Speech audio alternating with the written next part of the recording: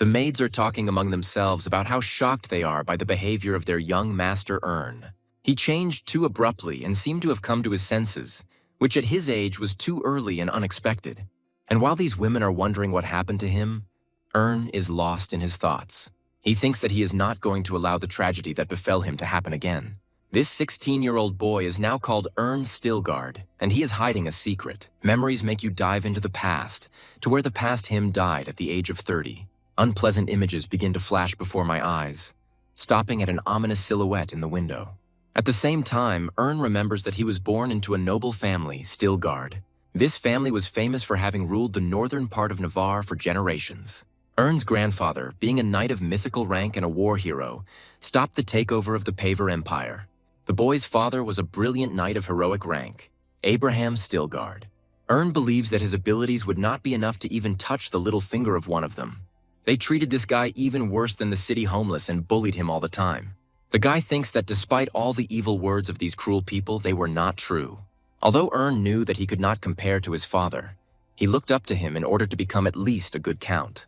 The boy was killed by mercenaries sent by a man named Kunz, who had wished him harm since childhood. Ern recalls one of the mercenaries clarifying the Book of Dimensional Deals. When the kidnapper began to get close to revealing the book's secret, our blondie told him not to touch it. It was a bad idea because the next moment the man shut his victim up with more than just words. Through the stars and red circles in his eyes, the guy thought that the Book of Dimensional Transactions was not just a piece of paper.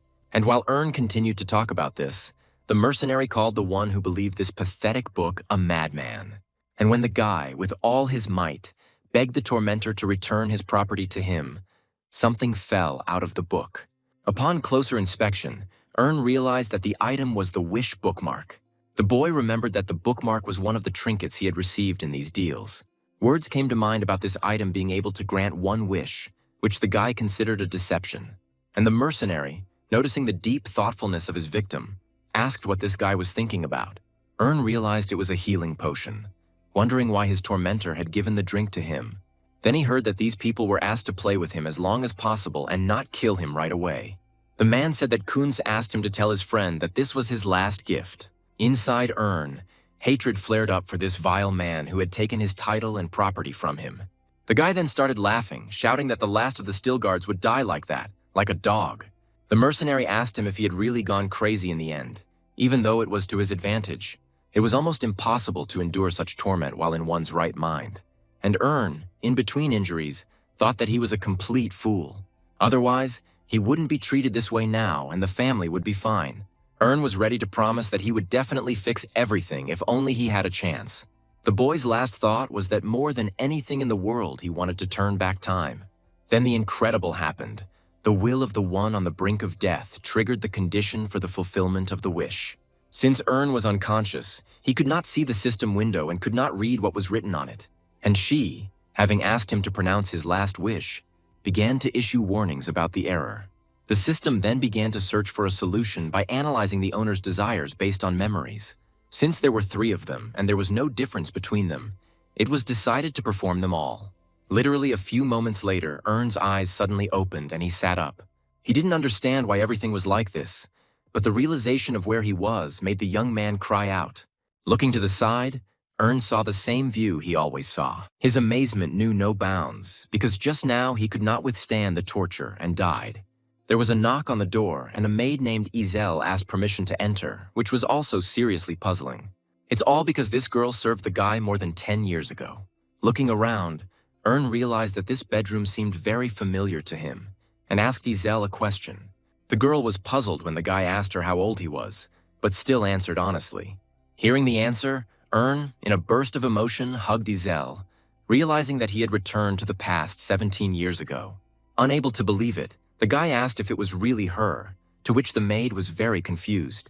Remembering that Izel believed in him when everyone else had lost hope, Ern thanked her sincerely. The maid couldn't believe her ears, thinking that this was a new form of harassment from the young master. Izel asked for forgiveness, although she did not know why, and said that she was ready for any punishment. Ern said that wasn't the case at all, wondering if his whole life had been a waste.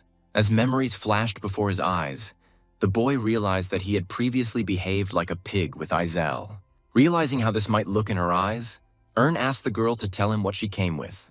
The maid said that the chief had invited him to his place and was surprised by the boy's agreement to visit his father. Ern asked her why she was so surprised and maybe it would be better for him not to go. Isel took her words back, saying that she had meant something slightly different. Ern thought that he didn't know how it had happened, but he had definitely been given another chance. The momentary mistake that led to the destruction of an entire family and the boy's terrible past has disappeared. Now he was ready to work like crazy just to change his future. Having fully collected himself, Ern said goodbye to his maid, saying that he was going. He then expressed regret over losing his steel muscles, causing Isel to tense up again. Now Ern is walking to his family's training ground and can't help but stop to admire it. The boy believes that the knights that the steel guards are so proud of are still the same as before. Counting the numbers, Ern comes to the conclusion that there are about 10 of them. The boy mentally admits that he didn't value knights before, thinking that they were sweaty guys. This man's name is Raphael. He is the captain of the knights, and he clarifies whether Ern has really only just deigned to show up. Apologizing for being late, the guy mentally notes that the man is still the same. Raphael reminds Ern of his own promise to make up the days he missed. And while the man, having voiced the task, is about to scold the little brat, the latter accepts his order for execution. Ignoring his interlocutor's deep surprise, Ern asks permission to begin immediately. Raphael wonders in his mind what's wrong with the boy because he thought he would start making excuses again. As if reading these thoughts, Ern, also mentally, says that the one who put everything off until later has disappeared. Although everything came back and remained unchanged, the guy himself was now completely different. Continuing to work hard, Ern thinks that now everything is only in his hands. Now that he knows the future, he will try in every possible way to become better. Swinging his sword again, he reaches the 472nd time. Seeing such diligence, the captain mentally notes that this guy is serious. Meanwhile, Ern is thinking about how he is going to stop the troubles that await him by protecting his family's legacy. So, reaching the 1000th time, the guy falls to the ground with the words that he is finished. Ern realizes that this is the first time at his age that he has completed a full workout, and that this is entirely possible. He is still thinking about this when a window pops up asking him to confirm the transaction between dimensions. The boy recoils from the system in horror, and Raphael, frightened for the young gentleman, asks for clarification. Ern asks the man if he sees this thing, but for his interlocutor there is only emptiness in front of the young man. The guy asks if this is true, and the knight comes to the conclusion that the hallucinations are a consequence of fatigue. Ern doesn't understand why this question arose in the air and not in a book, but he still wants to try to agree. And he accepts the deal, slowly beginning to become convinced that it is real, outside the form of the book. The young man is pulled out of his thoughts by a familiar voice addressing his young master. Raphael asks if he has come to his senses and continues to say something about the doctor, but he is interrupted. Catching the man's hand in motion, the young man assures the knight that he is all right. He allows himself to smile as he says that he is no longer the same person he used to be. The man thinks that he had never noticed such determination in his young master before. Ern says that since he has finished training, he will go on business, and the knight, allowing this, says goodbye. The guy thinks that Raphael's words did not seem like a lie, but he himself saw everything clearly. He is distracted from studying the window of unknown origin by the butler, who greets him and asks about breakfast. The man notices a strange blue flame coming from Ern's eye, and the latter thinks about it. The guy mentally assumes that the Book of Dimensional Transactions is in his eye and stumbles. But then he says that most likely this is how mana is displayed, and the old man agrees with disbelief. As soon as the door slams behind Ern, he is amazed that everything was right in front of his eyes.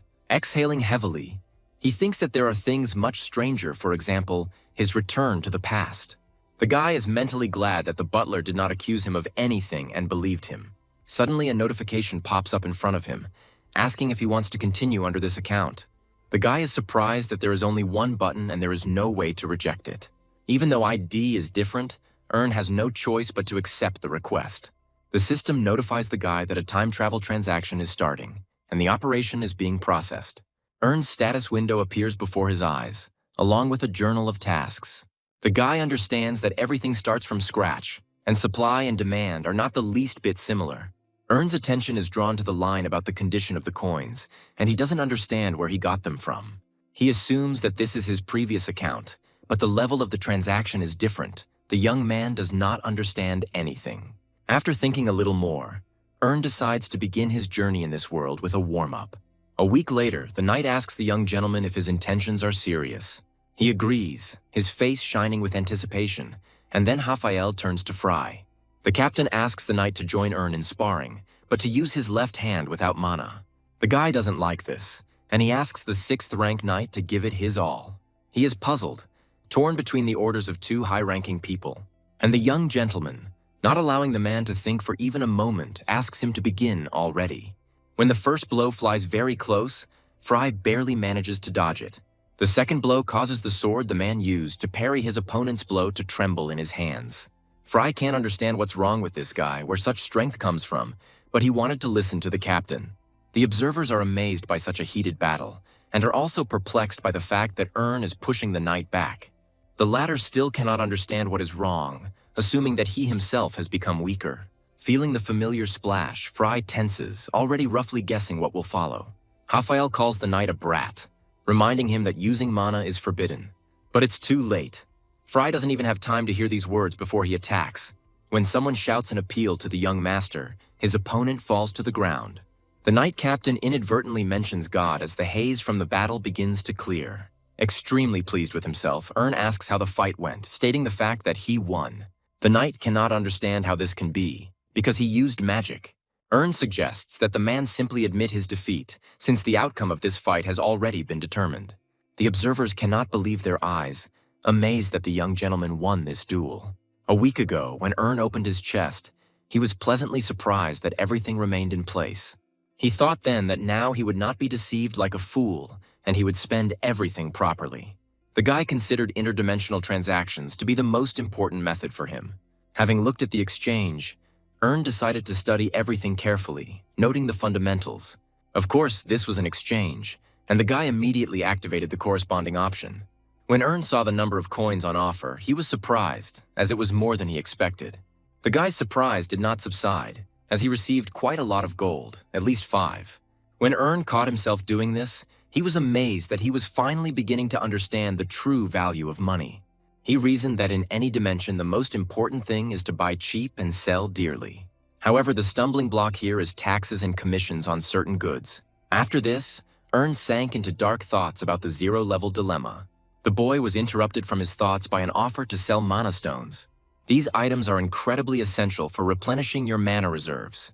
Ern started a chat with the seller, but suddenly noticed that he had a red name. He wanted to click again.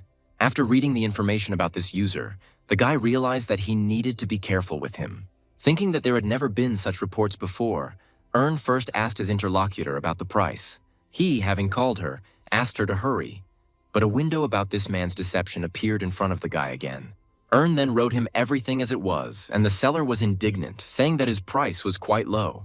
The guy realized that his interlocutor was confused, assuming that he was aware of the sanctions for the unreasonable price.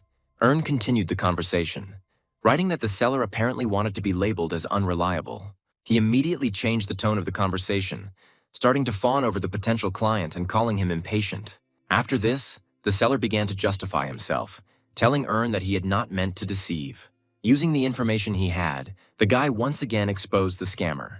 Hearing the half-price offer, Ern considered trying to push it a little further, and he moved on to implementing the plan, successfully carrying out an exchange for 2 medium and the same number of small stones.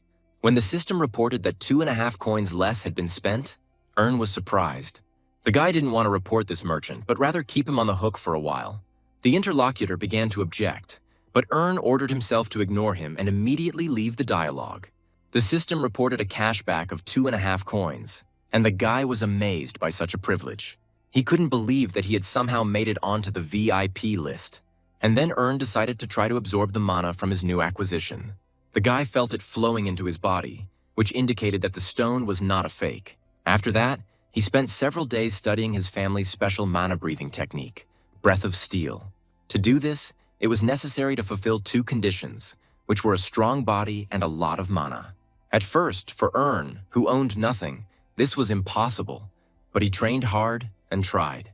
And so he fulfilled the first condition, and the second became possible thanks to the purchase of mana stones. So eventually, Ern succeeded in mastering the Steel Guard technique, Breath of Steel. Now the guy thinks that he was cool, but some knights are trying to protect Fry. A veritable tent of gossip for every taste and color is opening up around him. which is why Ern is irritated. The guy asks Michael to compete with him, and he asks again, pretending not to hear. Ern confirms, thinking that this knight is perfect to demonstrate his abilities. The knight is at a loss when he turns to the young gentleman with the desire to object.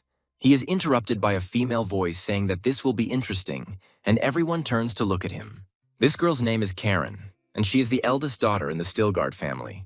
The captain begins to express concern, but the heiress interrupts him, saying that she understands everything. She suggests having a normal sword fight without using mana, and Raphael agrees. But still, the thought that Michael surpasses his rank in sword fighting does not give the man peace. And while he is thinking that the young master has no chance, someone attracts everyone's attention. Although it is hard to believe, the eyes cannot deceive everyone, and Ern is indeed pushing Michael aside. Someone watching confirms this, and the young gentleman continues his onslaught. Raphael can't believe it. This brat was blown away by the wind just a couple of days ago. Ern, however, ignoring prejudices, presses forward and finally gets his opponent.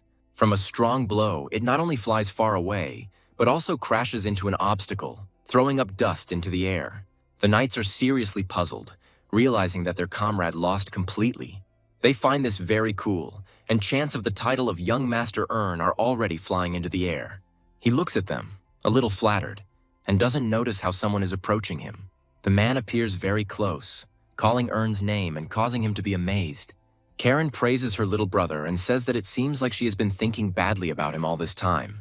Every time he looked at his eldest daughter, Abraham always regretted that Karen had been born a girl. After all, only a man from the Stilgard family can master the breath of steel technique.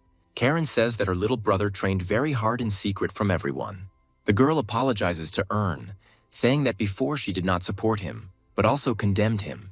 The guy remains silent because he experiences a feeling that is very similar to remorse, especially considering that it was all done to gain recognition from his sister. Of all Ern's brothers and sisters, this girl is the one who can see the situation clearly without prejudice. The guy really wanted her to be the first one to notice and acknowledge his new self. Ern mentally apologizes to Karen, saying that he has no other choice now. So far, everything is going as planned, but the guy doesn't know what will happen next. That same day, the Stilgard family had a dinner, at which the head of the family was the first to speak. While savoring the wine, the man noted that the menu today was especially excellent. Karen says that she asked the cooks about this because Ern is supposed to leave for the academy soon. Abraham was amazed and couldn't help but wonder if his son was really that old. Ern mentally notes that as soon as he attracted his sister's attention, she began to take care of him. Abraham, meanwhile, turns to his son, saying that he heard the story of his victory over the knight today. The guy says he's not good enough for a real fight yet, and this was just a small duel. The man ponders this, and a voice is heard nearby, reminding him of the rank of the defeated knight. The speaker turns out to be Ern's older brother, Kieran, and he also reminds that no magic was involved. The young man turns to his sister for confirmation, and the younger one doesn't like it. The girl reminds her brother that he himself received the 5th rank of knight at 17, but he objects. Without listening to these words, the head of the family turns to his youngest son, calling him a fine fellow.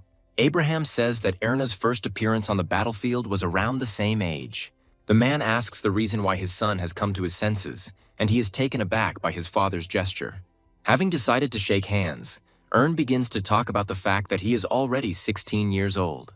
And then the guy realizes that this is a battle handshake when people pass mana through the opponent. The thought that this might be some kind of test occurs to Ern.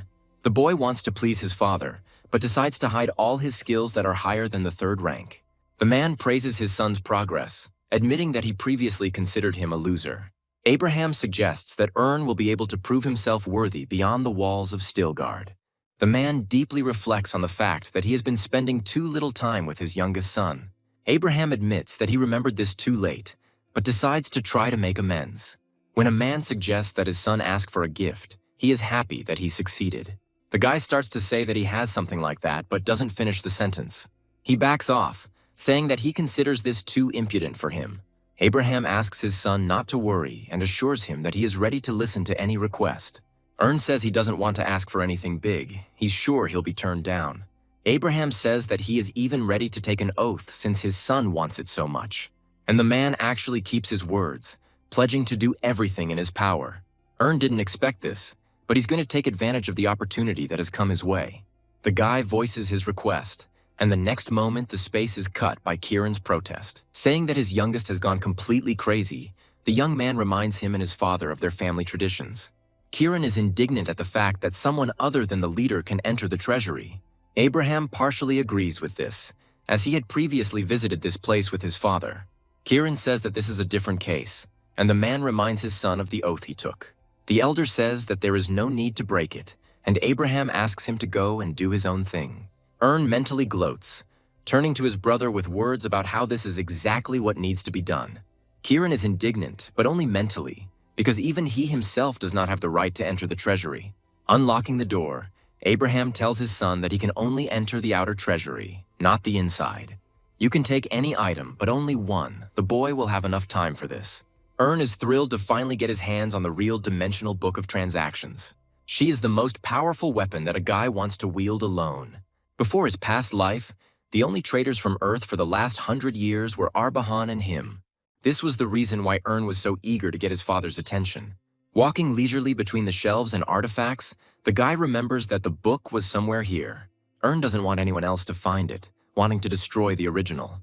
Later, Abraham asks if his son has made a choice, to which he receives an affirmative answer. The man looks at the item Ernie wanted and becomes puzzled. This is all because the thing the son chose was a hero figurine. It is expensive. It is the thing that can be seen most easily in the treasury. Abraham doesn't understand why Ernu needs the figurine and asks if he really just decided to stock up on gold.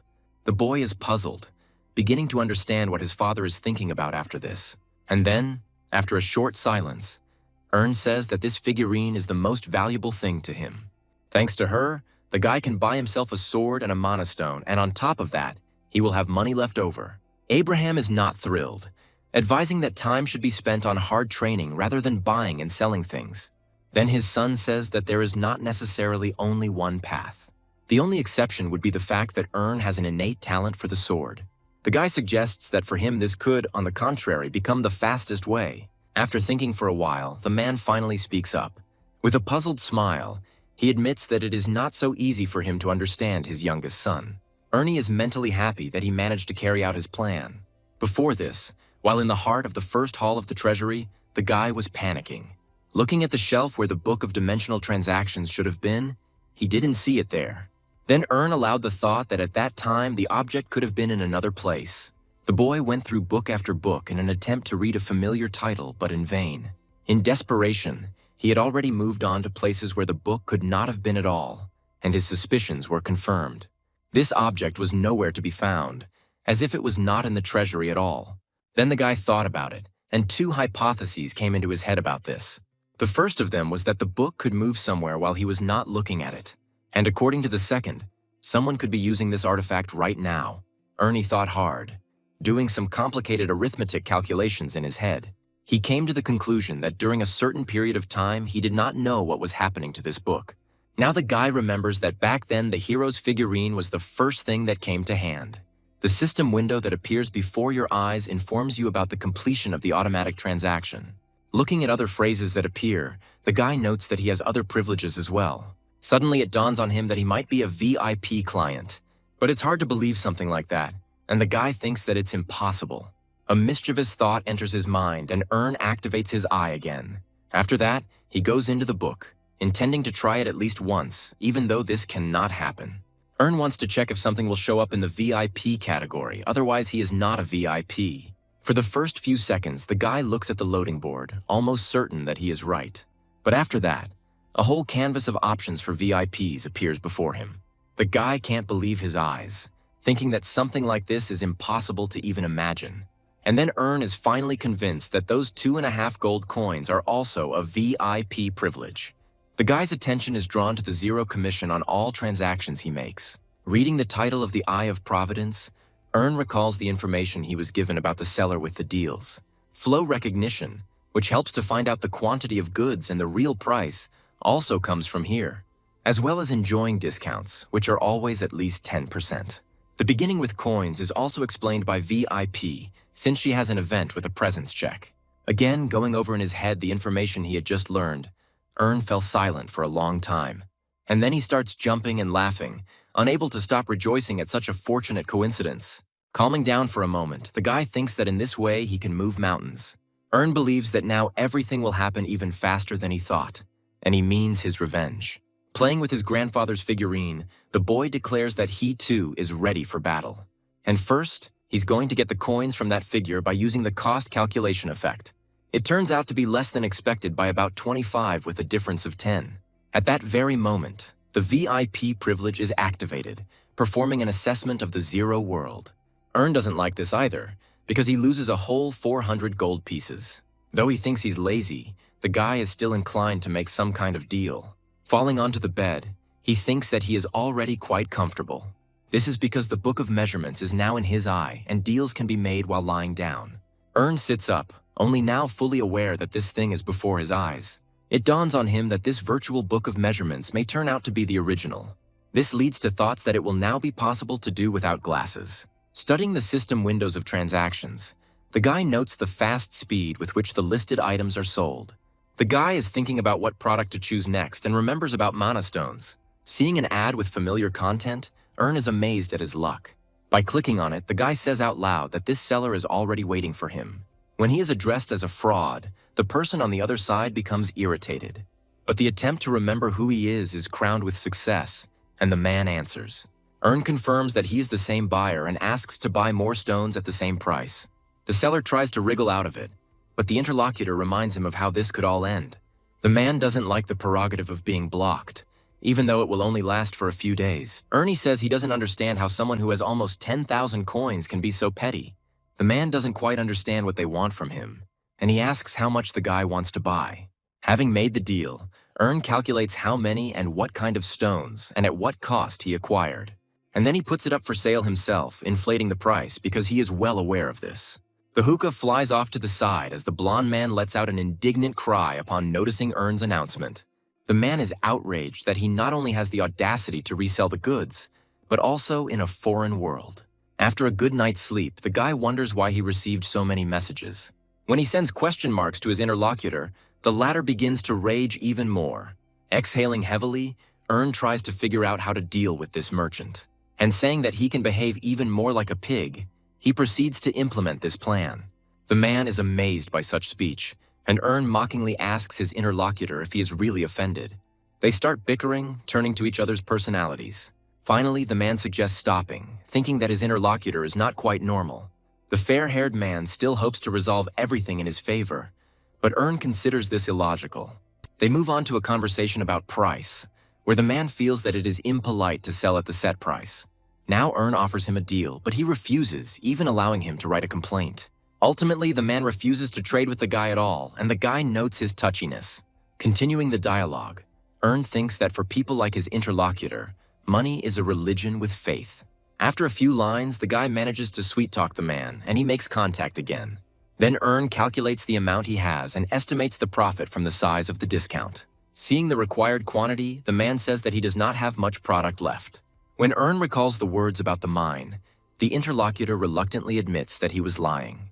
The guy decides to take a small loss, but it will still be profitable for him. The man gets angry again, asking why Ern sells everything so cheaply and whether he is really a millionaire. He continues to spam questions, but the guy pretends not to pay attention. In fact, he listens, mentally agreeing that this man is saying sensible things. But even if Ern lowers the price by 25%, he will still come out ahead. Especially for mana stones, because in addition to their high demand, they have another positive aspect. Thinking that he has little time to earn money, the guy closes the dialogue. But still, since he has free time, it wouldn't hurt to engage in mana absorption. Thinking about how he will make himself a cool body, Ern anticipates how everything will be fine for him then. Involuntarily catching sight of his grandfather's portrait, the boy notes that he himself is not a real genius. If everything remains as is, in the future it will have shortcomings and eventually stagnation. And if this happens, then when Ern rises to that very place, he will not be able to survive in it. After all, there's not much time left before he needs to go there. Studying his reflection, the guy thinks that the time has come for reckoning. Adding that it's time to get started, Ern lowers the price of medium mana stones. Most of the deals are immediately successful, and the guy can't wait for that moment. Ern notes that it has only been 8 days since he began making trans-dimensional trades. The guy remembers that when he owned Steelguard, it took him a whole year. The system reports that Ern's level has increased due to the fulfillment of the necessary conditions. The guy is happy that he can now move from System 0 to System 1.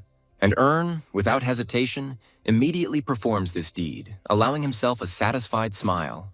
The system congratulates the guy on reaching System 1, and he thinks that everything is just beginning.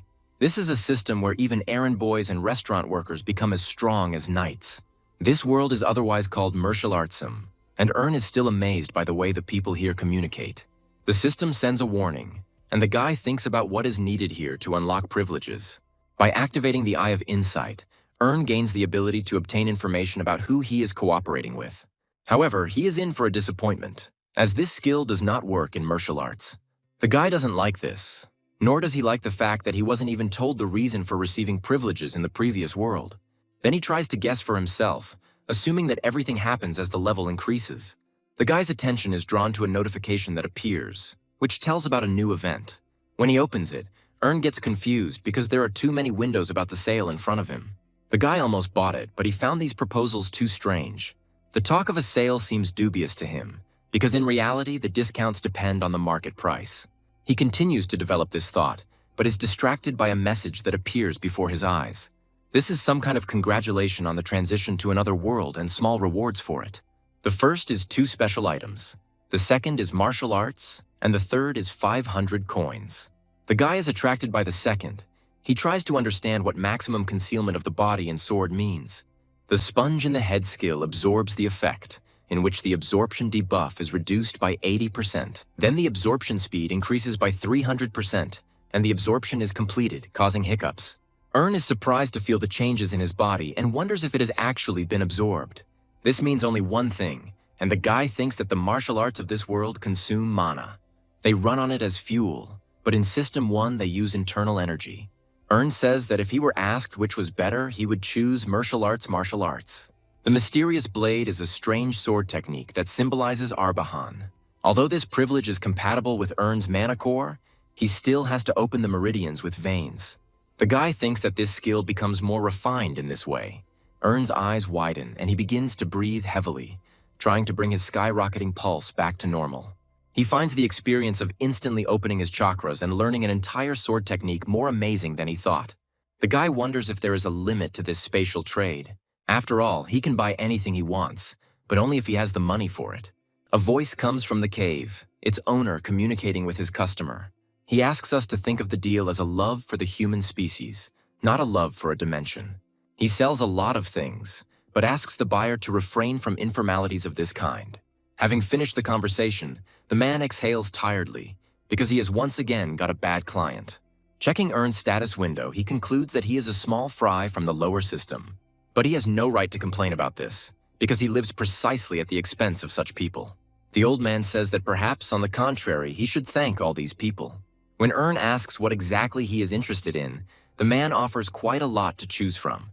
No matter how much he listens, he cannot understand this strange manner of speech. Ern understands perfectly well that it's all about the repertoire of this swindler Lod. He knows what he's doing. His strategy is to choose those who were once weaklings who dream of martial arts. Then he pulls the wool over their eyes just like he does to Erna now, because the guy knows this triple technique. Ern agrees that it can be useful, but only in the hands of the strongest. And this old man continues, saying that he can give a couple of tips if you pay him 20 coins. Ern refuses, mentally calling out the real name of this man, whose name is Silent Hard Plum.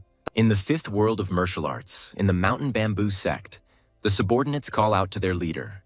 His name is Vortikind River, and he asks if the rogue Silent Hard has been found. He doesn't have the patience to wait calmly, so the man rushes his subordinates. The manager of the spatial trading sect relays the words of that eyewitness. Ern said that he himself had a lot of questions, and he couldn't answer them all at once. He asked for a reward in exchange for taking on their enemy. Vortikind flares up again, saying that he cannot be bribed with sweet words. To this, the guy said that it was not his problem, because Silent Hard was their enemy, not his. The Mountain Bamboo sect leader angrily asks if he really called him to make jokes. Ern calmly replied that this was not the case, which could be determined by simply looking at his short status window. Having done this, the man relaxed, noticing the line that this guy was from the lower system. Ern agrees with this and asks the other person how he thinks he knows this. The man pauses for a moment, then speaks up. He understands that this guy was told everything by a scammer, which means only one thing. Ern praises the man for his intelligence and makes a guess about the fugitive Lod. The system informs the guy that the leader of the Mountain Bamboo sect transferred 200 coins to him. Ern is at a loss, and his interlocutor, thinking that he doesn't have enough, politely asks him to understand their situation correctly. The thing is, on the contrary, this is too much. The guy remembers Lod's words about the 20 coins. Ern thinks that he just wanted those measly 10s back. Thoughts come to mind that this Lod will never know that this money became the point of no return for him. Meanwhile, the interlocutor warns that there is no point in deceiving him. But if the fraudster is caught, the head of the sect is ready to pay even more as a reward. Ern thinks that while he was looking for martial arts scrolls, he met a guy. The man then whispered the enemy's name, calling him Stone Rich, and repeating that he was ready to kill. The man tricked him into wasting his money, and the Stilgard family fell completely. Ern thinks that this does not at all diminish the guy's resentment towards this vile man. He's going to give Stone back all the shame and pain he went through. The guy starts corresponding with him, saying that he found out about his interlocutor through Lodi. While studying the status window of this man who works as a librarian, Ern sees an entry about cautious trading. Stone, meanwhile, is amazed at the people who buy into Lod's triple technique. While he pretends to be righteous, Ern is amazed at the man's hypocrisy. Stone says it's harsh to compare him to Lod, advising his interlocutor not to push the envelope. Ern grits his teeth and asks the man for forgiveness, asking him about his range of sword techniques. The merchant, becoming animated, says that he really does have something that might suit the buyer. It's the plum blossom technique, and Ern, noting that it's quite good, asks about its price. And if Lod sold the guy equipment that wasn't worth even half a coin, Stone raised the price to 20. The interlocutor asks Ern why he is silent, and the guy agrees to buy this expensive equipment. Stone likes this and asks what such a rich man with amazing taste does for a living. Ern says he's in the business too, so they'll be seeing each other a lot more often now. Stone pretends to be flattered, but in reality, he thinks that this guy is either bluffing or a fool. He's not going to let such a weakling just go and invites Ern to become friends. By rejecting the scammer's request, the guy allows him to laugh as long as he can. There is a knock at the door, and hearing that it is Isel, Ern allows the maid to enter. Stopping at the threshold, the girl apologizes to her young master, but stops short. Her gaze, involuntarily caught by something unnecessary, changes, and she screams in shock. At first, the guy doesn't understand what's wrong, but soon it dawns on him very quickly. He understands that the reason for everything was the thirst for murder that burst out after the meeting with Stone. Once again, putting on the mask of a good-natured fool, the guy apologizes to the maid, trying to calm her down. Isel asks if the master wants anything, since he even missed training, but he objects. When a guy says he's in excellent condition, a girl's attention is involuntarily drawn to one movement. Isel's mind began to think that her young master had made great progress in just a few days. The maid begins to hesitate and looks away, agreeing with Ern's words. And he, noticing the color on the girl's cheeks, tries to understand why she blushed. A guess crosses the guy's mind. He assumes that Isel sees him as a man. As he begins to show off in front of her, Ern thinks that he hasn't unlocked even half of his potential. The guy allows the girl to not be shy and ask him for whatever she wants. Isel remembers the matter with young Master Kieran and asks her interlocutor about it. This comes as a surprise to the guy, and he becomes puzzled, realizing what the girl is getting at. When the older brother approached the younger one and called him, he turned to him in surprise and also greeted him. Ern didn't like Kieran's look then, because it didn't bode well. It happened that same morning on the training ground for the knights. Seeing his older brother, Ern asked him what brought Kieran here. This question was asked for a reason, since the latter usually did not train here, being stronger. Ern said that anyone could understand this at first glance, but he thought about the elders' infantilism. In response to these words, Kieran flared up, asking uncontrollably if the younger one had really gone crazy. Ern apologized, saying it was just a joke, and asked what his older brother wanted. Kieran admitted in a rather dejected tone that he really wanted to do it. And then he rushed at his younger brother, expressing a desire to first teach him a lesson. Ern stepped back, surprised, and began to ponder the man's behavior. Kieran had always been too easily offended, but now it was too much. Elder Stilgard moved too erratically today, trying to surpass his own limits. Dodging another blow, Ern tried to understand why his elder was so upset. And then Kieran said that the younger one was asking for educational measures. He told Ern not to think that he was better just because his father praised him. The guy also wasn't going to let Kieran get away with it that easily, so he began to accumulate mana in his fist. Leaning forward, Ern attacked his brother, allowing himself more than was necessary. Feeling the younger man's strength on himself, Kieran couldn't help but be surprised. When the guy flew back from the blow, he somehow managed to stay on his feet, breathing heavily. Kieran wondered where this power was coming from, because he had imagined everything differently. Assuming that it was he who had let his guard down, the elder warned that he would no longer hold back. Aura was the true beginning of the mana enhancement technique and a requirement for a second-rank knight. Although was also capable of this, he couldn't use Aura now, so the guy was indignant. Kieran then said that he would use this opportunity to teach his brother a real lesson. Thoughts flashed through Ern's head that the elder was now attacking him with all his strength. There was no choice left. The guy had to make a decision and also fight with Kieran seriously. So, rushing forward, Ern attacked his brother with a stone-destroying blow. Kieran was confused by this, at a loss as to the technique the boy was using. Unable to defend himself in the process, the elder tried to understand how Ern could be so strong. Kieran fell to the ground from exhaustion and, with his last strength trembling, raised his gaze to the man standing opposite him. Ern looked at his older brother expectantly, realizing that he was about to say something. He was right, as Kieran screamed and marveled at how strong his youngest had become. A smile appeared on Ern's lips as he turned to his brother and reminded him of their relationship. Approaching Kieran, the boy asked him if he thought he had gone too far. The elder was thinking about something else, assuming that the younger had become so strong because of his visit to the treasury. And then Ern understood everything, thinking that Kieran really should have been in this place already. But he thought his brother was making fun of him when he said that he was the only one who went in there. Ern was taken aback, wondering in his mind if this was really true. Then the boy wondered if his father knew about the existence of the Book of Dimensional Transactions. Right now, he's thinking about who might have this thing, and he's distracted by Isel's appeal. Ern tells her that nothing special happened between him and his brother. It was just that Kieran lost his temper. The girl asks the young gentleman if he is injured, offering to put a bandage on a possible wound. She remembers that Ern is already an adult, and he might not like this at all. The boy says he's fine, thinking he can take care of himself, but thanks the maid for her concern. He suggests that the girl take a rest and stop worrying, thinking about how lucky he is. The maid agrees, wishing the young master a good rest in return. Ern thinks about finding a way to get into the inner vault of the treasury. Suddenly, the thought comes to mind that now is the right time for that incident. At the same time, Kieran cannot control his feelings and frustration. He continues to lament that what happened simply cannot be true. Darren, Abraham Stilgard's second daughter, notices that her brother has disgraced himself. Kieran hotly objects to this, saying that their youngest has only been pretending to be weak until this day. The girl says that everyone already knows about it. The bear cub turned out to be a cunning fox. But even if that's the case, she still thinks of Ern as just a child who will soon run away with his tail between his legs. Despite her brother's words that this was not the case, and the boy restrained himself, the girl still did not see this as a big threat. Kieran doesn't consider the younger one a harmless fox, but rather a leopard, or even a tiger if he wants to. He invites his sister to find out what Ern is hiding from them and what he is going to do. Darren chuckles, saying that her brother can rely on her in this regard.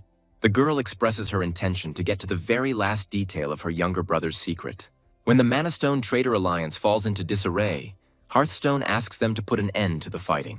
The man reminds his colleagues that Ern is their common enemy, and they agree. Hearthstone, meanwhile, asks if they are just going to sit back and watch this arrogance. As he starts eating the dessert, the guy is amazed at how quickly mana stones have started to become cheaper. Although he expected this, he didn't think that everything would happen so quickly. As the boy pours sugar into his mug, he wonders how much the stones he sold cost. This price was 1 coin less than the market price, so the other traders became angry at his willfulness. This is primarily due to the fact that the average cost has decreased, and their prices have also fallen. Ern doesn't see this as a problem, as he still makes a profit as a VIP client. Going into the inventory, the guy checks his savings and comes to the conclusion that sales will cease. Ern estimates that the profit from medium mana stones could now be equal to 1 coin. Although they are falling in price faster than he expected, the guy can't influence it much. Now he has something else to worry about, namely System 1. In his mind, Ern reaches out to Stone, promising to take revenge on him for his past life. The guy is determined to carry out his plan, taking everything away from the one mentioned above. Reese Priestine is a librarian at the Library of 1,000 Swords, and he's asking a customer about something they've caught their eye. Looking at the cost of the assortment, Ern is amazed, but reminds himself that this is not a market stall. And yet this is not enough for the guy. and he asks Rice for something more expensive and more powerful. He is initially at a loss, but then offers a unique primary skill from their library of 1,000 swords. Looking through a selection of several items, the guy is again at a loss as to their cost. The 1,000 Swords Castle has a huge influence, incomparable even to the Mountain Bamboo sect. His unique primary skills are only passed on within the castle itself, and Ern has an idea. He says he wants to check something, and the other guy asks the guy what it is. Stone greets the potential buyer, saying that he has been waiting for him for a long time. The merchant shows Ern what the boy asked the librarian for yesterday, and the young man is delighted, admitting that he didn't think Stone would be able to get both at once. The man says that the entire team was looking for these skills because they are focused on their valued clients. To the polite question, Ern answers in agreement, saying that he would like to purchase one more thing. Mentioning Raphael, the guy shares that he is hard to please with a mid-level martial arts book. To this, Stone responds that their service will provide its buyer with any kind of assistance. Ern says he wants to show his captain one big thing rather than many small things. Stone tenses, asking what exactly the client means by his words. Ern starts to play the fool, suggesting that his request was difficult even for the other person. Stone agrees, saying that he will try to do it, but he himself thinks about how not to get caught. On the other side of the system chat window, Ern is mentally rejoicing that the man fell for the trick. Here Stone admits the risk of his adventure, asking his client for an advance payment. The instant transfer of funds appeases the man, and he agrees to contact Ern within 5 days. As Stone finishes the conversation, thinking that it is only him and the librarian here, he's going to act carefully. It was at this moment that Ern wanted to check something. The guy asks what will happen if someone else wants to sell the unique primary skill. The librarian laughs, saying that the madmen who thought of stealing the divine swords will never be found. He swears on his honor that anyone who does such a thing will grieve over the fate that has befallen him. Ern mentally rejoices at the successful completion of the first step of his brilliant plan. Reflecting on the fact that he is very tired, the guy gets ready to go out for a walk. On the way, he thinks about a way to get the coins he promised to the librarian. Recalling the event with a daily reward, the guy believes that 5 such days will be enough. While checking his monostone reserves, Ern notices that they are rapidly disappearing. The guy is about to replenish them, but the seller, noticing the name of the potential client, ends the conversation. Several more attempts end in a similar way. The traders hate Ern. The guy finds their responses more aggressive than he expected, which could affect his work. Hearing a voice that broke into a scream, Ern goes towards the sound, trying to understand what is happening. Someone scolds Isel, telling the maid to spit something out immediately. Ern manages to get a good look at the girl's interlocutor just at the moment when a loud bang is heard. The boy mindlessly steps forward, amazed by his older sister's rudeness. Isel stands calmly, realizing that arguing with the lady will achieve nothing. And Darren doesn't feel the least bit guilty, continuing to stubbornly stick to her guns. The daughters of the Stilgard family were completely opposite. Karen, unlike her sister, was not callous. All the teachers and maids were afraid of Darren, and now she repeats the question about Ern's secrecy. Isel says that she is just an ordinary maid who doesn't know anything. She does nothing outstanding except take care of her young master in the mundane. Darren approaches the maid, swinging again, but is stopped by her younger brother's voice. Coming closer, Ern asks why the girl doesn't leave Isel already. Darren, actually stopping, feigns surprise, asking what brought his brother here. Ern asks this question in response, adding what the interlocutor does with his maid. The sister doesn't understand why this guy treats Isel so well, but he asks her to leave the poor girl alone. Darren says she's teaching the offender a lesson, and her brother should be grateful to her for it. Swinging her arm, the girl continues, saying that she is doing Ern a favor by training his maid. Remembering the pain from the last time, Isel closes her eyes tightly, not daring to escape from the mistress's blow. It doesn't follow, but instead Ern's voice is heard asking to report any dissatisfaction with the maid to him. Darren almost screams, asking how dare he touch her and begging her to let go of his hand. The guy reminds his sister of his words about leaving Isel alone, and then he throws the girl to the side, causing her to bewilder and scream.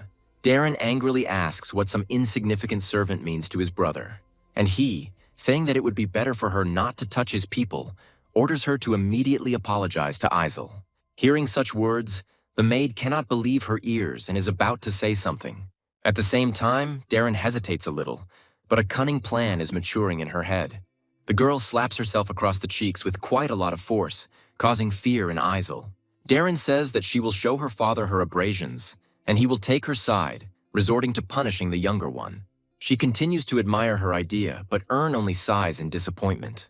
Addressing his sister, he says that she continues to exceed his expectations. Darren clarifies. Ern asks his older sister to remember once and for all the words he's about to tell her. The girl immediately changes her shoes, declaring that she has nothing to do with it. Then the guy says that he will just go to their father and tell him everything about it.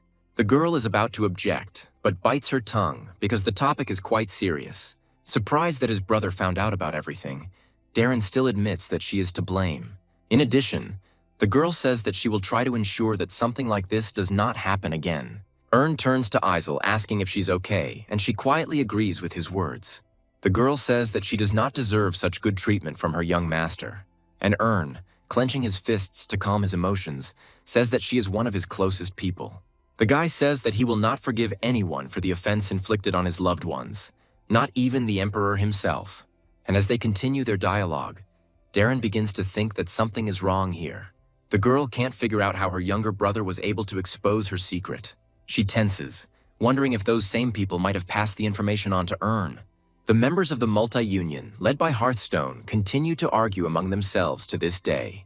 Although the man is already quite tired of all this clucking, he mentally agrees with the last message. At the same time, he is interested in the assumption of one of the members of their alliance about the difficult situation. Suddenly, Hearthstone remembers that he had not paid attention to this participant in the conversation before. Meanwhile, he says that sometimes 10 coins in the present are more valuable than 100 coins in the future. The man says he understands what the guy is getting at, but he mentally allows himself to slip up. The interlocutor agrees with him, believing that because of sellers like these, the world order is collapsing. Hearthstone is intrigued by this and is interested in the proposals this man has. He, saying that they have two options in such a situation, begins to voice the first of them. Hearthstone considers it impossible to buy all the goods before Ern gets to them. When a man asks about the second option, the interlocutor maintains an intriguing pause. Ern receives a notification about an even sharper price drop, and the guy breathes out heavily. He suggests that a price war is about to begin, as demand is growing at an insanely fast rate. Hearthstone shouts, asking his interlocutor if he didn't promise results after his plan. He doesn't remember anything like that. The plan was to prevent the intruder from getting all the stones. Hearthstone says that doesn't sound convincing because Ern keeps selling his product. The interlocutor allows himself to be criticized, agreeing that his predictions turned out to be incorrect. This is true if the alliance is going to give in to the persuasion of such a violator. Hearthstone flushes, vowing he's not going to give in to a guy like that. The interlocutor says that in this case they should trust him again. After all, he has an ace up his sleeve that can help stop the offender once and for all. He says that this newcomer is slowly but surely losing its momentum. Hearthstone responds to this with a curse, pointing out that this kid has not yet shown any signs of such a thing. The mysterious interlocutor reminds him that if they lose a coin, Ern loses too. Hearthstone begins to understand, because that brat's value has become equal to their own since yesterday. However, he worries that Ern might also have some kind of ace up his sleeve. The man admits that he doesn't understand why this kid is taking such a big risk. The interlocutor sees only one answer in this, according to which Ern plans to overtake the entire business. Hearthstone is struck by this suggestion, recalling such a factor as sales limits. The other side responds that this problem can be solved by finding assistants to sell in his place, or by forming an alliance just like they did, which puzzles Hearthstone. This is necessary to create price controls for multiple sellers of mana stones. He asks Hearthstone if that's why he became the head of the multi-union, and the man tenses. He talks about his admiration for the boss, and the boss, buying in, thinks that this idea is quite good. Eventually, the man confesses, saying that this is exactly what he had planned. The guy on the other side of the system window allows this to be done, grinning maliciously. Ern sees right through Hearthstone, who just wanted to be named chief. The guy thinks that he had been expecting the formation of such an alliance since the first sale of the stones. Information is an important aspect of trading, so Ern understands the privilege of controlling information. Remembering Hearthstone's question, the boy mentally answers that he has been a member of the multi-union since its founding. Everything is for the organization of a bloody competition in which those who are unable to live without profit participate, or madmen who are ready, having accepted unfavorable conditions, to give in to the current, but with everyone else. Hearthstone is pleased that soon, when Ern reaches his limit, they will be able to strike him. The man thinks that this boy is most likely thinking about something predictable. If you take Earn out of the game, you can take over the monostone industry and control the price. At the same time, he speculates that someone might emerge who wants to challenge the multi-union. But this does not frighten the man, because then this daredevil will be immediately punished by this organization. Hearthstone considers this scenario, which constantly revolves in his head, ideal. And Earn, fully aware of all this, is going to continue to lead the man in this direction. Within this competition, a third party will soon emerge who wants to take all the stones for themselves. They will watch the game unfold closely, believing that they will be able to implement their strategy. Earn thinks that he himself is such a wise person. Meanwhile, his older sister sits in her room, continuing her brainstorming. She can't understand how her younger brother managed to find out all this. Remembering that arrogant whisper, the girl again returns to thoughts about Damien's firm. When there's a knock on the door, Darren jumps up, reminding him that she told him not to disturb her. A painfully familiar voice is heard on the other side, telling the older sister that it is him. Opening the door for his younger brother himself, Darren asks why Earn came to see her. With a satisfied grin, the guy says that it's time for them to talk about Tom Sam. The girl is puzzled and asks again, playing the fool, and the younger one accepts her challenge. He says outright that he wants to talk to Darren about Damien's firm, which earns him a disapproving look. The girl gathers her strength not to scream, and after a short pause, allows Earn to enter. Damien's company is a relatively stable and respected company that supplies homes with the materials they need. The problem is that she is in a close relationship with Darren. In a past life, strangers came back to haunt Earn. The girl asks how her brother understood this, and he says that this company has changed dramatically recently. Darren starts demanding proof, and Earn asks her to calm down because he is not here for a scandal. The boy says he wants to understand his sister's motives and explains the position of the family's youngest son. And then he asks what about the girl, because he understands that she is trying to find a way to earn money.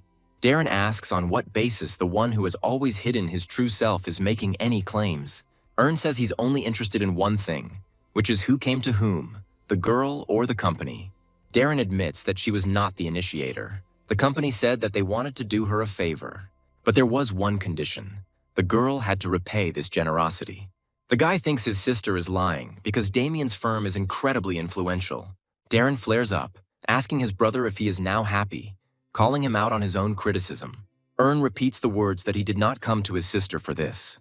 The guy wonders how he can earn the girl's trust by pointing out their similarities. Darren doesn't quite understand the other person, so she asks him what he wants from her. And then Earn suggests to his older sister that they start working together.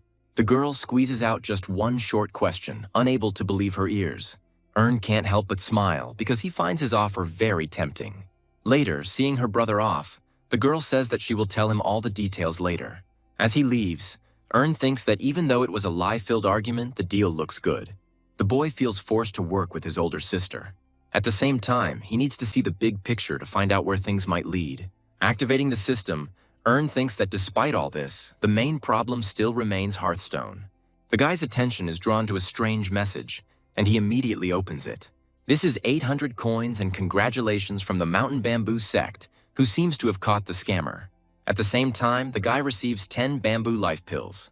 At first, the guy is amazed by their number, and then he thinks about what it is. The users of the Dimensional Book of Deals have struck gold, and Hearthstone is getting clever. As he was about to reduce the price by 4 coins, he remembered that the middle class was limited. Watching the man's thrashing, Earn comes to the conclusion that he is trying to minimize his losses. Since the guy has information asymmetry, he can change his name and start buying stones. Taking into account the price and cashback, this comes to 3 coins per piece. Entering his inventory, the guy checks its capacity and is going to buy another 500 stones. The Alliance chat is still abuzz with debate, and Earn can't get enough of the fact that he's so damn rich. That same night, an unknown person slowly approaches Damien's firm, intending to enter inside. The gatekeeper tells him to leave, saying that he can't just be in the area. The scarred man tells the guard to bring his manager to him, and while he is puzzled by the voice of his interlocutor, he continues, asking him to tell the boss the name of Yulaf. Here the second guard comes to his senses, corrects himself and says that they were waiting for him, and allows them to enter inside. Saying that Mrs. Darren has been waiting for him for a long time, the gatekeeper shows his dear visitor out. Knocking on the door of his managers, the man addresses them, informing them of Sir Yulaf's arrival. Damien greets the visitor first, introducing himself, But Darren can't figure out who it is. A seed of doubt begins to grow in the girl, and she assumes that this is a trap. The thing is, her younger brother had previously told her that a rather influential merchant would be coming here. Darren remembers Ern's words and that this man can be trusted. He is reliable. The mysterious visitor offers to get straight to the point, asking about the price for his mana stones. Damien speaks up again, informing those present that he has carefully examined the samples. Only there was only one, and the man politely notes that because of this it is difficult to determine the quality. The merchant agrees, saying that's why he brought a few more with him. Taking a small bag from his bosom, he offers to verify the quality of this product. The bag opens slightly from the impact, causing gasps of delight from those present. An hour earlier, Ern had noticed that the affiliate markets were quite expensive these days, but he had accumulated a lot of points. The guy acquires a high-class human mask, which changes the wearer's appearance beyond recognition. At the same time, Ern buys a set of voice changer pills, which allow the user to change their voice for half an hour. Checking the quantity, the guy notes that he only has 5 of them. Now Ern thinks he's going to try his best to pull this deal off in 30 minutes. Damien, after carefully examining the mana stones, agrees that they are of the highest quality. Ern sets the price of the goods at 100 gold pieces, and the man begins to hesitate, cautiously trying to object. Finally, Damien succeeds and suggests lowering the bar by 10, promising that this is still high. Rising from his seat, Ern turns to his sister, urging her to leave. He says he can't continue to bargain with those who don't know how to trade. Darina looks at the merchant with suspicion, but still obediently stands up and answers. The girl plays along with her brother, admitting that she made a mistake in choosing a partner, which he mentally rejoices at. As they leave, they continue to communicate, saying that if this is the case, they will contact another company. Just hearing the names of his competitors, Damien jumps up from his seat, asking the couple to wait. Calling Yulaf a fierce man, the man agrees to buy the stones from him at the original price. After hesitating for a moment, Ern names a price 20 coins higher. Damien even cries out from the blow, reflexively apologizing to his interlocutor. He, asking him if the man had gone deaf, repeats the changed price. Damien is at a loss, mentally noting that this way he will not make any profit at all. He tries to object again, but Ern gets ahead of him, asking if he really looks like an ignoramus. The guy says that what he just did is called a negotiating strategy. For a few long seconds, Damien is out of life, trying to process what happened. And after this, he invites the client to sit down, saying that he has not refused this deal at all. Not wanting to feel like a weakling, the man goes all in by accepting Ern's offer. The guy tries his best to maintain an impartial appearance because inside he is screaming with glee. Darren is mentally amazed by such a drastic change, because initially the dispute was between other prices. The girl thought that this man was only outwardly frightening, but now this prompts other thoughts. Damien admits that he can get up to 130 coins for stones of this quality. When he says he'll be left with 10 gold pieces, Ern interrupts the man. Damien is not going to miss this opportunity either, starting to talk about getting paid for his work. His interlocutor only lets out a tired sigh in response to his heated reasoning. Throwing the bag on the table, Ern says that it seems the man underestimates him. He asks Damien what he thinks it is, and he is amazed at the price. And then Ern, agreeing to 300, begins to list what it all consists of. The guy says that regardless of the surrounding factors, Damien will not be at a loss. Darren is puzzled by what is happening in this office now because she has never even heard of anything like this. Although Damien is tense, he's more inclined to make a positive decision, convinced of the competence of his potential partner. The price of mana stone depends on its availability, and sometimes they cannot be obtained even if you have millions on hand. The man discusses the amount of goods for this transaction and his possible ruin in the process. Finally, he speaks up, expressing understanding and saying that this trade will benefit them all. Damien admits that he was initially skeptical about Julaf, but he exceeded his expectations. The man says that although he doesn't have many connections, he's quite knowledgeable about how the market works. He expresses surprise that he didn't know Ern before, and Ern twists everything, asking about suspicions. Damien says that this is not true, and he does not suspect the person Darren herself recommended of anything. However, after this, the man asks if he can find out a little more about Mr. Julaf. The thought that this is really annoying to Ern occurs to him, and the guy turns his gaze towards his sister, confident that she will certainly refuse her partner. But from the girl's look, he understands that Darren thinks completely differently. The boy wonders in his mind why his sister looks so interested. Exhaling heavily, Ern says that his interlocutor does not need to know what kind of person he is. Hearing the sound of his voice and seeing those astonished looks, the truth slowly dawns on the guy. Such changes can only mean that 30 minutes have passed since taking the drug. To make some kind of excuse, the guy starts coughing furiously. Without thinking twice, Ern publicly takes out the voice change pill from his inventory. Taking his miracle cure, the guy lets out a sigh of relief and turns his gaze to his interlocutors. Although Darren looks puzzled, she doesn't say anything, but she clearly wants an answer from her partner. But Damien, after being silent for a few seconds, on the contrary, asks if his master Julaf is okay. Ern, feigning a sore throat, apologizes and explains that he is forced to take medication because of his illness. The man finds this appalling and says with concern that in that case he will hurry up with the payment. Ern is mentally glad that he managed to avoid an awkward question, even though it wasn't originally planned. Darren remains silent even when Damien is out of sight, but her gaze is quite eloquent. Later, when they are alone, the girl speaks up, stating this fact. She bombards her interlocutor with questions like who he is and how he knows her little brother. Ern says it's none of her business, but the girl insists, believing she deserves to know. Darren continues by saying that Damien's firm is not his convenience store, which gets the guy confused. The girl arrogantly declares that the goods were bought from him only because of her, because of the guarantee from Darren of the Still Guards. Ern is mentally amazed at his sister's incredible confidence in her words. The girl, meanwhile, speaks up again, saying that all this has put her in a difficult situation, and Darren is not going to turn a blind eye to the man's strange behavior before paying. She asks why he tries so hard to hide his true identity, asks about his name. Ern mentally notes his sister's insight. He expected nothing less from her, but the girl doesn't fully understand everything correctly, assuming that this is a trap set by her little brother. Confident that he was about to be exposed, Ern looked at Darren in silence for a moment. Eventually, he lacks the strength to restrain himself and bursts into tears. He bursts into uncontrollable laughter, and his interlocutor asks him about the reason for this. But she does not understand the essence. Ern finally stops, saying that no crazy person would burn thousands for a simple prank. The guy asks if he understands correctly that his interlocutor considers him a thief and a criminal, and she becomes puzzled. Ern starts to tell his sister why this is not so, but she still continues to try. The boy says that he heard from the younger Still Guard that all the brothers and sisters in their family are worse than enemies. The girl gets scared, asking what Julaf is doing, and tells the man to take his hands off. He says that only when he grew up did he understand how important family is, being the only one you can rely on. He advises Darren to also get along with the Still Guards before it is too late. Otherwise, it will turn out like what happened to him in his time, and the girl will also regret her inaction in the future. Ern bids farewell to his interlocutor with the words that she should wait in the carriage until the deal is completed, since he needs to go on business, but he is going to send compensation through Ern. The girl smooths her hair where the man touched it and curses in bewilderment. Looking after this man, Darren tries to understand who he is and what kind of strange feelings she had. As night falls, Ern ponders the final price of the medium mana stones. For Damien's firm, it was 120 gold pieces, which is equal to 12 coins. After this, checking his inventory, the guy counts the number of items he has left.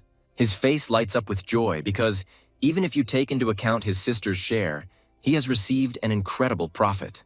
The boy recalls the words he said then about the truth that he realized only over the years. Looking back even further, Ern regrets that he had not disguised himself as Julaf earlier. After all, his true intentions had never reached his older sister before. Thinking over the current situation, the guy agrees that now everything is a little different.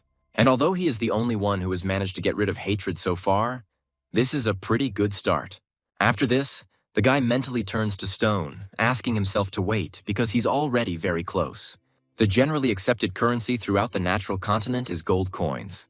At the same time, in the world of martial arts, it is considered to be gold pieces.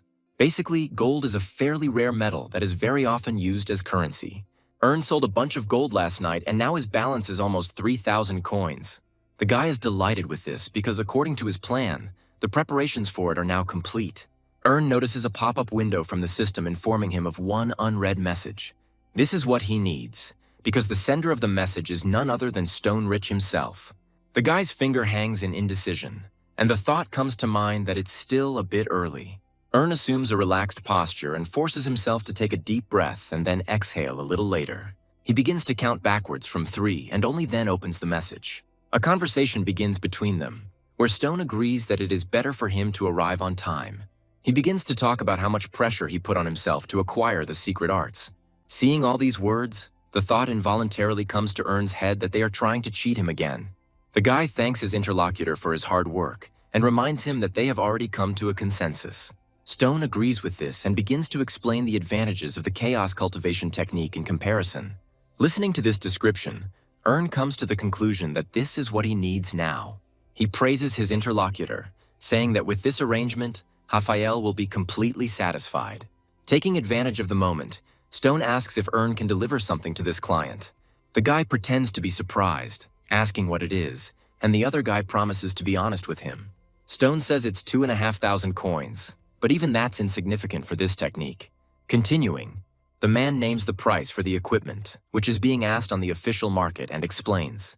When he gets to the market value part, Ern knows this is what he wants. He is amazed at the man's ability to push customers into buying at higher prices. Ern remembers that Stone had deceived him too often in the past, and an example comes to mind. This man appealed to the idea that saving human life is always a priority, and that was appealing. Ern couldn't believe then that someone could understand him and was ready to provide him with everything he needed to succeed. Citing the fact that he was a merchant, Stone said that he would try to make the best offers to the buyer.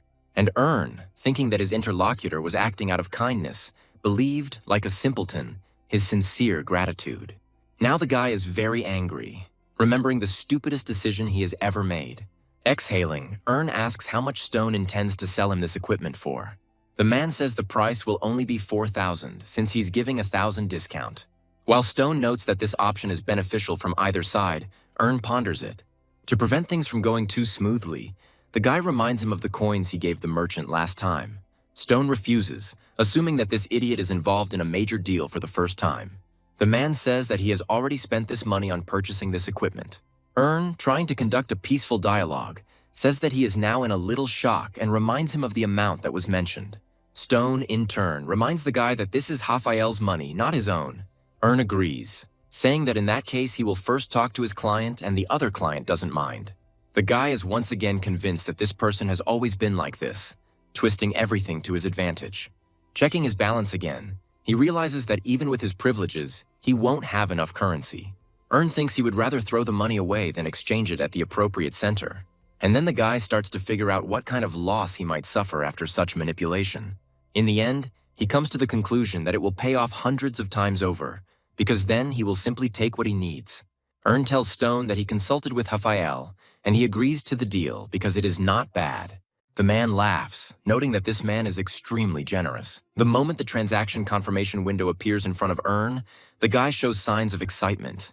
Thoughts constantly race through his head that this moment has finally arrived. Namely, that his prey swallowed the bait he threw, thinking that it itself was the hunter. When the trade is complete, the guy expresses joy that his trap has finally been activated. One of the windows reports the results of the transaction, and the second displays the negative balance of its user. Ern thinks that now he knows what revenge tastes like, and it turns out to be incredibly exciting. The guy believes that this is the reason why the people from the Mountain Bamboo sect have welcomed Luoda for decades. The system notifies about messages in which Stone thanks the client and asks to convey the same to Raphael. The surprise from the unexpectedness passes, and Ern asks his interlocutor about the reason for his joy. He replies that it's not every day that they manage to sell something for 4,000 coins. Ern says he wonders how long Stone will feel this way, and Stone asks. He begins to be alarmed by the guy's suddenly changed communication style, and questions arise. Ern addresses the man as usual, and then corrects himself, calling him Kuntz. Hearing his real name and the words that he is a fraud, the latter becomes tense. Ern continues to press, asking if the librarian knows what the man does. Rising abruptly from his seat, Kuntz tries to understand how this brat managed to find out about everything. He decides to continue pretending and tells his interlocutor that he has no idea what he is talking about. Ern asks the man to stop embarrassing himself by calling him by his real name again. To add fuel to the fire, the guy suggests inviting a third party to clarify the details. Ern pretends to call the librarian, but the interlocutor asks him to stop, promising to confess. The guy draws his interlocutor's attention to the fact that he himself was about to confess. Meanwhile, Kuntz is trying to understand who the man who so skillfully exposed him is. Checking Ern's status window, the man is surprised to find that his interlocutor is from the Zero system. The swindler begins to reflect on his nickname and the theft of expensive equipment from the library.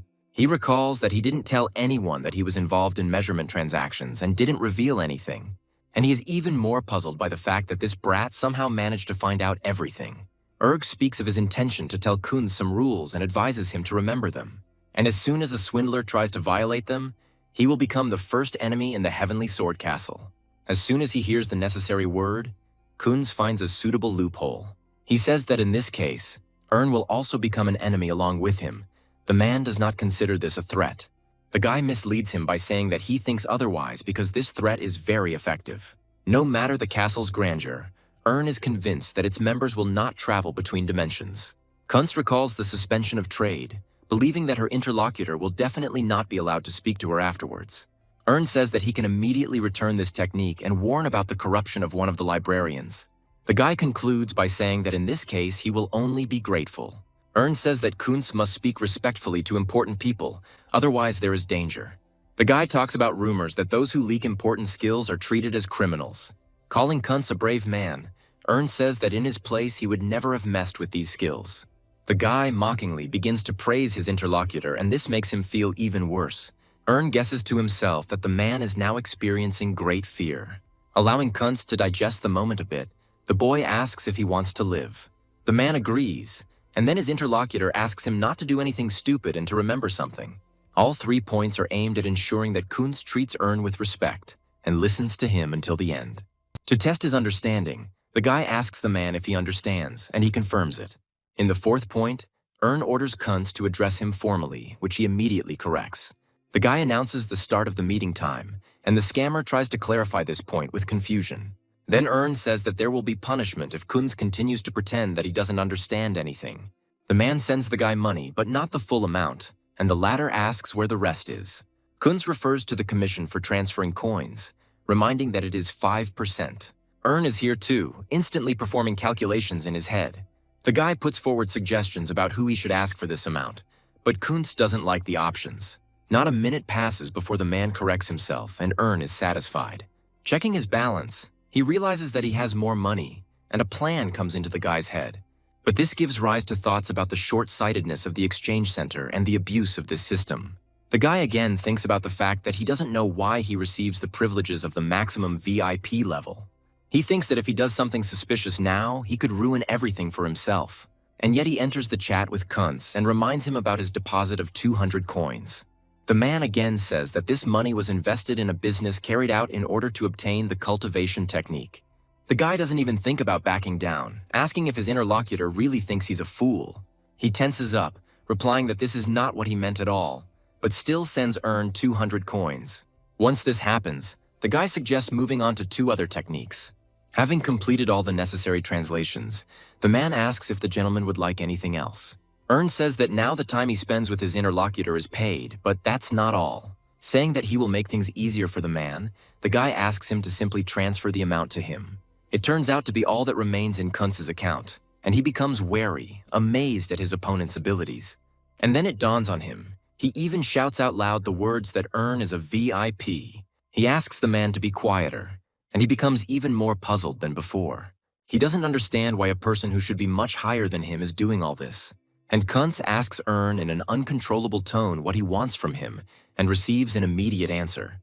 The guy considers it appropriate to say that he is returning an old debt to the swindler. Exhaling heavily, he asks if his interlocutor doesn't understand the seriousness of the situation. And without waiting for an answer, he declares that he is the one asking the questions here, but not the other way around. Kunz is seriously scared because he can't understand what else this tyrant needs from him. After all, thanks to the privileges of Ern's VIP status, he now doesn't have a single coin left. His interlocutor tells the man to stop lying, being sure that Kunz has made a fortune for himself. The interlocutor says that he spent money on alcohol, betting and providing for his 2 wives. Doesn't see anything wrong with this, and when the scammer expresses confusion, he explains, when talking about martial arts technique books, Kunz agrees that they are valuable. The man thinks that he can actually survive thanks to this. Meanwhile, says that it's not about martial arts books, but about the techniques themselves. And then his interlocutor doesn't understand anything at all, trying to be more specific. The guy starts talking about how Kunz has learned a lot of sword techniques. Among them are both auxiliary and basic techniques, internal energy techniques, and others. And when the guy talks about this, he means that Kuntz should give them all to him. Stuttering, the man clarifies whether his interlocutor really wants to ask him to die. Ern says it's not the same, reminding him that he can tell the librarian something interesting. And the guy advises to choose more carefully, because on one side there is life, and on the other there are martial arts. Erna had always been intrigued by the rumors that System 1 residents were dying along with their martial arts. And now the boy knows that this is not so, because Kuntz has just passed on his knowledge to him. Ern thinks that now this man has only one valuable thing left: his life. Testing the techniques he has learned, the guy asks his interlocutor about them. He doesn't understand what exactly Ern means, and he asks him to think carefully about his answer. The guy meanwhile asks why the man's techniques are so weak. Unable to bear this torment any longer, Kuntz shouts out a question about what else his interlocutor wants from him. He cries, noticing that he has nothing left at all. Even his balance has gone into the negative. The guy asks the man to stop making a mountain out of a molehill, considering all this to be trivial matters. Thinking that even in such a situation, people like Kuntz are fighting for their lives, Ern decides to check it out. While checking the man with his VIP card, the guy sees a notification that he really has nothing left. Ern starts to giggle awkwardly at his mistake, while Kuntz continues to burst into tears. The guy agrees to leave the man alone for now, allowing him to do what he usually does.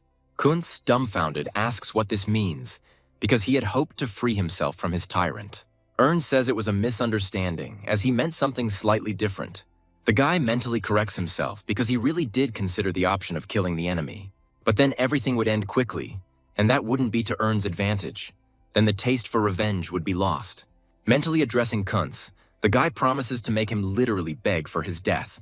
Addressing his interlocutor directly, Ern asks him to stay in touch for further interaction. He says that the man's life is now in his hands, and he asks the guy to stop. But Ern has no intention of listening to Kuntz's speeches, so he unceremoniously interrupts the conversation. Replaying in his head what just happened, the guy slowly exhales. And sharply throwing his hands up, the guy begins to smugly praise himself. He is glad that everything went exactly according to plan, and now Kuntz is in his hands. And remembering his new techniques, the guy is going to study each one in more detail. Having completed the takeover, Ern decides to test the acquired knowledge in practice. His step is clearly faster than it was before, and the guy decides to try the jump. Yes, he can definitely do that better too, thanks to the footwork of 1,000 sages. The guy feels everything very clearly and notes that this technique has both pros and cons. But running faster isn't the only benefit of the new skill. And to test this to the fullest, pushing off from the rock, the guy soars into the air with a wide jump. Floating at such a distance from the ground, he feels incredible, which he notes in his thoughts. An involuntary parallel arises in my head, comparing myself to a flying bird. Landing on a solid surface, Ern notes that it was all worth it. He remembers thinking at that moment that he was going to die, as he was relying only on the sponge inside his head. Ern thinks that if he didn't have privileges, he would definitely just explode. These thoughts make him tense, but at the same time, the guy is glad that he managed to survive. Drawing his sword from its sheath, Ern notices that the body lightning techniques are already sufficient. He thinks that the initial sword technique is performed in the manner of a peaceful water wave. And yet, her power is different from what was mentioned, as evidenced even by ordinary swings. But this is not enough for Ern, and he takes a stable position, moving his leg back. Following this, the guy fills his blade with mana, preparing for the next blow. He is not going to produce something ordinary, but to repeat one famous secret technique. It was she who turned his grandfather, the hero Arbahan Stilgard, into a knight of mythical rank. This technique is called the Mystic Blade, and was thought to be lost after the death of its owner. And now, more than 10 years later, this technique has been recreated in Arbahan's native land. The guy looks at the damage he has caused himself with a slightly puzzled expression, trying to assess it. Finally coming to his senses, he suggests that this might be a bit much. Ern wonders if the captain of the Knights of Steelguard is capable of such a thing. The guy comes to the conclusion that Raphael can do it after all, because he is a first-rank knight. Ern finds it hard to believe that a pacifist swordsman from System 1 is capable of surpassing the Great Knight. The thought that comes to mind is that this is precisely the reason why he was treated in this way. But then the guy changes his mind. It seems to him that he is mistaken, and there is nothing to be sad about. Ern notes that he is only better off because this skill is trained, because for now it is his. Having finished his thought, The guy wonders whether he should check on the others. He moves to another place and, taking the required posture, begins training the Heavenly Saint technique. Finding her beautiful, the guy starts tasting another sword technique, which he is also pleased with. Is also impressed by the footwork, which overall is quite decent. Next up is Primal Destruction of Despair. The guy finds it pretty good. Although the Golden Wheel is the worst of this entire list, it can still be useful. Mentally notes that all 5 of these martial arts are compatible with the Continental Arts. And then it dawns on the guy that all this time he's been increasing his physical strength, but not his mana. Thoughts of mana stones enter his head, but forces himself not to think about them. Martial arts attracts a lot of attention, but he doesn't need to stand out right now. The guy believes that it is much more important now to engage in internal cultivation, the mana heart. But it also dawns on that he will have to train twice as hard to achieve this. The guy thinks about these 2 directions and the pressure points they create. And in order to check everything precisely and dispel all doubts, he decides to learn everything from practical experience. It seems to him like an elusive mirage, which seems so close yet so far away. It feels like thousands, no millions of trials and errors, like someone who couldn't see the light before. And even screams in surprise because he managed to sense the silver aura. Returning home, the guy continues to think that he still doesn't understand it. He assumed the plan would work, but it was too much, and yet revenge was sweet. The guy is pulled out of his thoughts by the butler rushing towards him and shouting the young master's name. He says that he looked for the guy everywhere and asks where he went early in the morning. When says he was out for a walk, the man relays Abraham's request to come see him. The head of the family has been looking for his son for a long time, and the butler respectfully asks him to fulfill his father's wish. Is surprised by this, trying to understand what Abraham needed from him so early in the morning. Knocking on the door of the office where, according to the butler, his father is now, the boy hears a voice. Without being distracted from his task, Abraham allows his son to enter. Obeying, the guy begins the conversation by saying that he heard that the man was looking for him. And only now does notice that they are not alone in the office. There is a warden standing next to his father. This man's name is Calloway, and he is a useful man who watches over the island, although he is not a knight. But still, if Raphael is Abraham's right hand, then the overseer is the left hand, the shadow. The guy thinks that because of their infrequent meetings, it will be difficult to come to an agreement if something happens. At the same time, Abraham shows interest in where his son was, assuming that he was at training. The guy agrees with this, saying that he is giving it his all because he does not want to disgrace the steel guards. The man says he likes this attitude and at that very moment looks up from his letter. The guy's body involuntarily tenses, and he understands that this is the power of a heroic rank. Tells himself to relax because now everything is not as bad as it was before. But at the same time, thoughts rush into his head that it seems he will never overcome this wall. This is the wall that has managed to crush many knights into despair, the Weeping Wall. It's a barrier that's hard to even imagine until you experience it yourself. And although this wall is towering over him right now, the guy reminds him that he is not so simple either. Abraham says this is unexpected, reminding his son of his words about other paths. Therefore, training from the very dawn seems a little inappropriate for a man. Says that while there are different paths, it is not necessary to follow any particular one.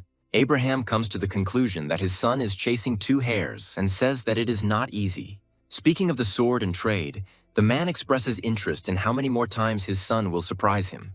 Abraham adds that he always believed that only Darren had a talent for trading. Erna comes up with the idea that her father knows his youngest daughter's secret. Meanwhile, the man asks why his son is hiding this talent, but the boy doesn't answer. Realizing that the pause is already dragging on, says that it is better to hide the nail away from prying eyes. The man, chuckling thoughtfully, agrees to leave this pointless conversation. He says that this is where the praise ends. Amazing things and censure differ.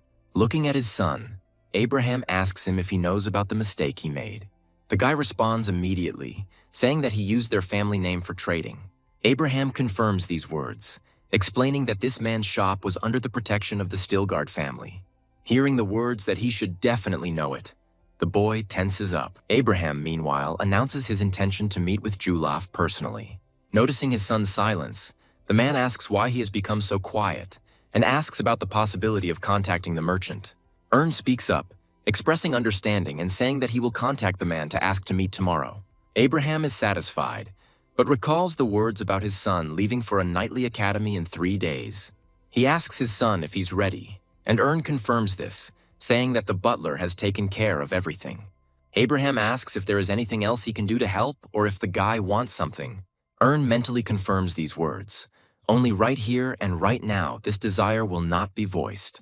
That's why the boy says that it's enough for him that his father simply cares about him. The man likes this, but instead of praising him, he allows his son to go to rest. Trying to do it slowly so as not to show his excitement, Ern says goodbye to his parent a little awkwardly. Closing the door behind him, the guy allows himself to slowly let out a sigh of relief. He thinks that it was unexpected for him, and that there were some moments that he didn't digest at all. The door behind Ern opens barely audibly, and a strange voice makes the young gentleman turn around. Calloy politely asks the boy why they don't chat, and he is surprised. After all, for the first time in the young man's memory, the warden himself started the conversation first. This was something absolutely incredible. But of course, Ern agrees, saying that chatter never hurt anyone and asking what the matter is. Meanwhile, Calloy asks how the guy found out about his sister's relationship with Damien's firm. Now everything becomes clear to Ern, and he knows who is on his tail. The guy is sure that if their father wants to know something, even the wily Darren won't be able to avoid answering. Ern says Abraham surprised him, because he always thought that a man would not allow his daughter to play. Callow thinks it sounds like a pretense and says the Lord values Darren's talent highly. And instead of warning and punishment, the head of the Still Guards allowed the girl to realize the consequences on her own. Although the warden himself is sure that Darren will never be able to understand anything, this gives Ern something to think about, and he begins to think about the disappearance of his sister's weak point.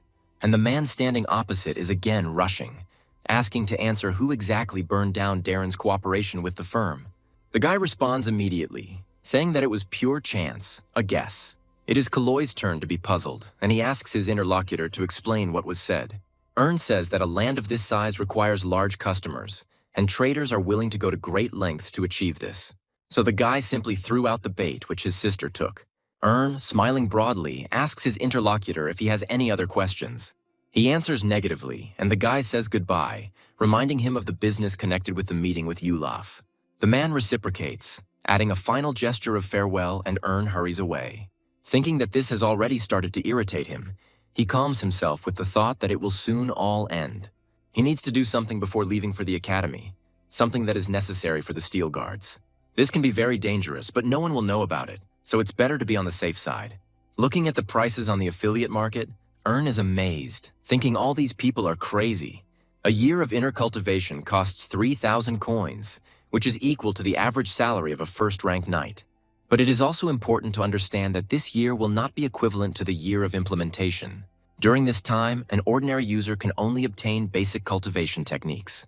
Considering that Kunz has been doing this for 50 years, Ern has nothing to say on the matter. Although the guy can afford it, he can buy the product much cheaper on the affiliate market. By typing the required name into the search bar, Ern sets the price to no more than 300 coins. Having found the cheapest offer, the guy is going to take it, even though he will have to spend half of his savings. Given the price, it would be better to absorb the acquisition immediately. But Ern doesn't have time for that. And yet the guy is thinking about trying to swallow this particular bottle. And without another second's thought, Ern assumes the appropriate meditation posture. As soon as the magic envelops him, a powerful gust of wind rises into the air, beginning to interact with the surroundings. The reason for everything is this little bottle, which, driven by the power of Ern's absorption, is slowly emptying. And the guy continues his meditation, not paying the slightest attention to what is happening around him. Finally, it all ends, and he opens his eyes with a sigh of relief. In this way, he managed to skip a full 60 years of inner cultivation. And although for the system this period alone is trivial, it is better than nothing at all. When the notification sound plays, the guy is surprised by it, noting that he has earned an achievement. Thinking that the transition to the second system is almost impossible, Ern reads the description of the achievement. Letting out a heavy sigh, the boy remembers that he only made it this far in his past life thanks to luck. Although he could not even dream of soul status back then, he can achieve others in this life. The guy is about to get something, while simultaneously thinking about what to do next. Remembering that he saw this product in a partner store, Ern also knows that it is sold only here. Thinking that the purchase will cost him a pretty penny, the guy finally finds what he needs. The goods turn out to be yin and yang beetles, a pair of parasites that are very compatible with each other. is going to find out more about everything in order to carry out everything he has planned correctly. He immediately submits a request for dialogue with the respected blood demon, expressing a desire to communicate. Hearing the words that these beetles are objects, the interlocutor retorts, calling them an organism. Is puzzled, since they were in exactly that category, but just in case, he politely corrects himself and apologizes. The guy says he wants to know more about these beetles, because he didn't really understand them from the description. It turns out that these beetles, being parasites, live in people, causing very interesting symptoms. The demon asks if his interlocutor knows what the most terrible thing his rival can say is. The man bursts into an ominous laugh, while tries to figure out what's wrong with him. The demon says that the most terrible thing is for the opponent to admit that he just swallowed bugs. Hearing this, your heart begins to sink. You lose hope and think that your end has come. By using these bugs, you can turn a person into his complete opposite. Already regrets that he got involved with this man because he behaves like a real madman. To calm himself down, the guy turns to his eye of insight for help, and he concludes from the description that this devil is an evil god of cruelty who has cast aside humanity. In earthly terms, he turned into a black magician or a demonic disciple. Meanwhile, the demon rushes his interlocutor with an answer, asking if it isn't simple. It occurs to that what he saw is what makes the demon more reliable. The man says it is not recommended to use beetles on family or a lover. When asked why, is told that side effects are inevitable. The demon says that for this reason people constantly come to him, especially those who want to conquer the girl. The man adds that once the bugs enter the body, it is almost impossible to remove them. But this only plays into hands, since he expected a much smaller effect. And if so, then he doesn't even need to worry. But the guy is equally interested in who will eat these bugs. Later, approaches one of the knights, addressing him respectfully. His name is Jevis. The young man is surprised by the appearance of the young master, and he mentally asks himself a characteristic question. Meanwhile, asks about the end of the training session, and his interlocutor answers him in the affirmative. The guy jokes that Raphael's training is enough to make knights fall from exhaustion, and Sir Jevis still manages to stand on his feet, as expected from the knight's ace. The guy appreciates the joke compliment, thanking the interlocutor for it and expressing his flattery. Then hands the knight a glass, assuming that he is thirsty after intense training. And although the young man thanks his interlocutor, he mentally tries to understand why he did it. On the other hand, Havis believes that a little close contact with the Lord's own son won't hurt him. The knight's opinion changes as soon as he lowers his eyes into the container, finding a terrifying-looking liquid. Havis is at a loss, wondering in his mind if he can avoid drinking this strange-looking drink. The young man can already imagine how bad his throat will feel after drinking something like this. Just as Havis is about to refuse, he meets hopeful gaze. At that moment, the young man realizes that he will not be able to refuse as long as they look at him like that. Assuming that the Lord's child could not have given him anything bad, Havis drains the goblet in one gulp. But even so, the knight feels the disgusting aftertaste of this nauseating drink. Asks how he likes it, admitting that he made it especially for Havis. The latter is being disingenuous when he says that he feels great and that this drink will definitely do him good. Expresses relief and asks if he can take the cup. The knight, thanking him for his concern, confirms. Having checked that the young man had drunk every drop, the guy mentally expressed satisfaction. Havis thanks his young master again and says that he is under his care. Erna is amused by this and asks if the knight is truly grateful to him. He looks away and stutters, confirming these words. Says that if this is true, he wants to ask his interlocutor for a small favor. The knight is surprised to hear these words and asks again, clarifying them, and the young gentleman confirms. Havis mentally notes that the guy could have just asked him instead of giving him that nasty stuff to drink. Hearing the agreement to fulfill the request, pretends to be embarrassed and suggests that the knight step aside. These words puzzle the young man, and he feels uneasy again. Sometime later, the knight clarifies his words about wanting to create aura. He encourages the guy by saying that he can do it if he follows the necessary recommendations. Asks the knight to show him his aura because he wants to see it specifically. Havis finds this cute, suddenly remembering that there is a child in front of him now. The knight agrees, although he usually doesn't show his aura to others. But this is a different matter. To better concentrate, Havis closes his eyes and lowers his blade to the ground. The next moment, he suddenly throws them open, releasing a stream of power from himself.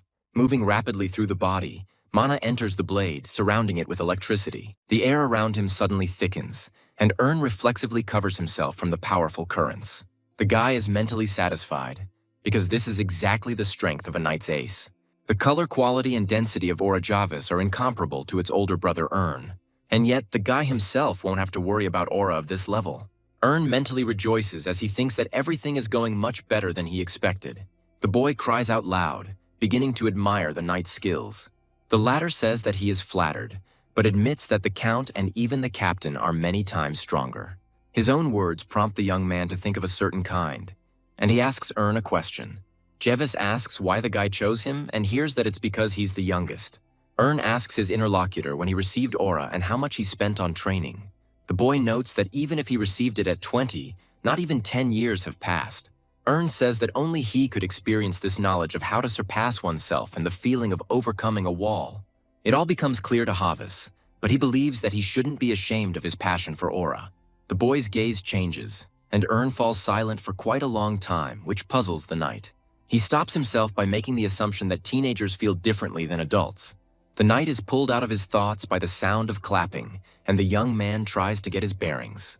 He turns his surprised gaze to the young gentleman, trying to understand what this means. To his further surprise, Ern asks a question, assuming the knight has finally figured it all out. The young man is completely at a loss when the Lord's son says that he has finally been caught. Javis is amazed at the radical change in this guy, as if he is now a different person. The knight clearly senses a change in the atmosphere, which seems to be filled with uneasiness.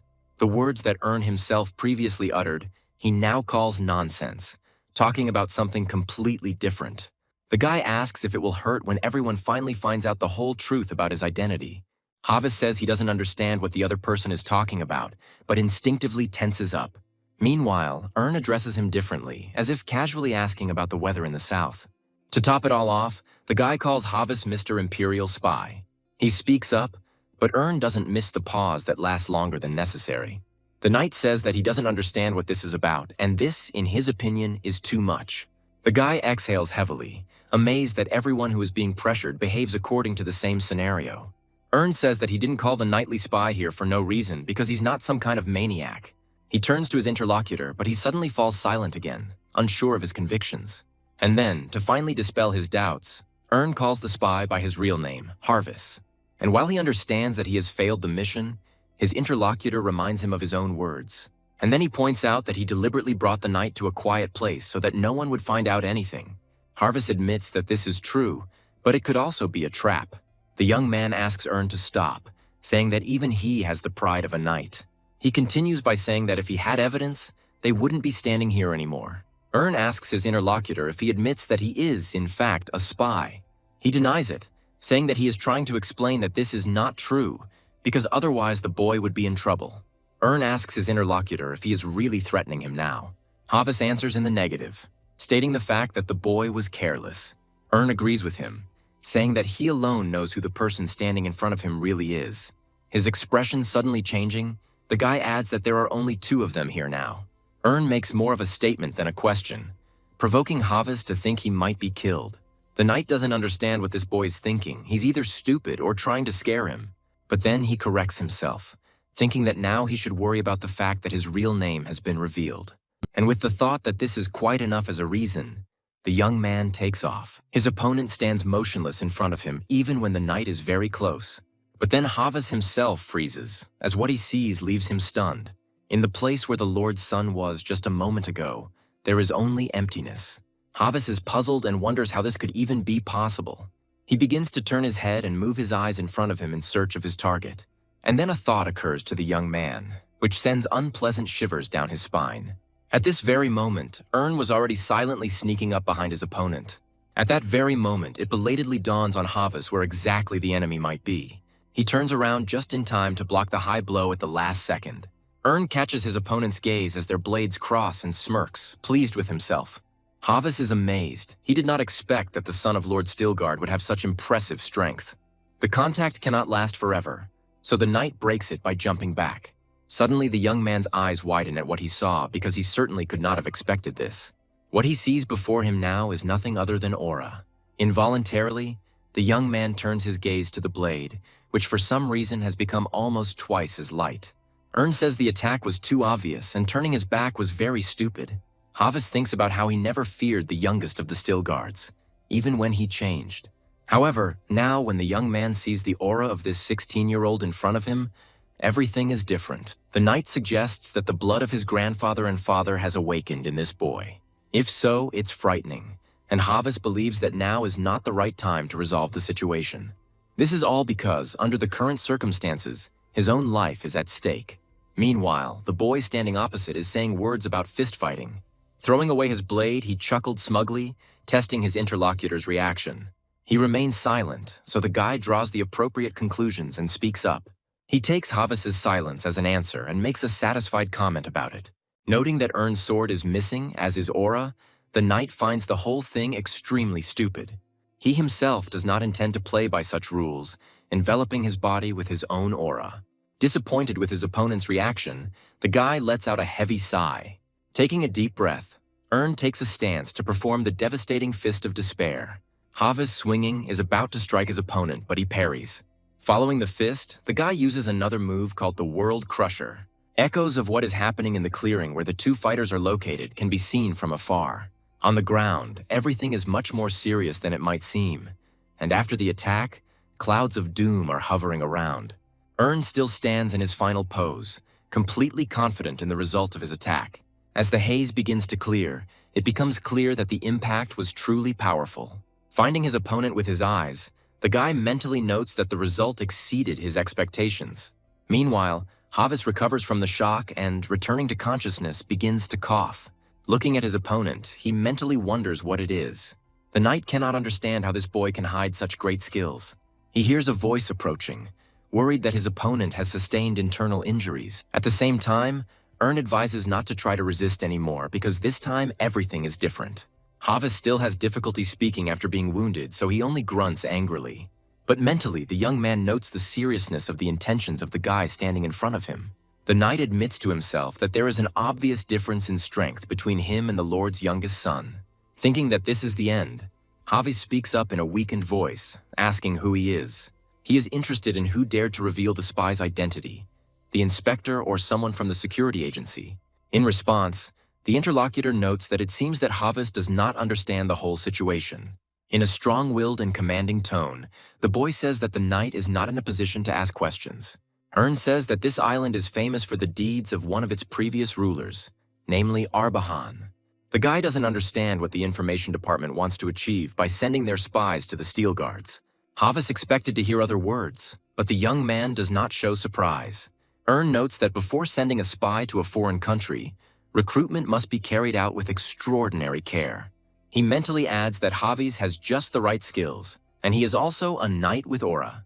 No matter how you look at it, this young man has a spy class of at least A, perhaps even S. Out loud, the guy, trying to provoke his interlocutor, says that silence is much more suspicious than conversation. And he notes to himself that since they sent someone like Havis, it means they see the Still Guards as a threat to themselves. The guy tells the young man that he is just a tool, which, by the way, can easily be replaced with another similar one. Havis chimes in, saying it doesn't matter, and his interlocutor expresses sympathy. The knight allows the Lord's son to tear out his nails, injure his limbs, and generally torture him in every possible way. Ern is amazed by this, saying that he never even thought about anything like that, because he is far from being a savage. The guy allows himself to smile as he talks about the knowledge that torture doesn't work on well-trained spies. He mockingly asks what he should do now, because this one is a little different from the previous one. By gently shaking the can, the guy deliberately draws his opponent's attention to the yin-yang beetle. Seeing the last one, Havis pauses and then asks about this larva. Ern remarks that some people would lose their temper if they heard this and explains what kind of bugs they are. By saying that there is yin inside the jar, the guy shares that his interlocutor ate yang. He breaks out in a cold sweat when the knight slowly asks him to repeat who he ate. Ern reminds the young man of his own words about how it looks safe for health. The knight tries to induce nausea, but the boy asks him to calm down, as it is already late. Ern quickly explains, suggesting that the yang is probably already in Havis's brain. The knight, wiping his mouth, carefully clarifies what exactly this means, and his interlocutor explains it to him. He says that these beetles share feelings with each other, including pain. If one of the beetles dies, the other will lose the will to live and begin to devour the brain of its host. The knight pauses, then asks hesitantly if Ern really thinks he's a fool. He says he doesn't believe him, because he's never heard of such creatures before. Then Ern volunteers to demonstrate everything with a visual example because it will be more effective. Noticing the needle in the boy's hands, the knight becomes wary, internally fearing his actions. Meanwhile, Ern penetrates the cork in the bottle, lightly pricking the beetle with the sharp end. The creature lets out a soft but piercing squeak, and at the same moment pain pierces the knight's head. It is so strong that Hafiz forgets about everything in the world except this unpleasant feeling. Ern remembers the words of the demon, who says that the yin hurts more than the yin, and the owner is the worst of all. To prevent the owner from dying immediately, the merchant suggested a trick involving a light poke, which was quite effective. You can also throw or at least douse the parasite carrier with cold water.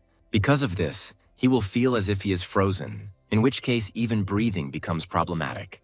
You can also light a fire nearby, which will also heighten the senses, creating the illusion of hellfire. Because of this, the carriers will even feel as if they can feel their own flesh burning. There are other perverted options, but they are among the most brutal. Remembering all this, Ern concludes that the merchant was honest with him then, apparently knowing firsthand. Just a few moments later, Hafiz confesses everything, starting with his real name. Ern is satisfied, beginning his interrogation with what the Empire wants from his family. The knight hesitates for just a moment, then says that she is afraid of the second Arbahan. Since the memory of mythical ranks was preserved only by history, according to rumors, the legendary one stood above it. The man who destroyed this belief was the knight who stopped the Empire from conquering the continent of Guardian Navarre. This man's son also later became a knight, although only of heroic rank. Ern stops the narrator, saying that he is not interested in hearing what he already knows. Then Hafiz says that the Empire only has a couple of heroic ranks and one legendary. The young man says that the knight with heroic rank is the son of the one who had mythical rank. The Empire decided that this was not a simple coincidence, and began to think about how to turn everything to its advantage. Ern ponders these words, suggesting that the Stilgard blood might be the cause of this. But instead of saying it out loud, the boy asks if the Emperor himself really predicted this. And although the interlocutor remains silent, his guilty look becomes more eloquent than any answer. Ern makes a note of this in his mind and asks what the spy assigned to them thinks about it. He replies that among Arbakan's grandchildren, the eldest son, Kiran, stands out the most. After all, reaching the second level at such an age is practically impossible, and he doesn't stand still. Hearing the suggestion that Kiran could reach the level of his relatives, Ern objects. Hafiz agrees that the Stilgard's power flows through their veins with their blood. He admits that he has always thought so, and at the same time that over time it weakens. However, this was until today, until he experienced the power of the youngest of the Stilgadras. Hafiz finds it hard to believe that Ern inherited the most from his grandfather and hides it. The guy thinks that his interlocutor is not just mistaken about this, he is fundamentally wrong. After all, Ern can use aura thanks to the Book of Dimensional Deals. However, this is not important now. What is more pressing is that the Empire is still keeping an eye on their family. A sudden thought flashes into his head about who is to blame for his father's disappearance. The guy remembers that the fall of the House of Stilgard began precisely with this unpleasant event. As soon as news of the hero's disappearance spread, he was dubbed the greatest riddle of Navarre. Ern can't get used to the idea that the Empire has a purpose that he never even imagined. Since the guy didn't expect this, he assumes that this might be a new story. Finally, the cough he had been desperately suppressing bursts from Abraham's throat. While suppressing a new attack, the head of the Stilgards notes that this has begun to happen more and more often. The man doesn't remember exactly when it all started, but he started getting headaches during training. Abraham understands how dangerous all this is because he cannot get rid of everything so easily. A theory arises in his head that the cause of everything could be an internal enemy that he has not encountered. Abraham, experiencing an internal struggle, suggests that it may be the demon of reason itself. A voice is heard nearby, addressing its lord and stating its name. Hearing that the potential interlocutor is Kaloi, Abraham allows him to approach. When the warden shows himself to his master, he gives a respectful greeting. The young man apologizes for disturbing you, but he has news that deserves urgent attention. The head of the family inquires about their contents and receives in response the words that Ern brought the merchant Yulaf. The man asks his assistant if he needs to worry about this. Kaloi says that it is not about any of them, but about the man who came with Julaf and Ern. And under the stunned gaze of his master, the warden reveals that he is a spy. Abraham does not hesitate, asking his assistant to take him to his son, and he immediately carries out the order. A crowd has gathered nearby, among which familiar faces can be recognized. Among them are also members of the Stilgard family, one of which is Kieran. His sisters also did not remain on the sidelines and are now amazed by the unfolding spectacle. All those present are united by emotions, among which surprise and confusion prevail. Having assessed the condition of the man lying at the feet of his youngest son, Abraham confirms the fact of death. Ern apologizes to his parent, justifying himself by saying that he tried to save the knight's life. Abraham says there is no need to apologize here and advises his youngest son to go and get some treatment. He, in a surprisingly calm tone, reports that everything is fine with him. The head of the family does not argue, but instead asks for a detailed account of what exactly happened. Pointing to the man to his right, Ern introduces him as Julaf. The man responds with a respectful nod while simultaneously greeting the Lord.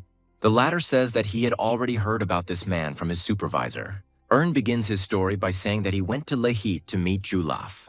There he met a spy who was following the merchant for some reason and took him to a quiet place for a conversation. At that very moment, this man drew his sword, not wanting to resolve everything peacefully.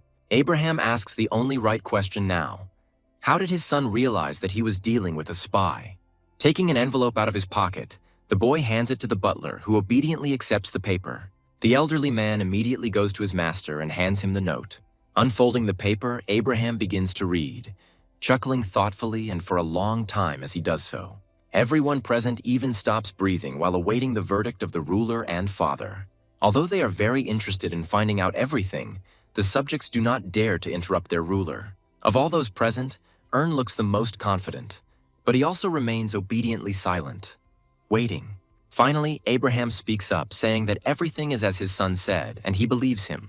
Unable to control himself, the eldest son impatiently asks what is written on the piece of paper. When Abraham says he doesn't know, Kieran becomes confused and asks for clarification. The man reports that he is holding some kind of code in his hands, similar to one he had seen before. Kieran hesitantly suggests that this piece of paper might just be a copy. The man says nothing in response, but his gaze is fixed squarely on his eldest son. Tom immediately feels uneasy, because the young man knows very well what it means when his father looks at him like that. Abraham suggests that his son does not want this cipher to be sent to the Empire. The young man confirms this, saying that the Empire is a problem that needs to be removed. The man asks if this is really the real reason for such a reaction. And although Kieran confirms these words, his voice sounds uncertain. The young man stutters. Abraham addresses his son, saying that there are people who believe in the best at any cost. This way of thinking is not always bad, but it is often the way ordinary pawns speak. The man says that lords think differently. One must always anticipate possible incidents. He focuses on his son, asking if he understands what is being said. The ashamed young man confirms his father's words, and this causes bitterness to spread within him. Having heard what he wanted, Abraham turns to his youngest son, praising him for his excellent work. Ern says it was all an accident, and the man, accepting this, tells the warden to call a doctor. This makes Kieran feel even more bitter, and, clenching his teeth even more, he begins to mentally criticize the younger one. Julaf asks his interlocutor if he is overreacting. Ern agrees, but admits that he didn't expect to be locked in this place. Noticing that a common scratch was treated with strong potions, Julaf asks if the boy is healthy now. Recalling the care he now receives, Ern expresses disapproval. He says that he can no longer tolerate all this because the situation looks pathetic. Julaf asks if this is really bad, and his interlocutor suggests that he first look in the mirror. Touching his face, Harvest reminds him of Ern's orders to keep his mask on. Adjusting his hair, the young man asks his interlocutor whether he is happy about it now. Ern asks the knight what his father said, if anything happened that didn't fit into the plans. Harvest says the questions were mundane, as if Abraham didn't care about Julaf because of the spy. Looking at the mask, the young man notes its good quality, which managed to deceive the Lord himself. Ern asks to take care of this thing, because he will not be able to recreate exactly the same face again.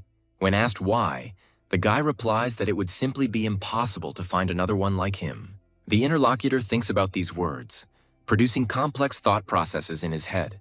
He looks again at the object in his hands, and a terrible guess bursts into his mind. Hiccuping in horror, Harvest drops the mask, assuming it is indeed real skin. Ern again stubbornly repeats his words about handling this item with care. The knight wonders who this guy is with such incredible skills and things. Gaining a little courage, he respectfully turns to Ern, asking if he can ask him a question. The guy allows it, saying that there is no need to hesitate, and if Harvest wants, he can ask directly. After a short pause, the young man asks why his interlocutor hides his true abilities. Ern says that this is not a good thing, because he is only in the 5th grade, and people are already uneasy. Harvest notes that everything has a limit, but this immutable truth does not apply to his interlocutor's class. The knight believes that the boy can call himself a descendant of the great Stilgard without worrying about anything. He doesn't think anyone would dare to object to the young lord in such a case. Harvest falls silent but does not take his eyes off his interlocutor, waiting for his reaction. Although Ern is silent, he's actually thinking about what he just said. To keep the spy he saved from relaxing, the guy tells him to stop being insolent. Harvest is amazed by this reaction, but does not dare to object openly as he is more afraid. The guy asks if the knight really wants Ern to become a walking target for the Empire. He starts to say that this is not what he meant at all, but eventually gives in and agrees. Shaking the flask with the beetle, Ern reminds his interlocutor whose grip it is in. Looking at the wriggling insect and remembering what he had experienced, Harvest felt uneasy. Ern asks cheerfully if his interlocutor really wants to take this thing away from him. Thinking that his innocent face won't fool him twice, Harvest answers out loud in the negative. Ern asks the young man to give him a report since things have come to this, and he obeys. The boy unfolds the note and becomes immersed in reading about his own family's progress. First on the list, of course, is Ern's father with a signature about the absence of changes. Next comes Kieran with the assumption of ill will and possible first-class habits. Third in line is Jason, who, according to the spy's observations, is still just trying to study himself. When describing the youngest of the Stilgards, Harvest does not skimp on derogatory language. There are also a few notes on the death of the communications manager, Gilbert. Having finished reading, Ern gives a satisfactory assessment of what was written, but not without reservations. The guy expresses displeasure at being called a loser, considering it to be biased. Harvest begins to object, saying that he doesn't think Ern is like that, he just asked to embellish it. The guy asks why the other person is apologizing because it makes him suspicious. Harvest is mentally amazed, concluding that this boy is playing with him. Ern begins to give advice on how best to hide a lie within the truth. Harvest promises to correct the letter by saying that the younger Stilgard is approximately 6th or 7th grade. Ern asks how his interlocutor plans to contact the Empire without a communications manager. He says he knows a suitable agent located in Acadio. Ern thinks about this, concluding that they are planning a trip. Exhaling, the guy releases his hostage, asking him to try not to get caught. Harvest rises from his seat, expressing understanding and saying goodbye to his interlocutor. Watching the young man until the door closed, Ern ran through the options in his head. The guy wonders how good a double agent this man would be. He plans to monitor the Empire to find out all its plans, and it's worth the risk. And if anything happens, you can always get rid of Harvest with the help of the bug in his head. Suddenly, there is a knock on the door, causing the guy to leave his thoughts and become surprised. Meanwhile, Abraham enters without verbal warning, asking about his son's well-being. Ern is even more amazed by this, shouting out an uncontrollable appeal to his father. The man allows his son to stay in bed, but he says that everything is fine and he is healthy. When Abraham speaks again, there is concern in his voice, asking if everything is really okay. Ern answers in the affirmative, adding that it is all thanks to the sensitive care of his parent. The man expresses relief, admitting that he had already thought about postponing the trip. The guy repeats. Abraham finally calms down, accepting his son's words as a given. Ern has been staring at the man ever since he saw him. There is perfect silence in the room, and everyone is immersed in their own loud thoughts. Ern tries to remember if his father had ever come into his room before. In the end, the guy comes to the conclusion that they never had personal conversations like this. Ern is puzzled by this and tenses up, thinking that he just can't get used to this. It gets worse as a man sits next to her, creating a feeling of insecurity. Even though Ern hasn't done anything wrong, he feels like he's about to be yelled at. And while he is trying to figure out how to behave in this situation, the man starts talking about knights. Abraham says that they have found the place where the spy is staying. The guy is surprised by the speed of his henchman. The man, meanwhile, reports that this man was disguised as a merchant from Lechith. Ern is secretly glad that his father now knows that the Empire is targeting their family. Suddenly, the man says that all this happened thanks to his son, but he denies it. Abraham, to his even greater surprise, says that he wants his son to behave more carefully now. He starts to talk about how the guy did a great favor, but he stumbles. Yet, gathering his strength, Abraham ends up not being able to lose his son. Ern can't help but remember that the father he knew was never friendly towards him. In his past life, he was a stern man with a cold heart, completely different from his present self. Ern wonders if the father from the past and the father from the present are the same person. Suddenly, a thought comes into the guy's head, and he begins to think about the future of each member of the family. Remembering the collapse of the Still Guards, Ern cannot remember Abraham among all those faces. The guy estimates that the hero's disappearance should happen in about 2 years. Since the only memories of Abraham were from childhood, Ern misunderstood him. The man recalls his son's commendable behavior recently, but still asks him to be on guard.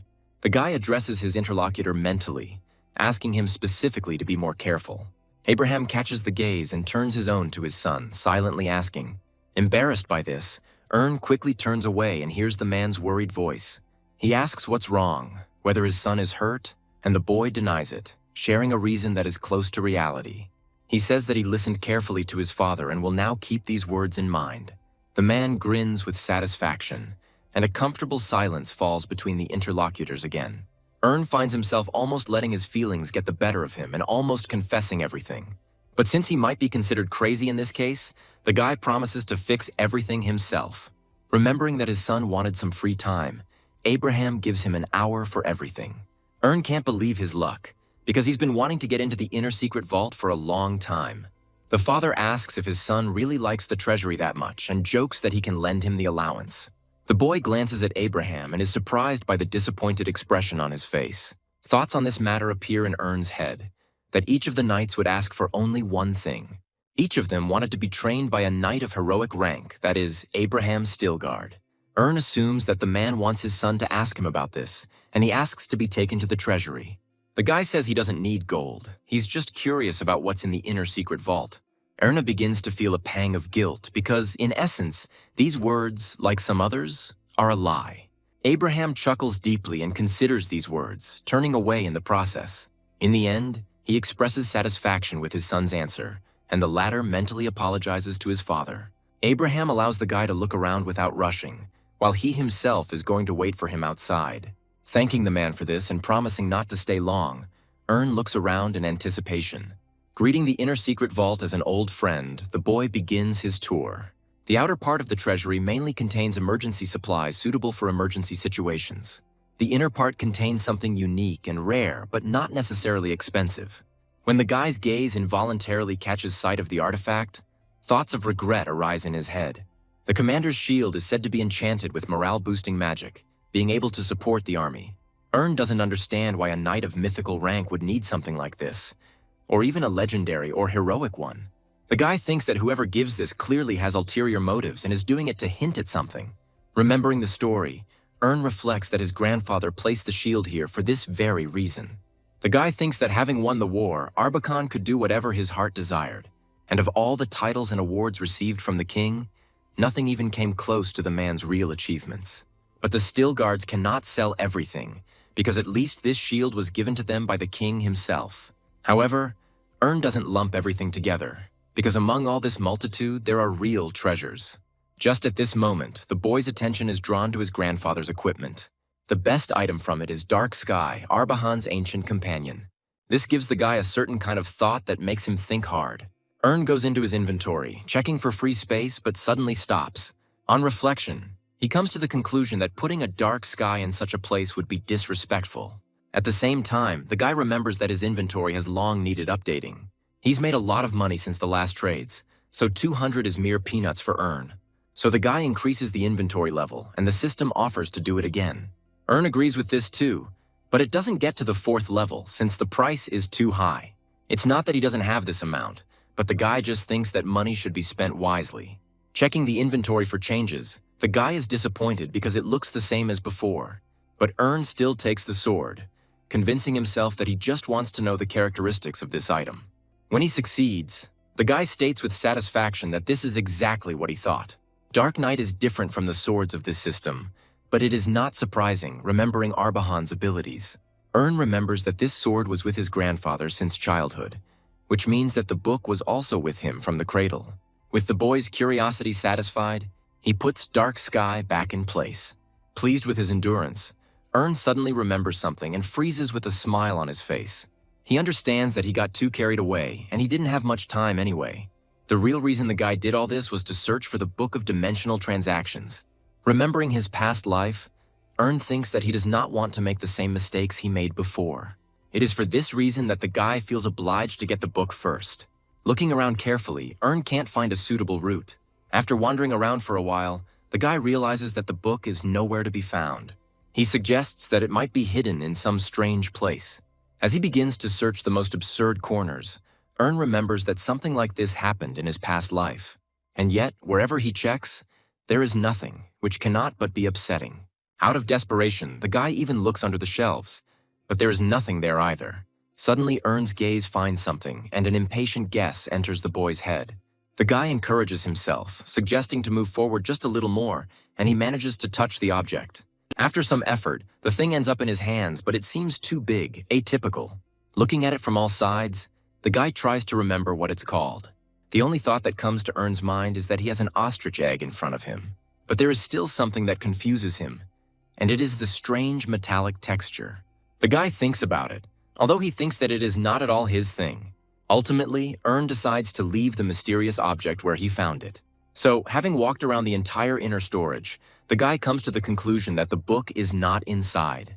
This suggests another unshakable truth, according to which only he has one. Now he just has to figure out how he managed to get into the past and interact with the exchange system. Since the day the boy returned here, he could only come up with one possible explanation. The culprit was that very bookmark of wishes, which Ern considered nothing more than a fake. And now the guy is trying to remember what exactly he wished for before he died. He was in so much pain that now he can hardly tear out any memory from that day. On the other hand, the wish bookmark can only grant one wish, which is already becoming very strange. Ern gets lost in his own thoughts for a long time, but still achieves nothing. With these sad thoughts, the guy wonders if another book exists. And this means only one thing. Ern can take something else from the treasury with him. Walking between the rows, the guy tries to think of something to take away since there were no limits. And just as Ern is about to take the first thing that comes his way, dark sky catches his eye. The guy stops by his side, wondering whether it's worth hoping for something like this at all. This seems too pretentious to him, and Ern tries to talk himself out of his idea. To distract himself, the guy remembers other magical objects, of which there are a dime a dozen here. Ern is already thinking about his grandfather's recordings, but then his attention is drawn to a strange sound from somewhere below. It continues and seems to grow, and the guy gets closer to its source. Realizing that the sound is coming from very close, Ern listens even more carefully. And then that same strange object rolls out from under the bookcase, raising questions. Ern doesn't understand how this is possible, because he clearly remembers putting it back. The guy thinks that this egg cannot have legs, but these thoughts make him think. This is the inner storage of the greatest interdimensional merchant. Everything is possible here. So, feeling that he can't just ignore these things, Ern wonders about the egg's homeland. The guy is going to do the same thing with the object as with the Dark Knight sword. The system only shows half the egg's properties, but this is not particularly meaningful due to the paucity of data. Ern suggests that if most of the information is hidden, the thing belongs to a higher dimension. The guy thinks this ball is from at least the third system, and now he needs to deal with it. There is only one option to do this, namely activating the Eye of Providence skill. The guy's breath catches as soon as he begins to read the description of the item in his hands. He doesn't dare say a word out loud, so he's only amazed inwardly. Ern remembers that day from his past very well when he entered the academy. This whole crowd is whispering among themselves that they tried hard and are finally free. Men allow themselves more free expression, being skeptical about this method of re-education. Women pick up the gossip, believing that people like Ern don't change so easily. The guy himself thought then that what was happening that day was like a holiday. But now he experiences completely different emotions. Seeing such a picture, everyone is worried about the young master. He thanks the servant for their care and mentally wonders what his former self would have thought about all this. Just a couple of weeks ago, he was the one being avoided. And now he is the hope of the Steel Guards. In fact, no matter what he thinks now, deep down the guy is proud of himself. Ern's older sister comes up to him and asks if he is happy about leaving, and he is slightly surprised. Still, the guy answers the question with consent, adding that he will go home during the holidays. Karen asks him to remember to write before he arrives, and Ern promises to do so. Then the girl stops holding back and bombards her younger brother with instructions on proper behavior. Karen admits that she knows her brother will be okay, but she can't help but worry about him. She asks Ern to give her his hand, and he, asking again, hesitantly extends it. Karen takes something out of her pocket, and the next moment a bag appears on her little brother's hand. The guy is surprised by this and, turning his gaze to his sister, asks what it is. Karen, with the sympathetic air of a caring sister, explains that this is a small gift from her. Ern is embarrassed, saying that everything is fine and he doesn't need money at the academy. But then Karen reminds him of his own words about how the gold might come in handy. Ern says he has a good allowance, mentally adding that he can hire a troop of knights. But the girl insists, and then her brother thanks his sister, promising to manage the money wisely. But suddenly it dawns on him, and Ern wonders where Karen gets the money from. And then, casting a careful glance at the figure standing opposite him, the guy understands something. The ruby pendant that Karen always wore is missing, which can only mean one thing. Sitting in the carriage, the guy stares at the wallet the girl gave him, lost in deep thoughts. From his observations, the ruby pendant was not particularly valuable, so Karen sold it. But the guy still feels uneasy, because he remembers how much the girl valued this jewelry. It occurs to him that his sister might have felt pressured about this. The Stillguards had not had an older woman for a very long time, so due to seniority, Karen became the one. But Ern thinks this is unfair, because it should be his concern, not the girl's. And yet the guy pulls himself together, because he has no time to grieve. He must be more collected than ever. That is why he immediately calls the system and logs into the first. A notification sound is heard, and Ern receives 2 coin transfer messages from Stone. The guy lets out an emotionless laugh, suggesting that he take a look at the man. Ern reminds the scammer that his time is limited, and the interlocutor says he is working on it. The guy mockingly nods and remarks, assuming that this man is delighted. Ern asks if his interlocutor has really found a useful idiot, and he is taken aback by the teenager's insight. Stone starts to make excuses, but the guy stops him, saying that he can't be fooled. When the guy starts listing new interest rates, the man asks him to stop.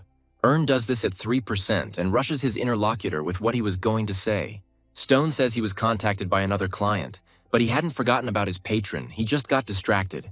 Ern coolly expresses his confidence that they have already discussed something similar, and the guy changes the tone of the casual conversation, telling Stone not to even try to fool him. And amid the man's plaintive howls, the client changes the interest rate, raising it to 83. Ern reminds his interlocutor that if he says something, he must do it, forgetting about everything else. Stone apologizes, promising to check everything immediately and contact the guy once it's done.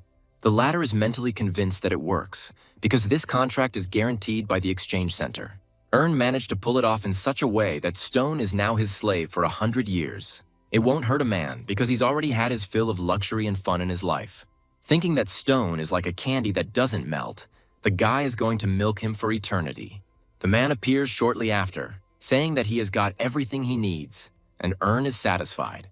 Pointing out that Stone can do anything if he wants, the guy goes to look at his new outfit. Starting to read the description of the acquired equipment, Ern is puzzled because for some reason it is not complete. Then the guy resorts to the only way he knows so far to find out additional information. But disappointment awaits him. The eye of Providence finds nothing more, and it is hard to believe. The guy wonders if this is really what he needs, because everything can work unpredictably. Stone says he also studied the book, specifying that the person Ern needs must be a third-level person. The guy is amazed at the ignorance of his interlocutor, using not the most polite formulations. Stone is puzzled because he actually assumed that the level should be third. Ern tells the man to be quiet, saying that it is his third-level internal energy. The fraudster mentally addresses the interlocutor, reminding him of who exactly is to blame. Forcing himself to be patient, he continues the conversation about the theoretical aspects of this direction. Ern asks his interlocutor about stability, saying that this factor is the most important. The man says it is pliable and tender, so the risk of internal injuries is low. Hearing the words that it was very difficult to get it, Ern is even a little surprised. Stone says if a guy is looking for methods to study inner energy for women, he has several. Ern counters by saying that it is none of his interlocutor's business, and also asks what is going on with the others. Stone reports that he is still waiting for a response from the recently identified sellers. His interlocutor accepts this arrangement, asking to send the traders when they are ready to respond. The man agrees and, starting to hesitate, asks about the interest rates. Ern leaves the chat, leaving Stone unanswered and alone with his negative thoughts. Meanwhile, the guy is glad that he spared this man because he turned out to be useful. After studying the book, Ern comes to the conclusion that it is good and well translated. Having completed his check, the guy decides to proceed with the implementation of the other part of his plan. When he hands the book to his sister, she asks in surprise if it is really for her. Ern agrees, saying that he thought the thing would be more useful to the girl, but she says it wasn't worth it. The guy says that although it may seem strange, there is a reason why he does it. Continuing, he adds that Karen will know everything when she reads the book. Ern will be grateful even for once. The girl laughs, making a promise to her little brother, and thanks him for the gift. Ern thinks that his sister has talent, and it is certainly greater than that of the old him. He suggests that if Karen learns Iron Breath, their family can avoid its downfall. At least the guy is confident that this girl will not miss the chance to cultivate her talent. Ern thinks that if he wants, he can give his sister whatever she wants. But now is not the best time for this. But the ground has been prepared for the implementation of the idea. Suddenly, the guy remembers something important that he almost forgot. Turning to those seeing him off, he picks out from the general crowd the person he needs. It turns out to be Darren, and the girl is puzzled by the close attention her younger brother is paying her. He, deliberately overacting, begins to signal to his older sister. The girl correctly understands the message that even though Ern is leaving, he will look after Darren. At the very end, the guy adds a gesture that, in his opinion, means not to play the fool. The girl doesn't understand him quite as she should, her whole body tensing and involuntarily becoming puzzled. Ern recalls that in his past life, this trip was like a road to hell. But now, a lot has changed. Unlike his past life, the guy managed to change his relationships with many family members. He managed to secure, if not goodwill, then respect from those who previously hated him. The looks of some people were now filled with warmth and care. And in general, the attitude of those around him towards Ern became much more positive. This is precisely what distinguishes his past life from his present one. And the guy is confident that, thanks to this, even more striking differences will await him in the future. Ern receives a message from Stone informing him that he has received a response, which is good news. The man agrees that the required product is for sale, but the details still need to be discussed. Ern reluctantly agrees and asks Stone to contact the right trader. And although he just pretended to be displeased, in fact he was very happy about the potential deal. Tossing the egg in his hand, the boy is in anticipation of soon finding out what he needs. It is soon revealed that this is the egg of an iron-eating creature that can become incredibly strong. Thinking of the chimera as a natural disaster, the guy is glad that he has such a monster. The merchant sends Ern the required file, and Ern praises his interlocutor for his excellent work. And then the guy asks to stay in touch because he will call if he needs anything else. Already closing the chat window, Ern's gaze comes across this Henry's information. This makes one wonder why someone from System 4 is in a System 1 channel. Thinking about this seriously, Ern decides to study this man's personality in more detail. He discovers that Henry is obsessed with competition and spends all his winnings on gambling. Coming to the conclusion that it might be easier than he thought, the guy contacts the dealer again. Ern says he wants to buy a taming guide, and the man notes the name of the interlocutor's system. The guy asks the merchant if he can see the item in question first. The man doesn't seem to mind and has no problem showing the manual to the interested buyer. Ern finds the part he needs to tame the chimera and asks to sell it to him. Hearing these words, the man says that he already told the boy's slave that he could not sell her. Ern clarifies this point by suggesting that the dealer is selling the entire manual. Henry confirms this, immediately smugly proclaiming the price of 2,000 coins. Ern doesn't like this.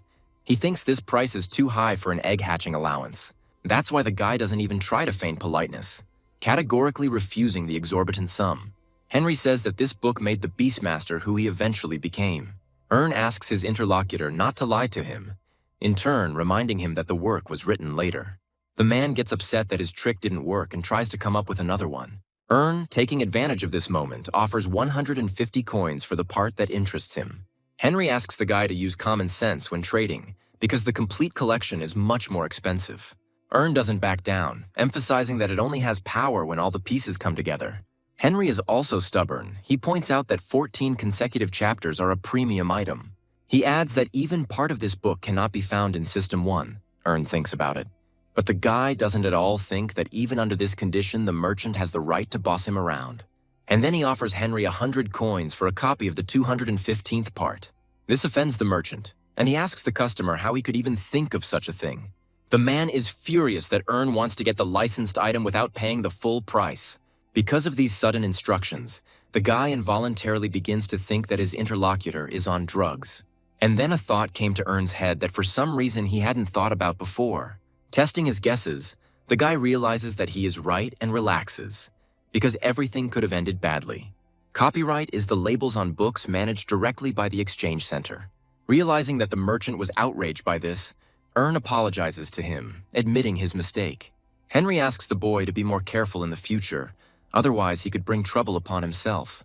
Now Ern clearly understands that copying really won't work in this case, and then he suggests to the merchant to be wise and sell him the 215th part for 200 coins. He thinks for a moment when a window pops up in front of him confirming the transaction. After waiting for quite a long time, the guy condescendingly allows his interlocutor not to accept. After closing the chat, Ern is confident that this action will make the merchant change his mind. And indeed, Henry almost immediately sends the guy a request to start a new conversation. The man starts reluctantly, saying that 200 coins will not be enough. He asks for another 50. Ern asks the other person if he knows what the last sentence is and encourages him to think rationally. Henry justifies his approach by saying that the price of the collection will fall if he sells some of the middle ones. When Ern asks again whether the man will sell him this chapter or not, he clicks his tongue in displeasure. In the end, he agrees, and the guy feels satisfied that he was right. Now he understands why Henry came to the system alone, because he only has 400 coins. Left alone with the book, the guy wonders if he should read it now. And as soon as he starts doing this, he suddenly comes across a line with information about the level. The guy realizes that he brought this egg with him thoughtlessly, although he did not expect much. As he speaks of the planetary level, Ern turns his puzzled gaze to the object. Jumping away from him sharply, the guy mentally admits to himself that he feels uneasy from this knowledge. For the next few minutes, he spends his time devouring part of a book on beast taming. Testing what he learned, Ern now understands that the Emperor of Beasts was named so for a reason. Having studied all the instructions, the guy notes that hatching an egg is only the initial stage. Since a chimera is an imperfect organism, genetic information from another is needed for breeding. Potential is needed at the very beginning, but for it to become greater, powerful genes are required as a foundation. The guy begins to think about who could play the role of this strong organism. And then it dawns on him, when thoughts about the beast literally burst into Ern's head. They exist in all systems, even in systems like Zero and First. Although the guy assumes that martial arts users here call them spirits, wanting to check the store for their presence, Ern comes to the conclusion that the creatures are actively being sold. Judging by the description, the ranks of animals begin with human, then come earthly, heavenly, and paradisiacal.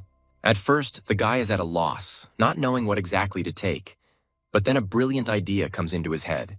Ern chats with Stone and outlines his ideal plan. The guy smirks, observing his interlocutor's fears, asking if he really suspects him of something. When Stone hears that he won't be forced to tame animals, he breathes a sigh of relief. Ern asks the man how much he knows about these creatures, and the latter answers vaguely. Then the guy offers his interlocutor to evaluate something and sends him a file. It contains the fighting power of those mentioned, and Ern begins to talk about them out loud. Stone keeps the conversation going by saying that the beast's healing skills and combat power are not related. For example, a creature might be great for raising, but it will be just an ordinary turtle. And there are things that are much more difficult to deal with, for example, the blood of the blood fire dragon.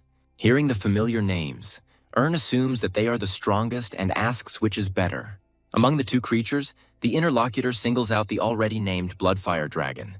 Only snakes that have been trained for thousands of years become like this, but without care there is no way.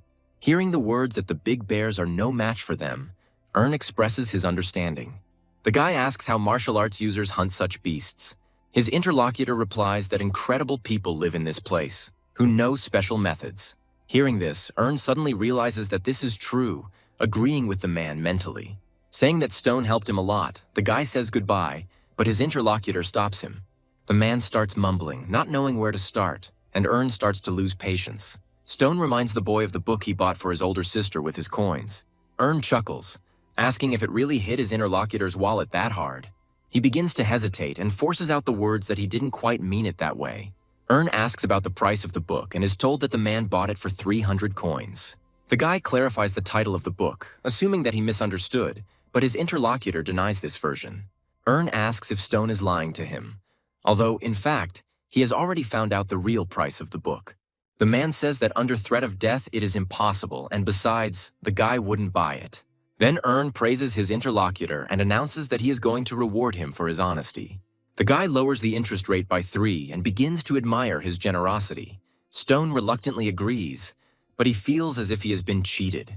Earn again says goodbye to his interlocutor, asking him not to stray far from his book and to stay in touch. Hearing the words that he will have 10 minutes to answer, the man dejectedly agrees with this too. After leaving the chat room, Earn purchases a human tier fire blood dragon's blood. As soon as the bottle is in his hands, the guy wonders if it will work on the egg. The doubts are largely due to the fact that it had been lying in the internal storage for at least a decade. But the guy still decides to take a risk, and when the blood hits the surface of the egg, it begins to hiss. Amazed by this, the guy makes a comparison to a hot frying pan, and at the same moment the egg flashes with red light, striking with its rays in all directions. Looking at the glowing object, Earn is glad that his idea worked. He can't believe his luck and the fact that the egg is alive after so many years. But then the guy becomes interested in how this thing ended up in his grandfather's treasury. Thinking about it more deeply, Earn comes to the conclusion that he knows nothing at all about this man. Taking a look at the egg, the boy is happy because he was afraid that it might not like someone's blood. Reflecting, Earn comes to the conclusion that all he can do is wait.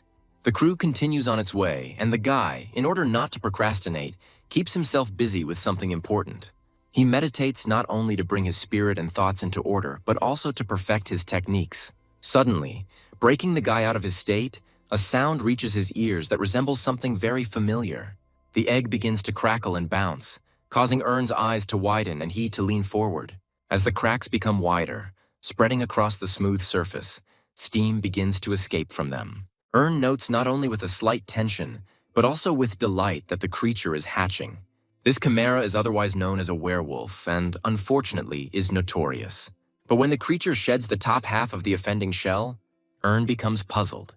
What comes to his attention is something completely different from what he imagined, and the guy can barely contain his exclamation of delight. He quickly catches himself when the thought arises in his head that something might have gone wrong. Because when you look at this cute creature, you simply can't bring yourself to call it an animal. Earn can't help but feel moved and comes to the conclusion that everything else doesn't matter. When the guy takes out his weapon, he leaves a shallow cut on his palm, but enough to draw blood. The little animal watches everything with interest, finally making a questioning sound.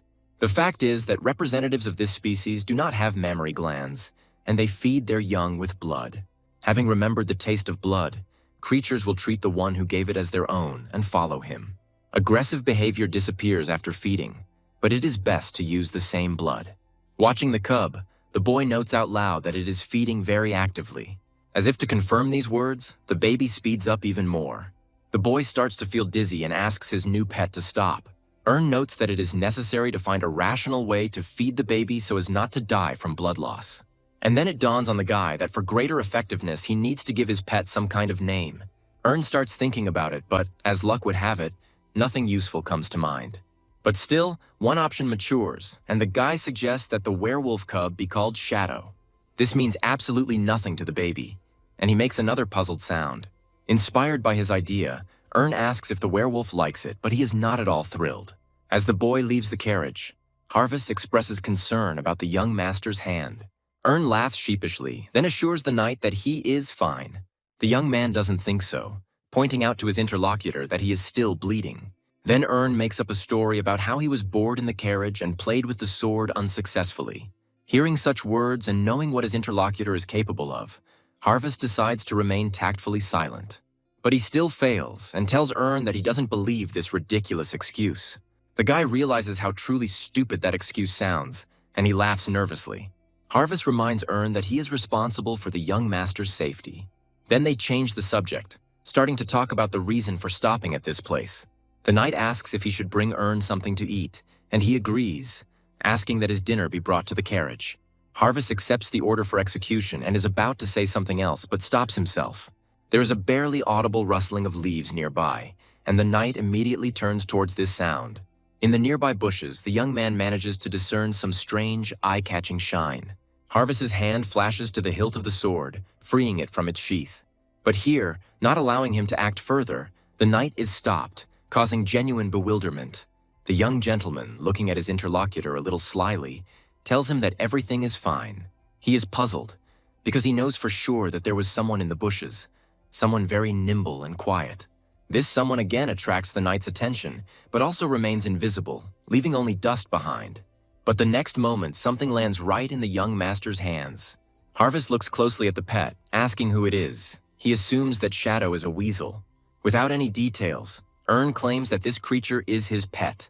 The knight asks how long ago this happened, to which he receives the answer that it has been a decent amount of time. Ern pretends to be offended, saying that the other person is not interested in him at all. Lowering his voice to a whisper, the guy says that it seems like he wasn't the one following them.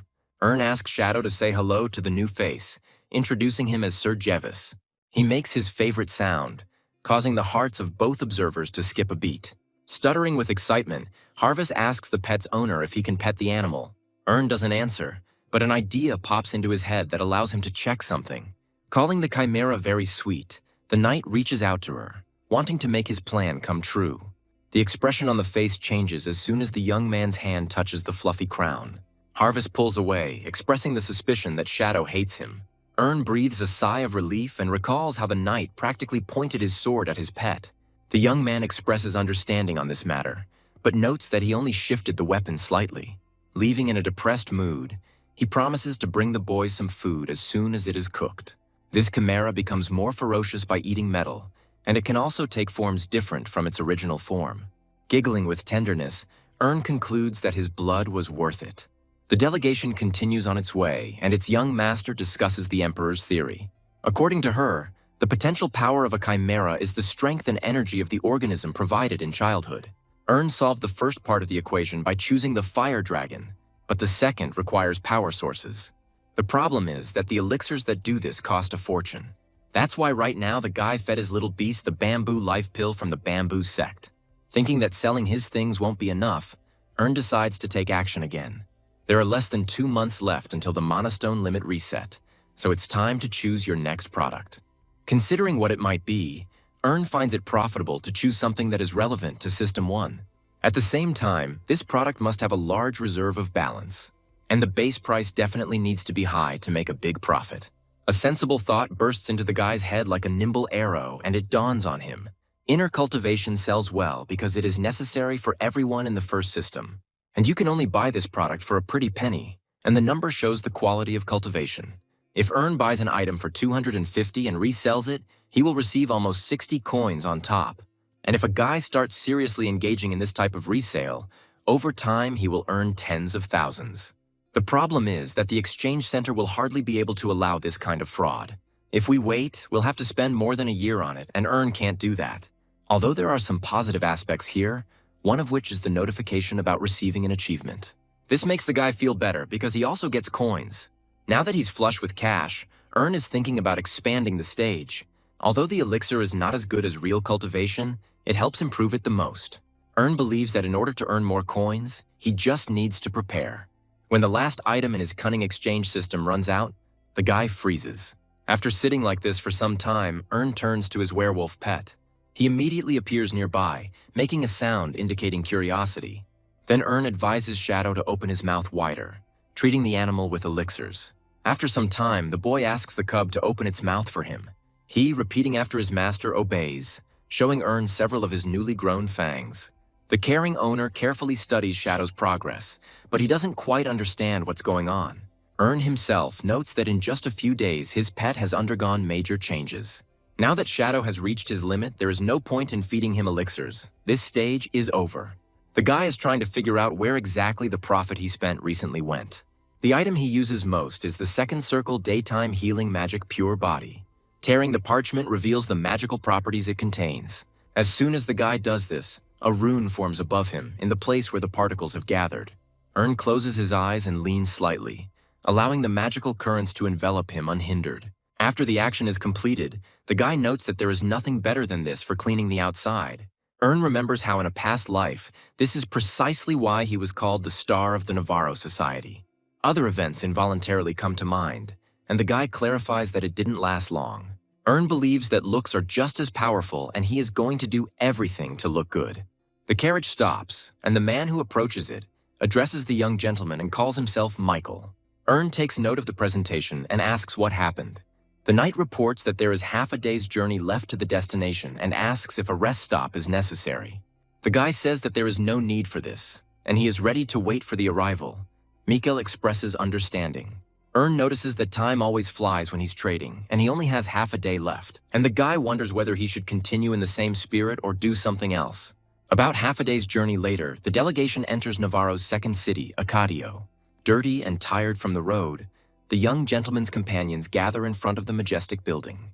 While they admire him, Harvest asks his interlocutor if this is too much. Doesn't see anything wrong with this because these people have come a long way because of them. Harvest tries to continue his gentle parry, but his interlocutor asks the knight to look after the young. Asks the knight to take them to wash up since the still guards might not leave the best impression. Throwing Harvest a cough, the guy estimates that all this will cost about 200 coins. This should be more than enough for a hot bath and tasty, high-quality food. The knight freezes in a stupor, saying that what is inside is, in fact, more than is required. Says there's also gratitude to Harris himself, but his subordinates shouldn't be left out. The guy reminds them that they are not here to play and asks about the meeting place. Harvest says he left a mark on one of the walls, and as soon as it is noticed, they will definitely be contacted. Expresses satisfaction, noting that they will only have to wait. As dusk falls on the city, nightlife lovers begin to flock to the pubs. Among them is Ern's retinue, resting after a long journey and enjoying the luxurious conditions. The young master himself and his double spy knight sit at a distance, merely keeping an eye on their subordinates. A little later, a question is heard from nearby, addressed to Harvest, the essence of which is why he is here. The captain is offered a drink together, but not water, and he tries to gently object. Surrounding Harvest, his subordinates begin to say that this is not like him, insisting on their own. Finally, the young man gives in and, hesitantly turning to asks his permission to have a glass. The young gentleman allows it, but adds that this is only if he wants to die. Seeing such a face, Harvest immediately changes his mind and turns to the inviters. He says that he can't and asks them to go without him. The knights are surprised, but still continue to beg. In a self-confident tone, Harvest begins to show off his cleverness, saying that one glass will turn into two, and so on. Finally, the knights give in, leaving the captain the right to join later, but at the risk. Harvest mentally considers this a disgrace, but also believes that he cannot risk his life for liquor. Turning around, he doesn't notice a woman passing by who makes an inarticulate sound. She apologizes, and the young man asks the delivery girl to be careful because she could have gotten hurt. The knight returns to his place, positioning himself opposite his young master. He watches Harvest's every move closely, and a question begins to form in his head. Having waited for the right moment, the guy turns to the person sitting opposite him.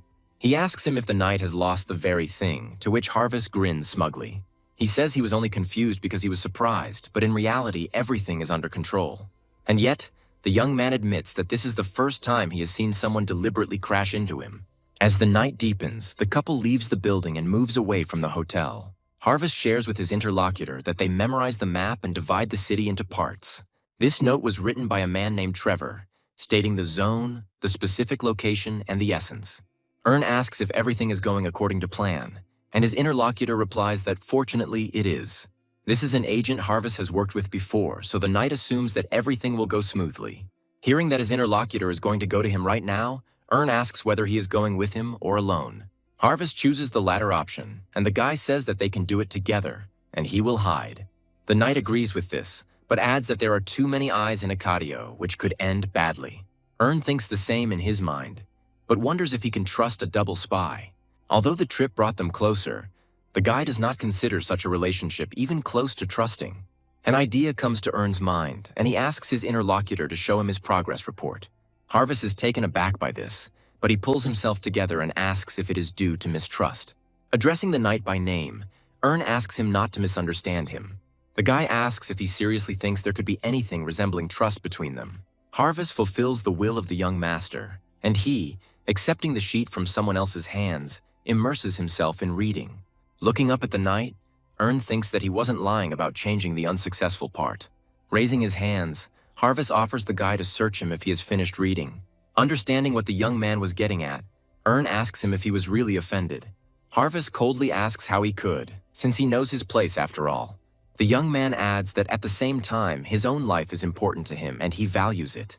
He doesn't want to go through hell again because of some unfounded suspicions. After hesitating for just a couple of seconds, returns the note to his interlocutor, allowing him to go. They exchange longing glances in silence, after which Harvest promises to return soon. As he watches the night go, Earn admits to himself that he has always had difficulty understanding others. That's why there is a process that a guy needs to go through. Activating invisibility, Earn adds that it is even more necessary if his secret is discovered. The guy notes that this is better than he imagined, and he can still use the weightlessness skill. And with both of them, Earn could easily become the very essence of stealth. People passing below don't even feel the sway of air left behind by the guy. And Earn, jumping from roof to roof, continues to rapidly approach his final goal. Finally, he lands where he needs to, and a thought comes into the guy's head. Looking ahead, Earn can't help but notice that this man is truly a professional.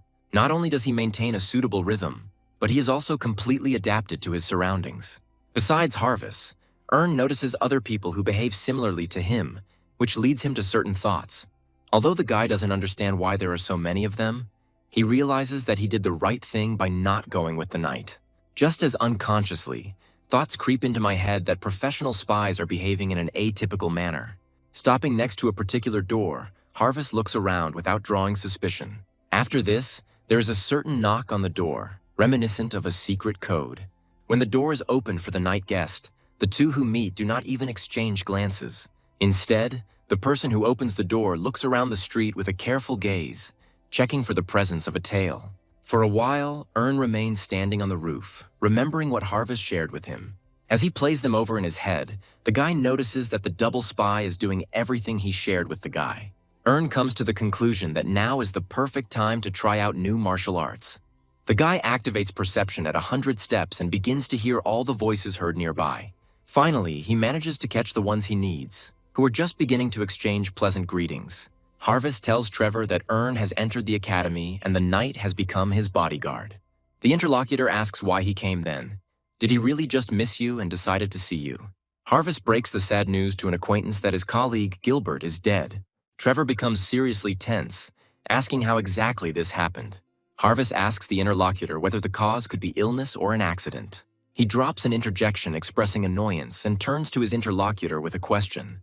Puzzled, Trevor asks Harvest how it is that he himself is alive. He interrupts the speaker, considering what happened obvious and stating that he owes his life to Gilbert. Trevor expresses his condolences for the deceased and makes a guess about his loyalty. But as soon as he finishes his thought, a new one bursts into his head, and the man suddenly remembers something. Trevor's gaze changes, becoming suspicious. He says that it is a long way from here to the academy. Eloquently silent, the man nevertheless steps forward, addressing Harvest with an ominous hiss. Sensing silent signals from their leader, the subordinates tense up, ready to attack. Outside, Earn experiences something similar, but for a completely different reason.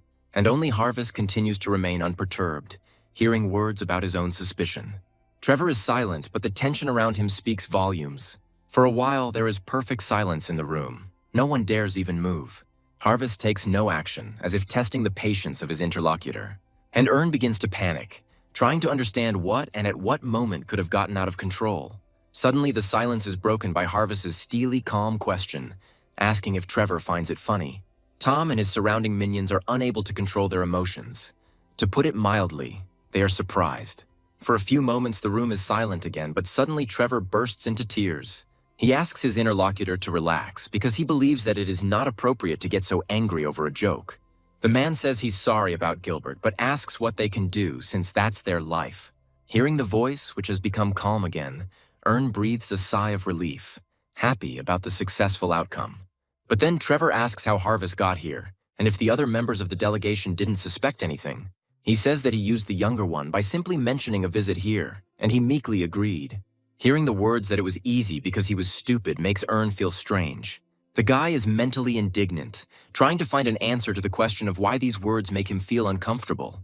Trevor expresses understanding and asks what he can do for his colleague. Handing him a note, Harvest says it is a report and asks him to encrypt it and send it to the Empire. Trevor expects more, but when there isn't, he asks what else he needs to do. Continuing to act unperturbed, Harvest says that he does not require anything more from him. Without allowing his interlocutor to say anything more, the young man turns around and leaves, announcing his intention. Earn now understands what the life of a spy is like, and he's a little sorry he didn't learn anything new. Watching his double agent, the guy mentally congratulates him on the fact that he succeeded. As he turns to leave, The guy suddenly hears the conversation of those inside. Someone turning to his captain finds it strange that the liaison is dead and the agent is alive.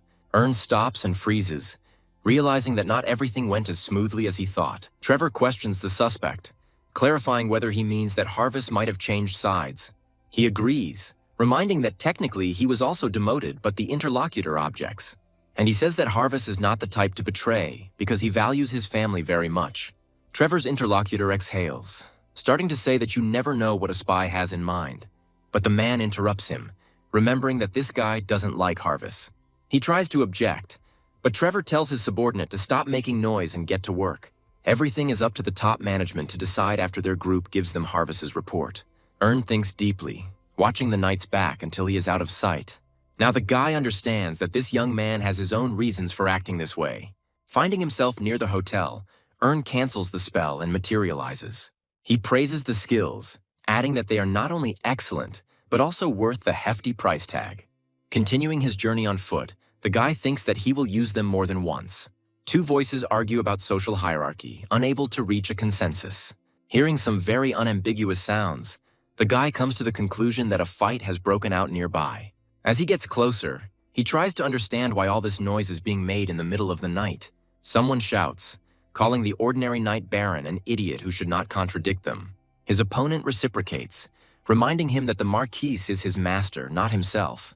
Suddenly realizes that one of the warring parties is his guys, and he himself is to blame. Another person intervenes in the conversation, taking his friend's side.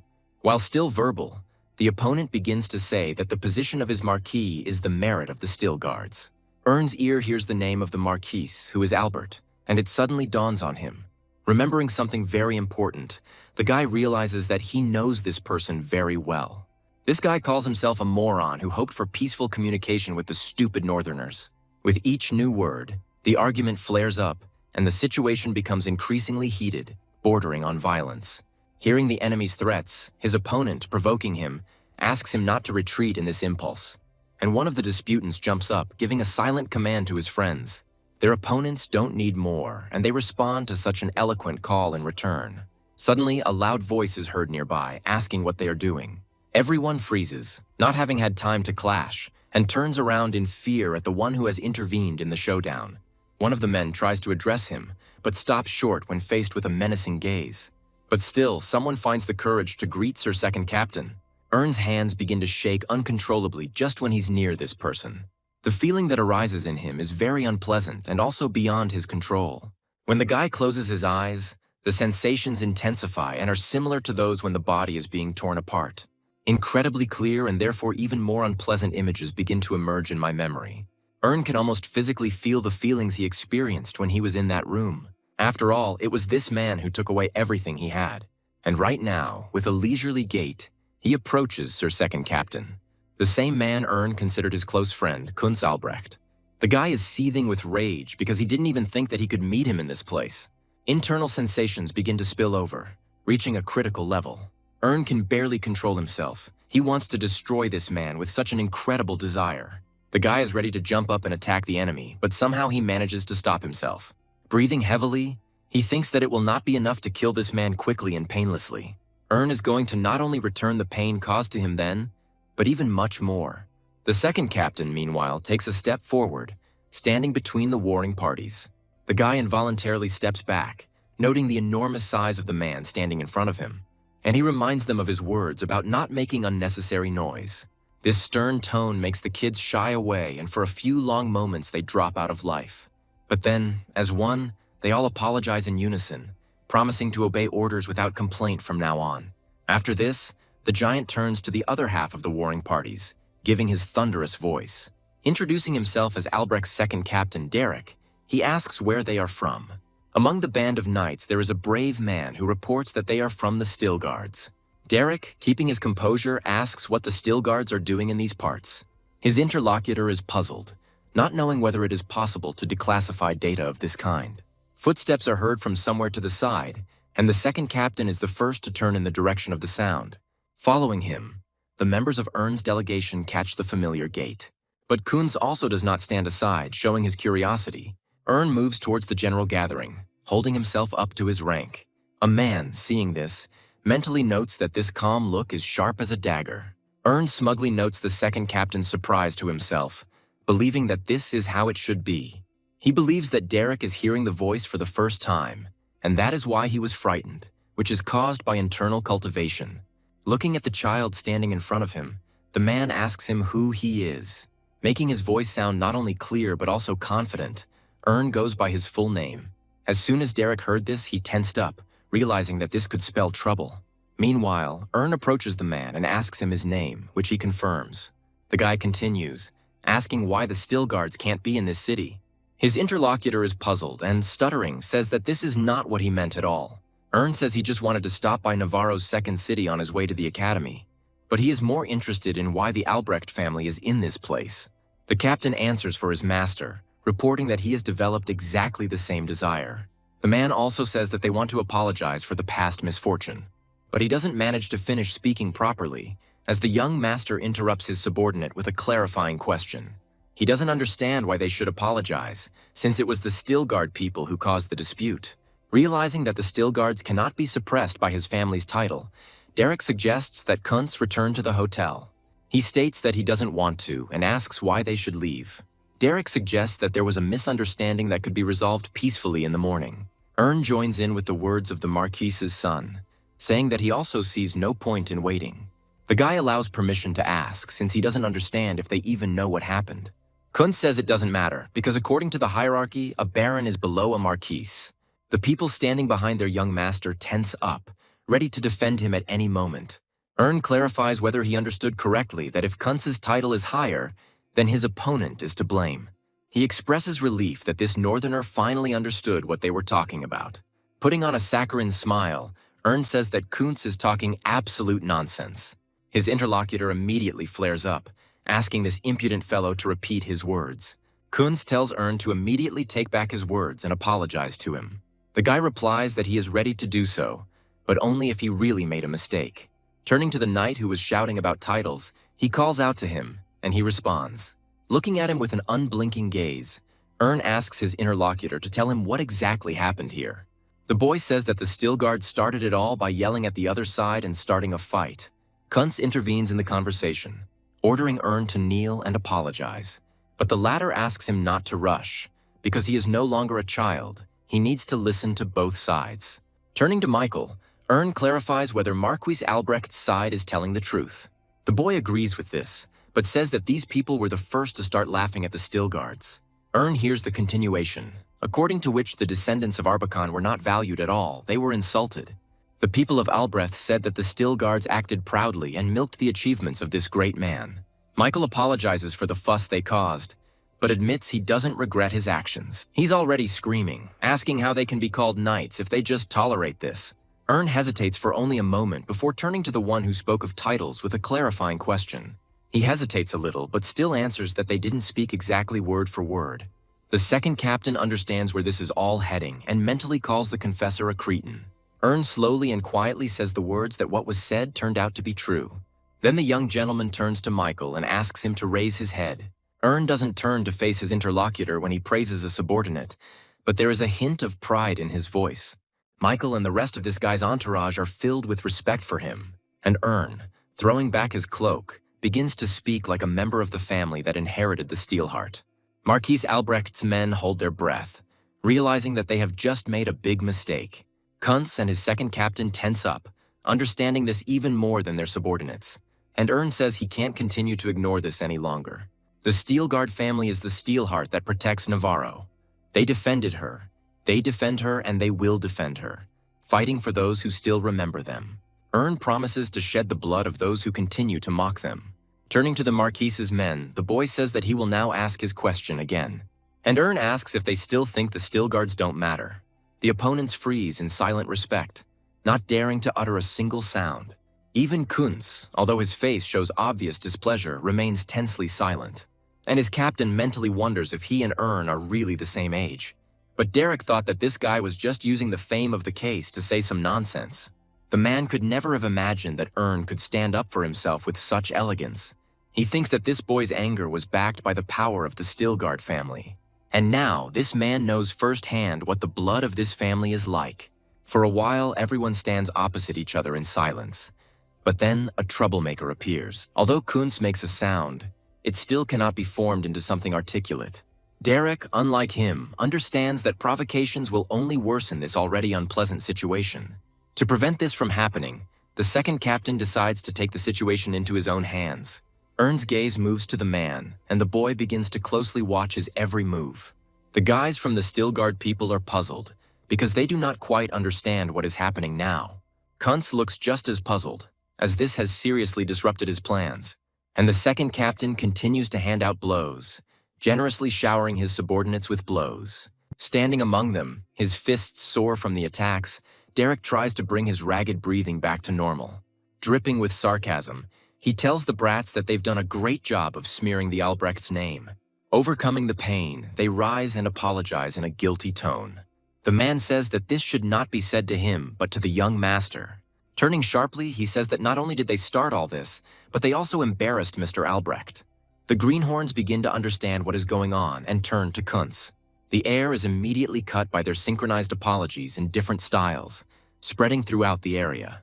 Staring fixedly at the captain, Ern understands that this man is completely serious. He not only distorted the essence of the quarrel, but also downplayed its scale in order to avoid more serious consequences. It looks like Derek made a strategic retreat, but it didn't make the situation any worse.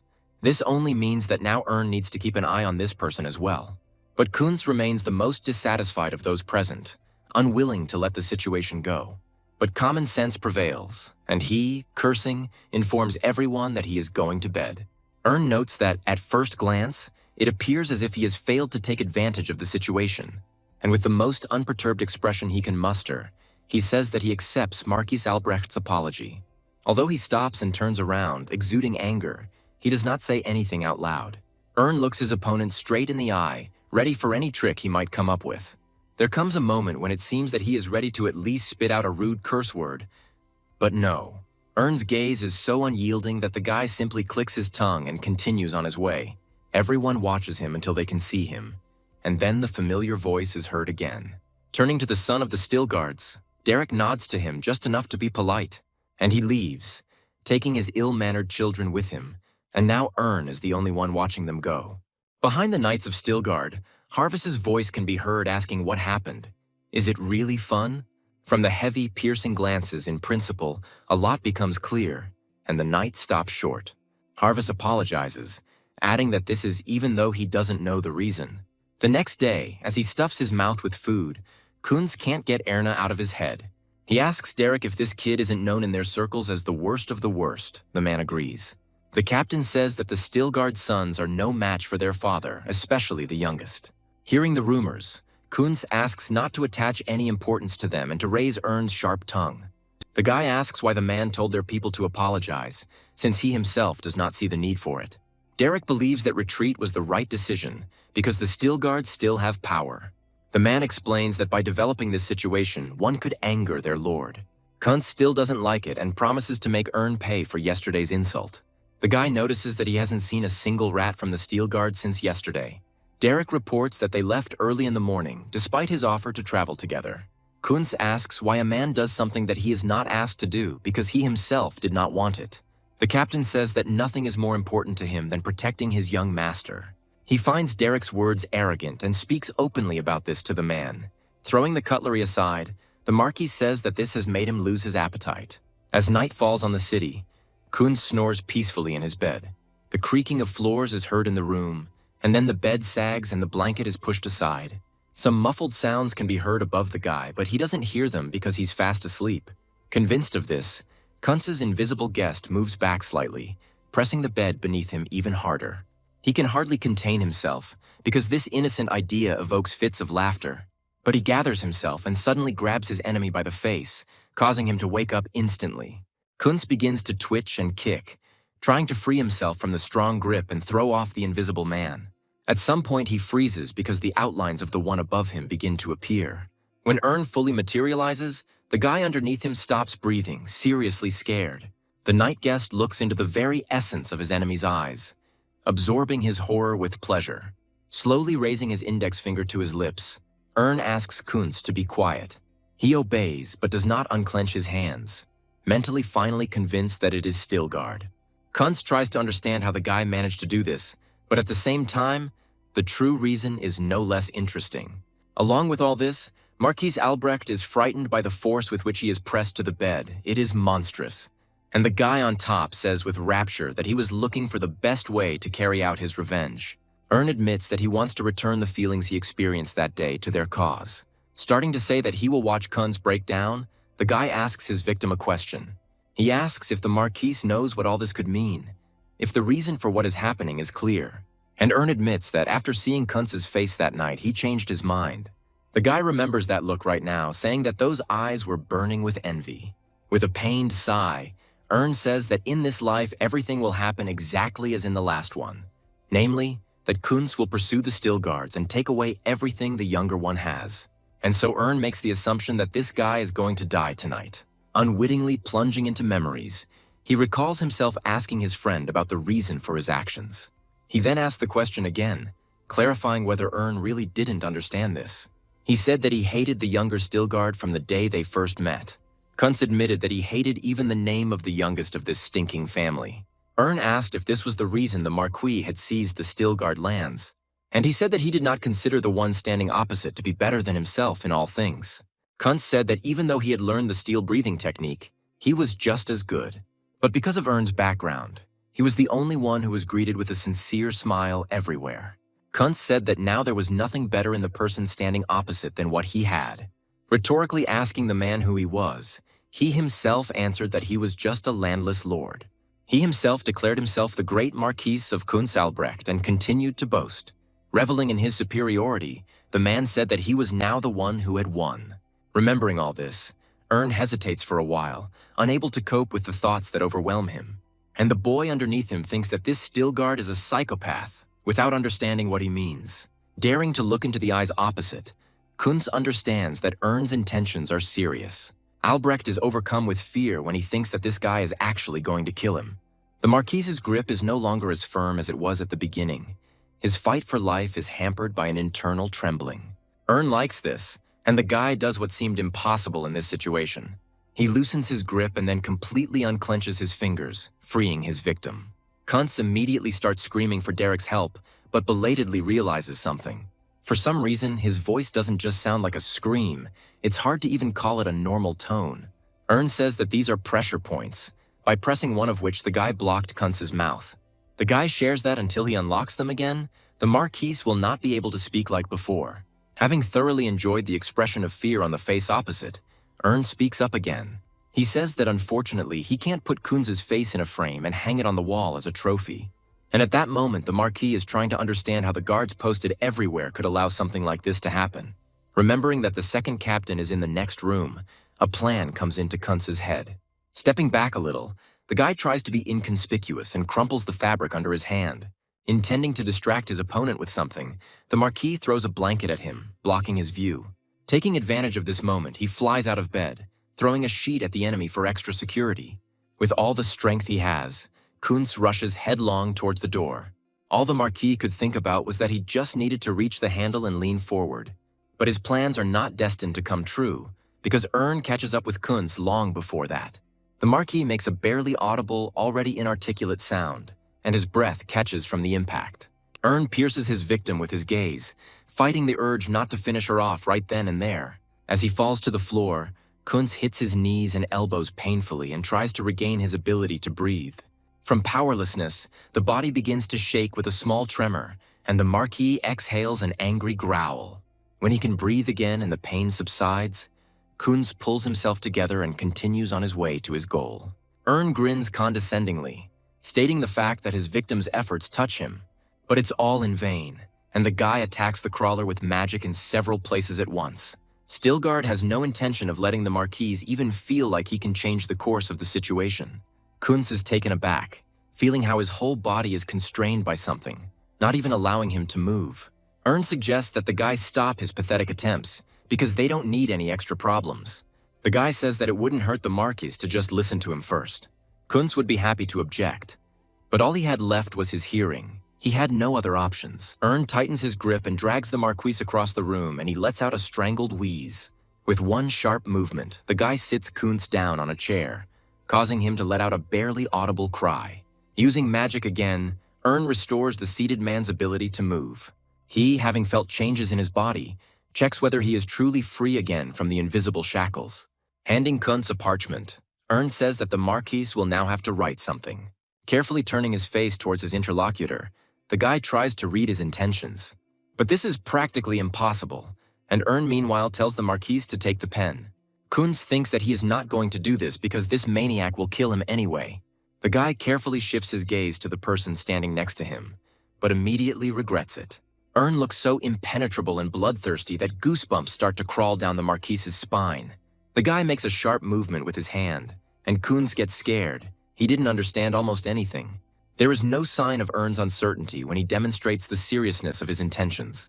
Kuntz's fear and surprise replace calm. For a moment, the guy even thinks that everything is fine. But this is not so, because behind there is a dull sound of something hitting the floor, and the tip of the blade is red. The realization does not come to the Marquis immediately. At first, he simply tries to analyze the situation. And then it dawns on him that he needs to check what fell behind him, and the first sounds come out of the guy's throat. When his eyes find the limb he just lost, the sounds escalate into an uncontrollable scream. And Ern, still with an unwavering voice, repeats his last order. Kuntz falls to the floor and starts screaming at the top of his lungs, but he still can't be heard. Ern recalls his words about asking his interlocutor not to complicate the situation. When Kuntz looks up at the enemy, he asks why he continues to cause problems. Ern takes a step forward, bringing the blade down sharply and asking him to listen. With an inner voice, he hammers into Kuntz's head the words that his right foot will be next. The Marquis can't believe that this brat has an aura because he didn't have such information. With a leisurely movement, Ern moves his hand to the side, preparing for the next swing. The Marquis asks him to stop, promising that he will fulfill any will of the younger Stilgard. Somehow getting up from the floor, Kuntz puts down the chair that fell with him and sits down on it. Turning halfway to his interlocutor, the Marquis asks him to tell him what he needs to write. Ern carefully reminds that this sheet should not be stained with the Marquis's blood. The guy dispassionately says that he will deprive Kuntz of his head if even one drop falls on the paper. Taking this into account, the guy swallows nervously and feels compelled to nod. Ern begins to dictate, beginning with the address of the pathetic son, namely Kuntz, to his dear father. Even though the guy doesn't like it, he mechanically continues to fulfill his promise. He thinks that everything is fine for now because he can simply get a prosthetic arm. All the affairs are handled by his servants anyway, so it is more important for the Marquis to simply stay alive. Recalling the moment of his fall, Kuntz is sure it caused quite a stir. And since Derek is a first-rank knight, he will definitely understand that something is wrong. The perfect silence that reigns in the room is broken only by the scratching of a pen on paper. At this time, Kuntz is desperately trying to understand why nothing has happened yet. In his mind, he addresses Derek, informing him that he is now on his last offer. Slowing down involuntarily, the boy discreetly tries to look at his tormentor. He considers staining the sheet of paper in an attempt to buy himself some time. And then Ern leans over, telling Kuntz that he heard his thoughts from the very beginning. The guy asks for what purpose the Marquis is thinking about buying himself time. Kuntz is taken aback by these words, not even managing to hold back a cry of surprise. Meanwhile, Ern reminds him that there is only one last sentence left. Kuntz returns his gaze to the piece of paper, noticing how much his hand has begun to shake. With nothing else to do, he finishes, and Ern immediately rips the sheet of paper out from under his pen, starting to check what he has written. With a thoughtful and drawn-out chuckle, the younger Stilgard notes that Kuntz handled everything well. At this time, the Marquis is trying to figure out what to do, wanting to somehow attract the attention of the second captain. The person standing next to him suddenly chuckles mockingly and does something incomprehensible.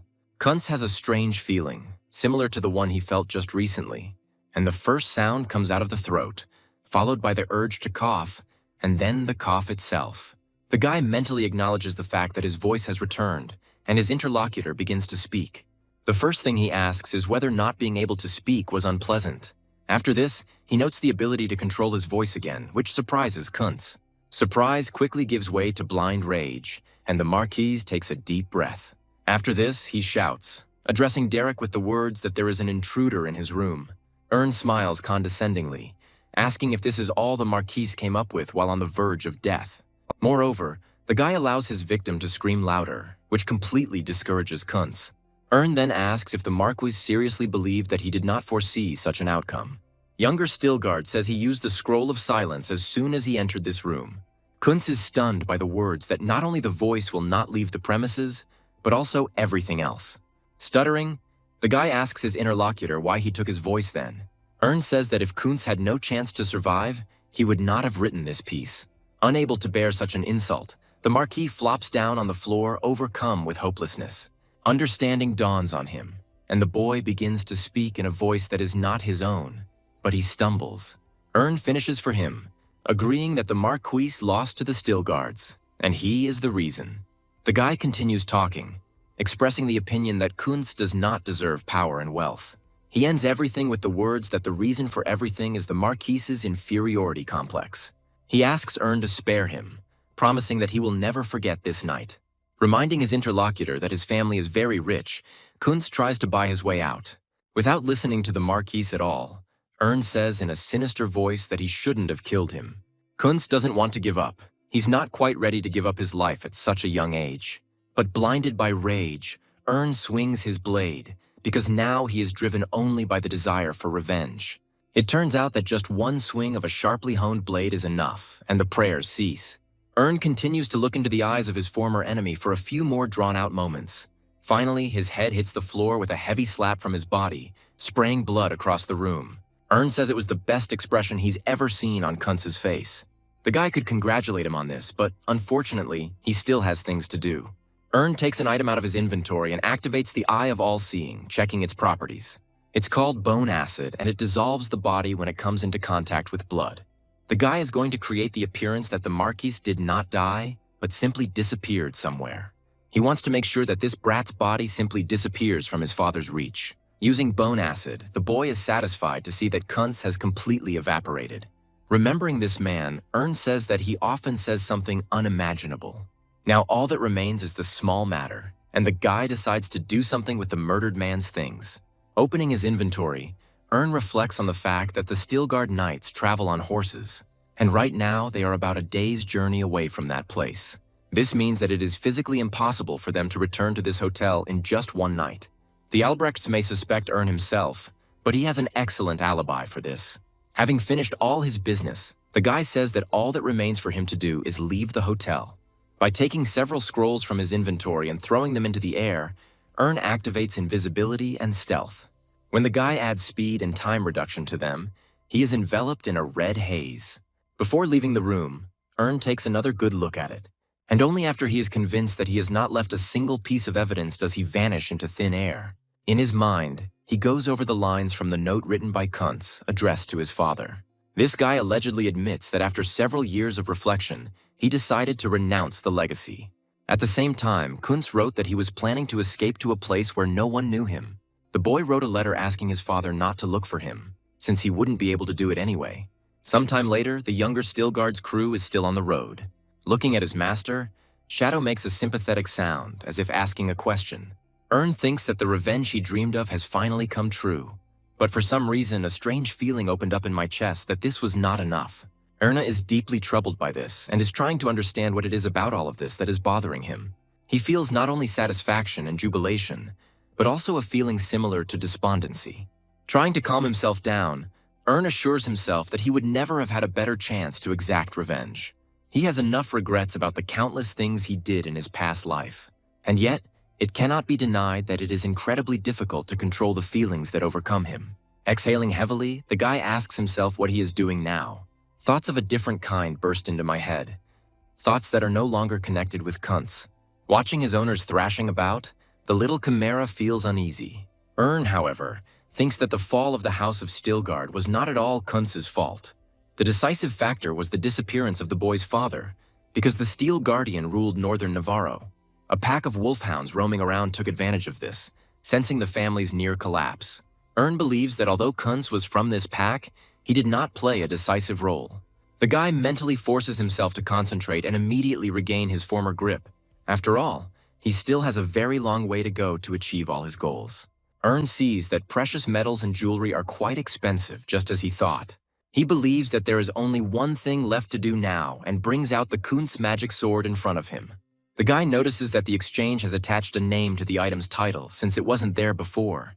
Ern is distracted from thinking that the description of the sword is too crude by the sound of a notification. It's an offer to buy the sword that was just put on display, which the guy finds quite good. Ern thinks that although this sword belongs to a low circle, this magic can be used by knights. If you fight a knight with similar abilities, this is enough to influence the outcome. Thinking about this, Ern wonders if he himself will be able to win in this case. The guy also thinks that according to Harvest, only special knights are stronger than Derek. If we reasonably assess Ern's strength, it won't be difficult for him to fight the first class now. The guy can safely be proud of the fact that he is one of the strongest at this stage. But it is also true that this is not enough yet, because it is not wise to engage in combat with a special knight now. The guy begins to think about what can help him become stronger at this stage. Glancing at the system window with the sword, Ern considers using it himself. He dismisses this option almost immediately, as it could arouse unnecessary suspicion. Ern again comes to the conclusion that the best solution would be to get rid of the sword by selling it. Almost completing the action, the guy suddenly stops, catching himself on an interesting thought. This sword is magical, which can only mean one thing. Ern swings the weapon a few times to check how comfortable it is in his hand. The boy turns his gaze to his pet and addresses him, causing Shadow's confusion. Ern asks him if the baby is interested in knowing what his potential value is. The chimera crunches its sword and lets out a satisfied purr, and its master speaks up. Ern asks if Shadow tastes good as it looks that way, and also notes the value of the damaged weapon. Thinking that this is a mere trifle compared to what he put into the Shadow, the guy becomes puzzled. But this is not something that needs to be taken care of now, because the most important thing is the development of the werewolf cub. Ern thinks that the Beast Emperor divided the potential value of chimeras into 5 levels. He comes to the conclusion that his pet has an above-average level because he does not refuse metal. Dreams of reaching the highest level are interrupted by a very unambiguous sound. Looking at his pet, the guy is amazed that he has already eaten everything. Ern asks the baby if he thinks he can use the magic he just absorbed. Since he still doesn't understand Shadow well, he doesn't know whether he's just making sounds or agreeing with what was said above. And then the pet's babble turns into a confident growl, which even takes Ern a little by surprise. Noting this, the guy begins to egg Shadow on, asking him to show everything he is capable of. Ern takes back his words, asking the baby to wait and not to show the lightning strike. After all, if the carriage blows up, there will be problems. But this doesn't seem to bother the little werewolf. Full of determination, the latter concentrates and begins to tremble violently from the effort. Ern is slightly puzzled by such zeal, but does not dare to stop Shadow. The beady eyes flash with determination, forcing the guy to lean back out of harm's way. But in vain, because along with the selfless squeak of the little animal, a shield forms around him. Just seeing this, Ern can't believe that they actually succeeded. This means that the potential value of the chimera is at least of the highest level. The guy addresses his pet, and he readily responds to the call. Hoping for luck, Ern asks if Shadow can take the form of the sword he ate. The system informs the guy that he has raised a chimera that has reached its maximum capabilities. But then something flickers before his eyes, and Ern realizes it is a wagging tail. And indeed, there is something strange on the seat opposite him, causing confusion. Literally a couple of moments pass, and the half-mech, half-chimera becomes a full-fledged being again. Wagging his tail in front of his face, Shadow is puzzled. He didn't like the failed transformation. Ern wants to encourage his pet and starts praising him, saying that he has worked hard. But the guy doesn't want to give up so easily, so he asks Shadow to transform again. Hearing the encouraging words, the pet cries out, once again filled with determination. He immediately transforms, however. Despite the already familiar manipulation, the attempt is identical to the first Y. Ern continues his encouragement, reminding Shadow that this is only his second try. The pet is infected with its owner's enthusiasm and tries to transform for the 3rd time. The guy suggests that he take a good rest and try again with renewed vigor. This also does not lead to positive dynamics, and Ern sighs nervously. And then, hesitantly, he asks Shadow to try this trick one last time. In vain, because the werewolf again fails to achieve what he wants by getting rid of the cursed tail. When Shadow returns to his original form, Ern begins to think hard. The werewolf baby becomes saddened by his failures and becomes despondent. The owner tries to cheer him up, assuring him that everything is fine and he is a good boy. Hearing the reminder that he had managed to absorb the sword's magic, Tenny felt a little better. The boy thinks that he needs to somehow console the baby before he loses heart.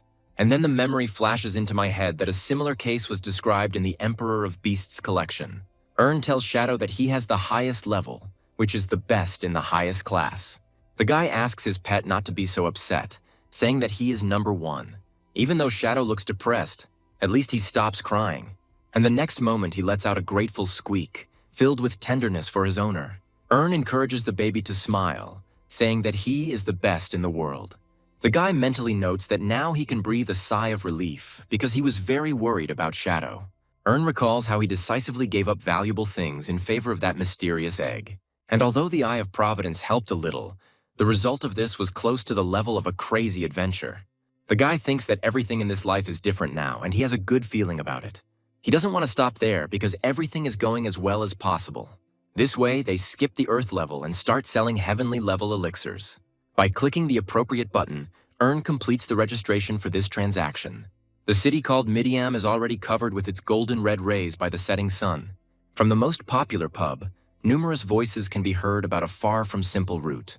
The subordinate remarks to his captain that they are now close to the gates leading to the capital. He repeats what the guy said about how if you work hard in advance, it will be easier later. Suddenly, the talkative man remembers his young master asking what he is doing. Another knight responds with the suggestion that Ern might be a little worried. The questioner is skeptical of these words, but they present him with a sound argument. The topic arises among the knights that even intelligent gentlemen are not immune to anxiety. And then Michael and Harvest unanimously say that Ern has nothing to worry about. This comes as a surprise to both of them, so they look at each other in surprise. Anyone who has officially fought Ern does not understand why the squad captain thinks this way. The one who fought with the young master unofficially also has a question. A dialogue takes place between them, during which each tries to catch their interlocutor in a lie. Ultimately, Harvest invites his drinking buddy to forget about the bad and have a glass of beer. The knight thinks about Ern, trying to understand if he really behaves this way because of the academy. There's definitely something about this whole situation that's bothering him. Ern has a nervous breakdown and mentally curses at the unfavorable circumstances. The guy can't understand why his elixirs suddenly stopped selling. A lot of time has passed since he put them up for auction, and the result is 0. Ern thinks that this was not part of his plans, and in the guy's head, one version replaces another. What is happening seems strange to him, and not just strange, but in the extreme, the very last degree. After all, no matter how much he checked, no one sells these elixirs cheaper than he does. And then a thought came to Ern's head, which, for some reason, he had not thought of at all. Testing his theory, he is convinced that it turns out to be correct. The product has many reviews. They are all negative, and Ern doesn't understand how this is possible, because he literally sold nothing. He recalls that there is some force that is misleading public opinion. And although Ern had heard of it before, he couldn't remember where the term came from. But he is absolutely certain that these people are part-time workers. As he continues to browse through the angry reviews, the guy tries to formulate an effective strategy in his head. He is amused by the fact that, having decided to test just a theory, he turned out to be right. This suggests that the 5 major elixir producers have united against him. But he just can't understand why this happened, because he didn't start selling elixirs yesterday or today. The guy assumes that these people decided that he crossed the line, then his actions become obvious. Ern pauses to reflect, beginning to analyze his previous experience regarding this matter. One candidate comes to mind who could have been to blame for something like this happening to him, and the guy decides to crush the potential competitor in advance, because he can't leave things as they are. Ern is amazed at himself because he can't remember ever being so furious. The guy is infuriated by the mere thought that these people at the top are acting so meanly. Ern is so furious that he promises to mix dirt with slop and pour it all on his enemies. In an ominous tone, the guy tells his invisible interlocutors that they have messed with the wrong person. In one of the establishments under the leadership of 5, a dissatisfied voice is heard regarding Ern's impudent actions. The leader of the Great Mountain Healthcare Center cannot believe that someone dared to complain about them. The head of the Heavenly River Clinic asks that instead of indignation, it would be better to explain what to do in this situation. The leader of the monastic order, Pure Shore, recalls his words that it was a mistake. The head of the Healthcare Center, Northern Star, notes that he agreed to this. The head of the Body Care Center, Great Luck, agrees, but notes that something else was written. Rock says no one could have known the end result and urges everyone to resolve the issue. River points out that if they quarrel, it won't be a plus for either of them. His interlocutor inquires about the measures that the others propose to take against that scoundrel. But, without waiting for an answer, he threatens to show this idiot from the lower rung how things are done. All these people enter into a conversation with Ern, asking what he is going to do about all this. The guy laughs, saying that without knowing someone's age, it's impolite to speak to a stranger so informally. The interlocutor does not like this, and he says that he is actually 67 years old. Ern says he feels awkward hearing this, asking if age is the old man's only accomplishment. He flares up faster than a match, uncontrollably ordering his interlocutor to repeat his words. Star thinks that this kid is ignorant because he comes from a lower system. Shore calls Ern pathetic because he doesn't have good manners. River echoes the above commentator, saying that he is terribly upset to hear all this. Lack clicks his tongue, joining his allies with the message that all representatives of the lower system are like this. Ern pretends to be offended by this, concluding that he will then be left to handle interdimensional transactions alone. To everyone's surprise, the mysterious someone turns on the total silence mode. Each participant receives a notification that the chat is temporarily blocked. Even Ern is amazed by this. The guy assumes that this is one of the controls of the channel master. And indeed, when calling himself, the latter introduces himself as Dutiful Rock, highlighting important points. He reminds everyone that the meeting was not organized to turn everything into an argument. Dutiful says that if the silence mode is activated a second time, everyone will lose the right to speak out. Asking if everyone understood him, MK gives those present a couple of minutes to digest the information. After this, he lifts the restrictions, and Rock says that he wants to speak out. The man says that he has heard so much of this nonsense that he is already quite tired of it. He expresses the opinion that if Ern's product was of good quality, it would not have received such a rating. Rock addresses the guy directly, saying that everything in this system is different from the Zero system. The man states that in the first system, quality is an indicator of trust. He suggests improving the quality of the product instead of wasting time on pointless complaints.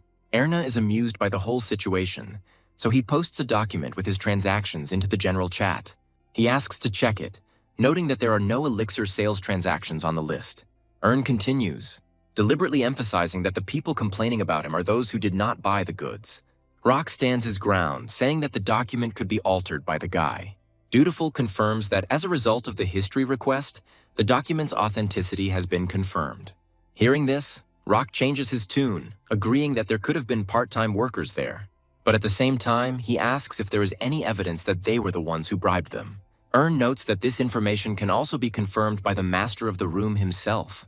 Dutiful says suspicion alone cannot reveal information from other exchanges. Ern doesn't understand the reason, saying that he is simply asking to confirm his affiliation with their organizations. The interlocutor counters that the buyer's personal information is very valuable. Ern then asks how they plan to expose the part-time workers. Dutiful says he has nothing to say, as he is merely the person in charge of the channel. Smiling, the room master adds that justice is not his line of work. Mentally rejoicing at this turn of events together with his friends, Rock allows himself to breathe a sigh of relief. Ern is the only one who ends up losing, even though he was aware of the collusion between MK and his partners. The guy was banking everything on hope because Dutiful seemed legally neutral to him. And only now did he realize his mistake, because all these people were in cahoots. The guy discusses how people unite into cartels. He is adamant that the answer to this question is lobbies. Partner stores offer bonuses, and the room master provides them with comfortable conditions. Ern can't forgive himself for trusting his faith in people and screwing up so badly. While the boy is in self-destructive thoughts, Dutiful is about to suggest that everyone disperse. But Ern asks him to wait, and then, while the trail is still hot, asks a question. He clarifies whether concrete evidence is needed, not just suspicions, and the opponent agrees. And then the guy asks what if he has this very evidence. Dutiful remains silent, but mentally expresses his surprise at this. Rock thinks this is a bluff, so he says almost openly that Ern can't have anything like that. The guy, however, is sure of the opposite, attaching the corresponding file and saying that everything will become clear now. Once the download is complete, Rock immediately opens the attachment and is taken aback. Everyone else follows his example, unable to believe that this is possible. Even the master of the room himself can hardly believe his eyes after performing the same manipulations. Ern explains that he saved the exchange reports from the exchanges that left bad reviews on his product. Rock is the loudest in his outrage, declaring that this is the most common falsification. Ern turns to MK, asking him if he also thinks the same as the head of the healthcare center. He starts to hesitate, making a sound, trying to understand where the guy got such a report. A terrible thought comes to Dutiful's mind and his face fades. And Ern jokingly asks if the room master has activated the silence mode again. Dutiful quickly says that this is not the case, adding that the contents of the screen cannot be edited. This can only mean that the file Ern attached is genuine. The guy notes that if this is true, then the level of suspicion should increase. Dutiful begins to speak of the 5 as partners, but stops short, agreeing with Ern's accusation. Rock can't help but ask if the room master isn't doing his job properly. He continues to say something else, and Dutiful, feeling threatened, activates silence mode on him. Star also begins to get indignant, trying to remind the master of the room of his own involvement in the affairs. Dutiful is not going to tolerate this. He mutes both the healthcare center and the North Star. River addresses his interlocutor politely, but he no longer cares. He too is deprived of the right to vote. Luck begins with more decisive words, correctly assessing the situation. But Luck's luck does not last long. Although Shore, having learned from the experience of his colleagues, remains silent, the silence mode extends to him as well. Ern asks the room master if he got too carried away. He freezes for a moment, trying to catch his breath, and the guy continues talking. Ern clarifies whether working part-time is an action prohibited by the exchange. The answer is yes. Dutiful starts talking about sanctions, but the guy interrupts him, hearing what he needs to know. The room master, pausing, announces that they are processing reports from the Erna exchange. He continues, saying that 5 companies used part-time workers. To everyone's surprise, Ern interrupts Dutiful and asks if they can come to an agreement.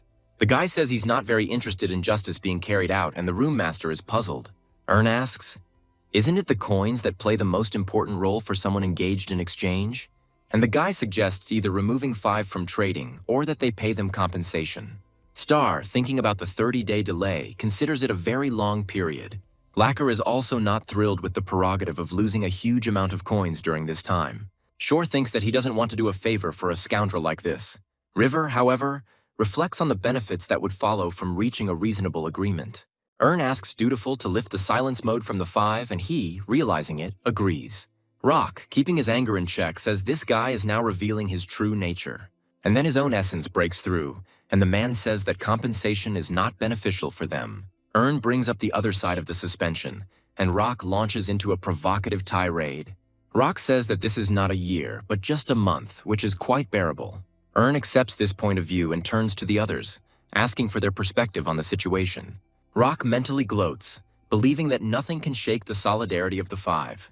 But it turns out that this is possible, because everyone else expresses a completely opposite opinion.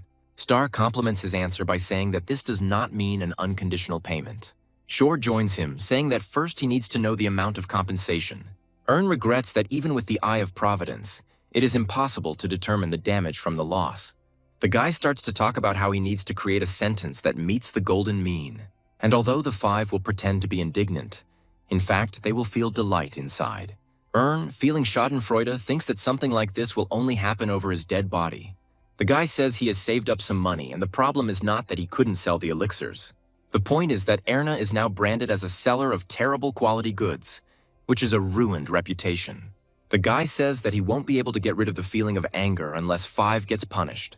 Ern thinks that the monthly income of each large company is different, and the settlement offer is unreasonable. That's why the guy says he will only resolve the issue with 3 companies. The rest will be punished. He reminds everyone that one has already refused to settle, which makes things easier. This means that only one of the remaining companies needs to be excluded. And Ern proposes to start an auction for the amount to settle the current situation. By saying that the rules are simple, the guy names the company with the lowest bid as the one that has been eliminated. Star doesn't hold back, calling such conditions complete nonsense, and Luck joins the conversation. The master of the room is also involuntarily drawn into this and is asked if such a thing is really permissible. He reflects on the fact that, theoretically, it is in his power to end the dispute. Only then can he get into trouble. Therefore, Dutiful says that there are no problems with this. The method of agreement is chosen by the applicant himself. Ern calls the 5 to their attention, asking if they can begin bidding now. The question of who will make the first bid makes every trader break out in a cold sweat. But the very next moment, everyone, as one, begins to offer their options.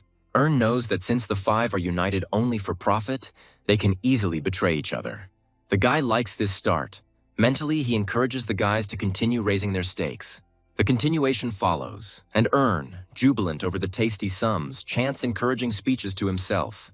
The Lord Head of the Order of Monks, Pure Shore, hesitantly offers 8,000 coins. Although Lack dares to offer 500 coins more, it weighs heavily on him.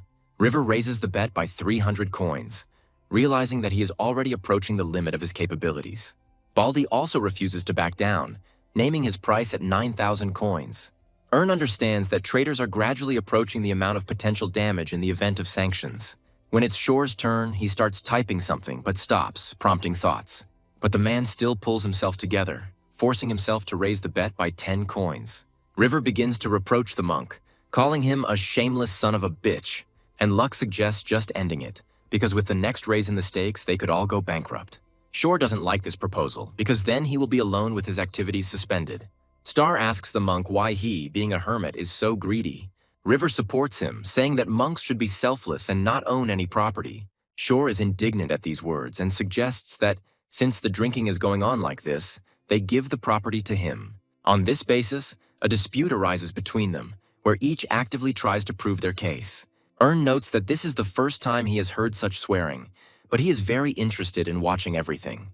The guy is overjoyed that this crack has appeared in the cartel, even if it is small.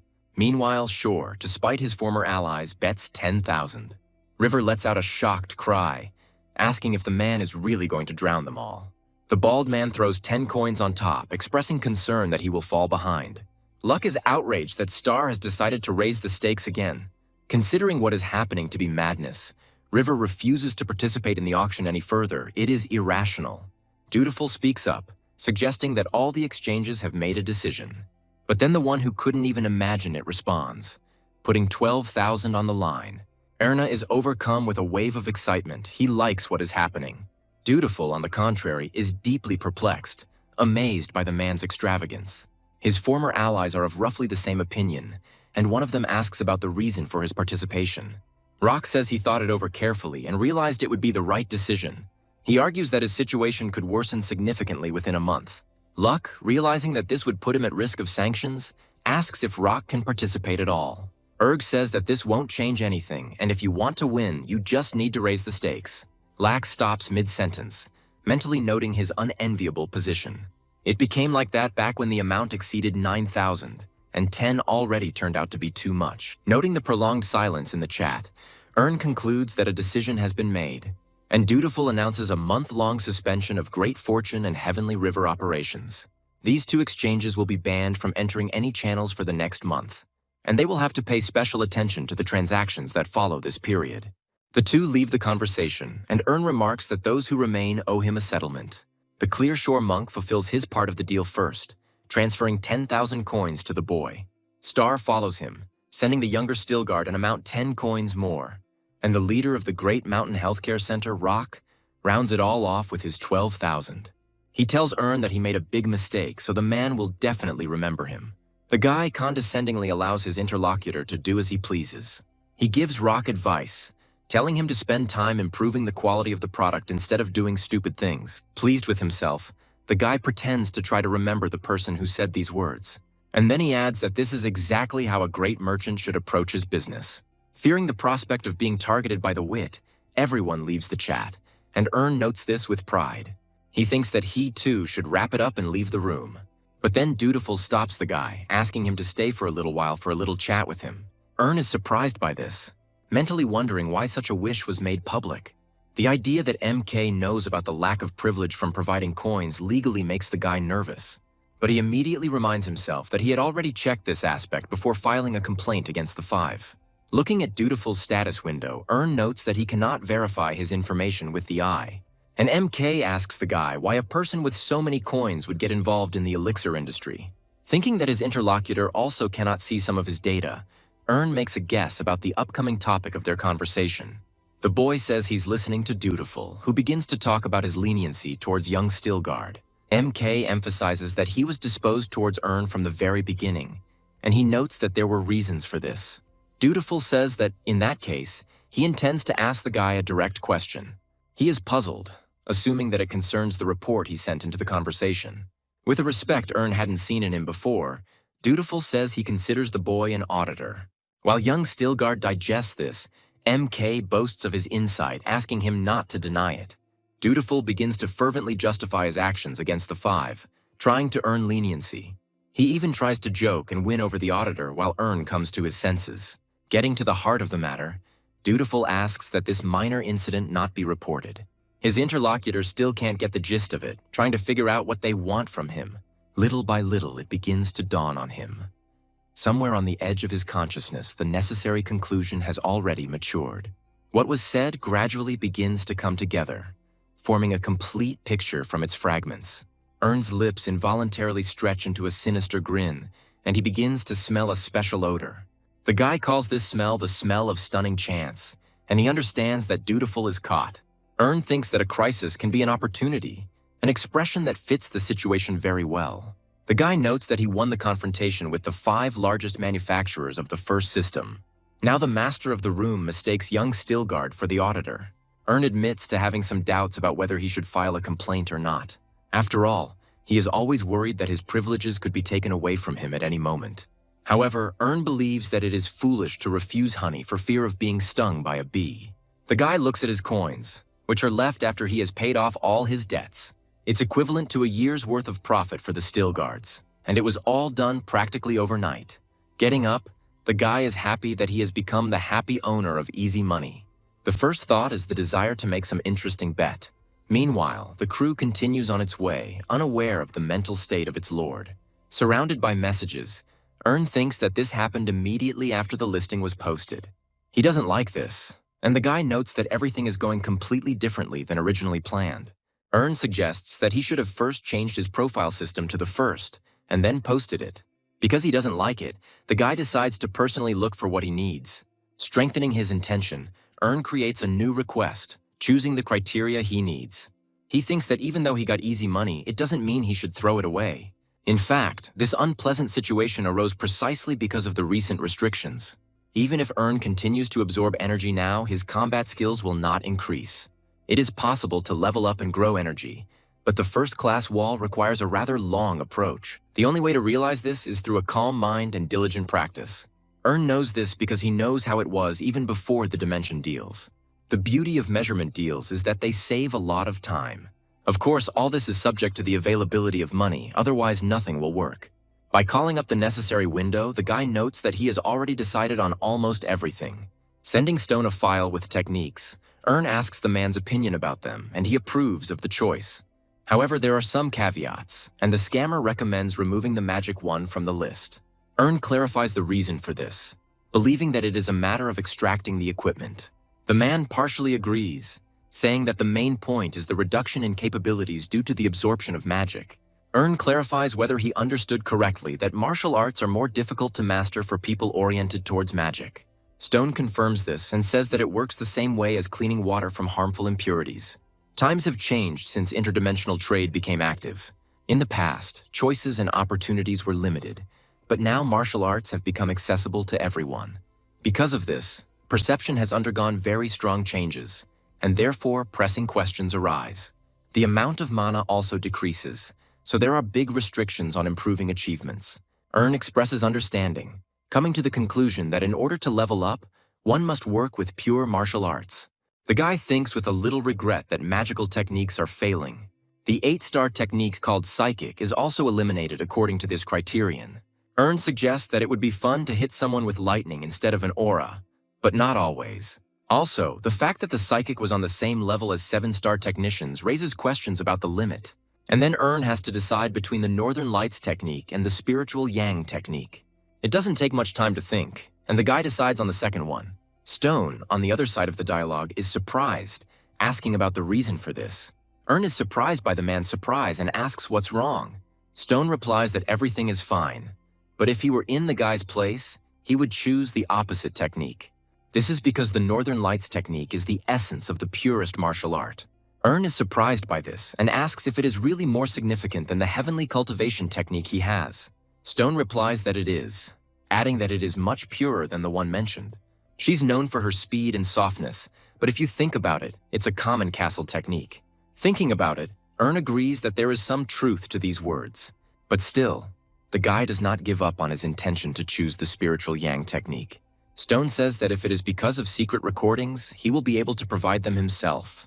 The man offers to take responsibility and copy the notes for Earn. After thinking about it, the guy agrees that under these conditions, the Northern Lights technique is much more profitable. Having chosen the path of the second technique, you will no longer be able to look towards the highest point of the darkness of the Earth's energy. Therefore, if the price is the same, it is better to choose the option from which you can get more benefit. But Earn can't figure out Stone's suspicious behavior because he never tried so hard. The guy reminds his interlocutor about his character, and the latter confirms that he remembers it. Earn says a man's share can be cut in half if he doesn't answer one question honestly. The guy asks why Stone is so desperate to recommend this technique, and the scammer begins to hesitate. Earn asks the man what he's up to, and the man remembers that it's best not to mess around with him. Stone starts to speak, but nothing gets beyond one word. The man stutters, trying to control himself, and because of this he begins to shake violently. Clutching the edges of his dimensional book of deals in desperation, Stone suddenly lets go. By lowering the object to the floor in front of him, the man respectfully asks his interlocutor to spare him.